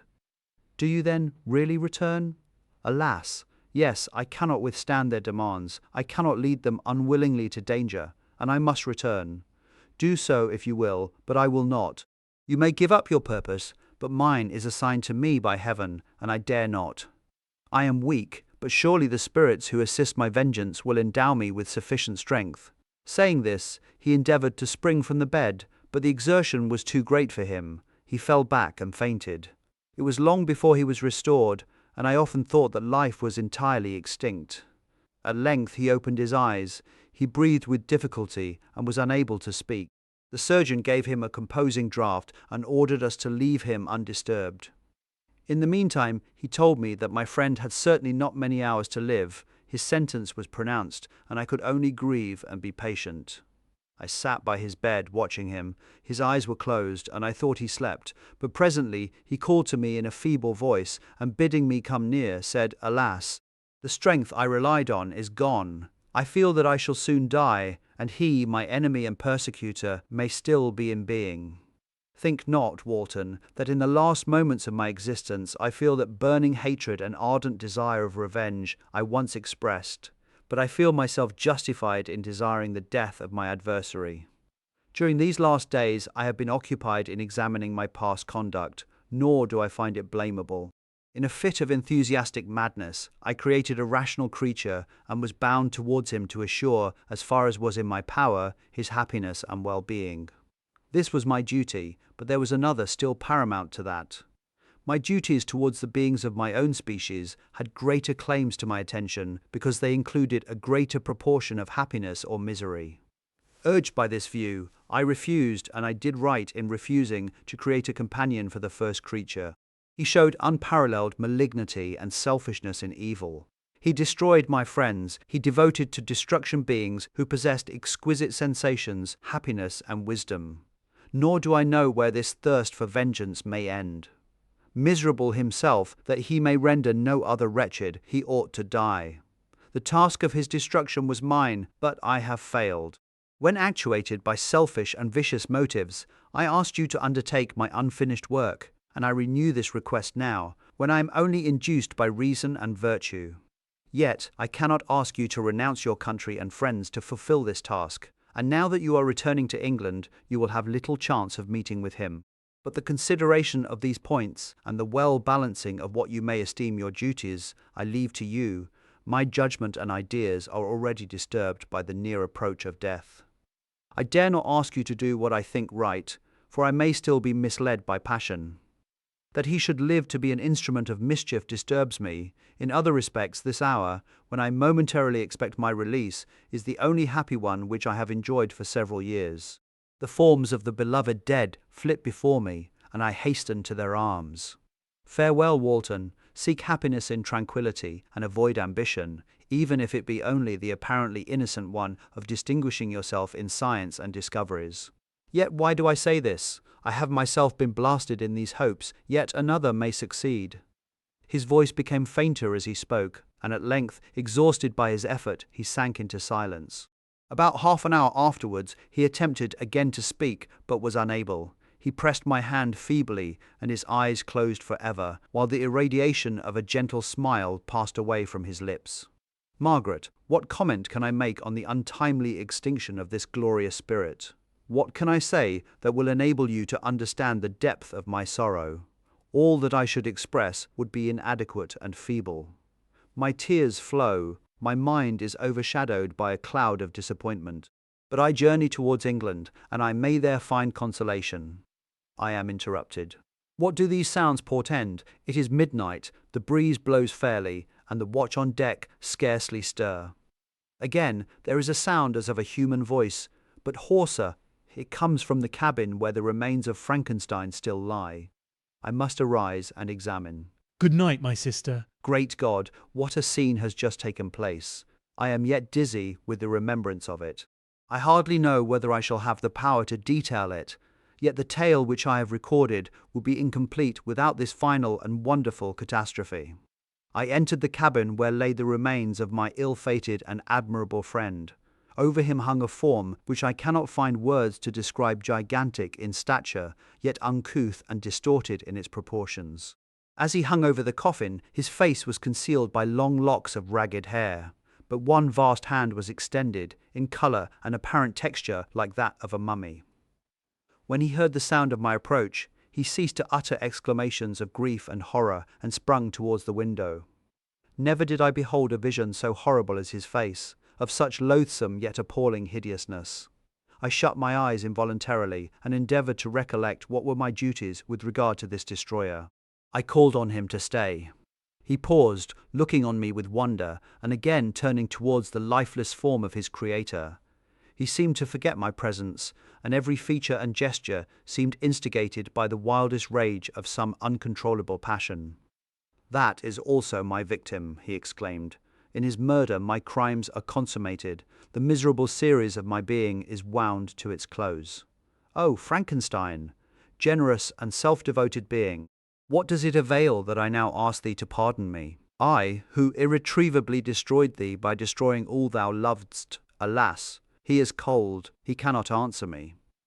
His voice seemed suffocated, and my first impulses, which had suggested to me the duty of obeying the dying request of my friend in destroying his enemy, were now suspended by a mixture of curiosity and compassion. I approached this tremendous being. I dared not again raise my eyes to his face. There was something so scaring and unearthly in his ugliness. I attempted to speak, but the words died away on my lips. The monster continued to utter wild and incoherent self-reproaches. At length, I gathered resolution to address him in a pause of the tempest of his passion. "Your repentance," I said, "is now superfluous. If you had listened to the voice of conscience and heeded the stings of remorse before you had urged your diabolical vengeance to this extremity, Frankenstein would yet have lived." "And do you dream?" said the demon. "Do you think that I was then dead to agony and remorse?" He continued, pointing to the corpse. "He suffered not in the consummation of the deed. Oh, not the 10,000th portion of the anguish that was mine during the lingering detail of its execution. A frightful selfishness hurried me on, while my heart was poisoned with remorse. Think you that the groans of Clerval were music to my ears? My heart was fashioned to be susceptible of love and sympathy, and when wrenched by misery to vice and hatred, it did not endure the violence of the change without torture such as you cannot even imagine. After the murder of Clerval, I returned to Switzerland, heartbroken and overcome. I pitied Frankenstein. My pity amounted to horror. I abhorred myself. But when I discovered that he, the author at once of my existence and of its unspeakable torments, dared to hope for happiness, that while he accumulated wretchedness and despair upon me, he sought his own enjoyment in feelings and passions from the indulgence of which I was forever barred, then impotent envy and bitter indignation filled me with an insatiable thirst for vengeance. I recollected my threat and resolved that it should be accomplished. I knew that I was preparing for myself a deadly torture, but I was the slave, not the master, of an impulse which I detested yet could not disobey. Yet, when she died, nay, then I was not miserable. I had cast off all feeling, subdued all anguish, to riot in the excess of my despair. Evil thenceforth became my good. Urged thus far, I had no choice but to adapt my nature to an element which I had willingly chosen. The completion of my demoniacal design became an insatiable passion, and now it is ended. There is my last victim. I was at first touched by the expressions of his misery, yet when I called to mind what Frankenstein had said of his powers of eloquence and persuasion, and when I again cast my eyes on the lifeless form of my friend, indignation was rekindled within me. "Wretch," I said, "it is well that you come here to whine over the desolation that you have made. You throw a torch into a pile of buildings, and when they are consumed, you sit among the ruins and lament the fall. Hypocritical fiend, if he whom you mourn still lived, still would he be the object, again would he become the prey of your accursed vengeance. It is not pity that you feel, you lament only because the victim of your malignity is withdrawn from your power." "Oh, it is not thus, interrupted the being. "Yet such must be the impression conveyed to you by what appears to be the purport of my actions. Yet I seek not a fellow feeling in my misery. No sympathy may I ever find. When I first sought it, it was the love of virtue, the feelings of happiness and affection with which my whole being overflowed, that I wished to be participated. But now that virtue has become to me a shadow, and that happiness and affection are turned into bitter and loathing despair, in what should I seek for sympathy? I am content to suffer alone, while my sufferings shall endure. When I die, I am well satisfied that abhorrence and opprobrium should load my memory. Once my fancy was soothed with dreams of virtue, of fame, and of enjoyment. Once I falsely hoped to meet with beings who, pardoning my outward form, would love me for the excellent qualities which I was capable of unfolding. I was nourished with high thoughts of honor and devotion. But now crime has degraded me beneath the meanest animal. No guilt, no mischief, no malignity, no misery can be found comparable to mine. When I run over the frightful catalogue of my sins, I cannot believe that I am the same creature whose thoughts were once filled with sublime and transcendent visions of the beauty and the majesty of goodness. But it is even so, the fallen angel becomes a malignant devil. Yet even that enemy of God and man had friends and associates in his desolation. I am alone. You, who call Frankenstein your friend, seem to have a knowledge of my crimes and his misfortunes. But in the detail which he gave you of them, he could not sum up the hours and months of misery which I endured wasting in impotent passions. For while I destroyed his hopes, I did not satisfy my own desires. They were forever ardent and craving. Still, I desired love and fellowship, and I was still spurned. Was there no injustice in this? Am I to be thought the only criminal when all humankind sinned against me? Why do you not hate Felix, who drove his friend from his door with contumely? Why do you not execrate the rustic who sought to destroy the Saviour of his child? Nay, these are virtuous and immaculate beings. I, the miserable and the abandoned, am an abortion, to be spurned at and kicked and trampled on. Even now my blood boils at the recollection of this injustice. But it is true that I am a wretch. I have murdered the lovely and the helpless. I have strangled the innocent as they slept, and grasped to death his throat who never injured me or any other living thing. I have devoted my Creator, the select specimen of all that is worthy of love and admiration among men, to misery. I have pursued him even to that irremediable ruin. There he lies, white and cold in death. You hate me, but your abhorrence cannot equal that with which I regard myself. I look on the hands which executed the deed, I think on the heart in which the imagination of it was conceived, and long for the moment when these hands will meet my eyes, when that imagination will haunt my thoughts no more. Fear not that I shall be the instrument of future mischief, My work is nearly complete. Neither yours nor any man's death is needed to consummate the series of my being and accomplish that which must be done, but it requires my own. Do not think that I shall be slow to perform this sacrifice. I shall quit your vessel on the ice raft which brought me thither, and shall seek the most northern extremity of the globe. I shall collect my funeral pile and consume to ashes this miserable frame, that its remains may afford no light to any curious and unhallowed wretch who would create such another as I have been. I shall die. I shall no longer feel the agonies which now consume me, or be the prey of feelings unsatisfied yet unquenched. He is dead who called me into being, and when I shall be no more, the very remembrance of us both will speedily vanish. I shall no longer see the sun or stars, or feel the winds play on my cheeks. Light, feeling, and sense will pass away, and in this condition must I find my happiness. Some years ago, when the images which this world affords first opened upon me, when I felt the cheering warmth of summer and heard the rustling of the leaves and the warbling of the birds, and these were all to me, I should have wept to die. Now it is my only consolation, polluted by crimes and torn by the bitterest remorse. Where can I find rest but in death? Farewell, I leave you, and in you the last of humankind whom these eyes will ever behold. Farewell, Frankenstein. If thou wert yet alive and yet cherished a desire of revenge against me, it would be better satiated in my life than in my destruction. But it was not so. Thou didst seek my extinction, that I might not cause greater wretchedness, and if yet, in some mode unknown to me, thou hadst not ceased to think and feel, thou wouldst not desire against me a vengeance greater than that which I feel.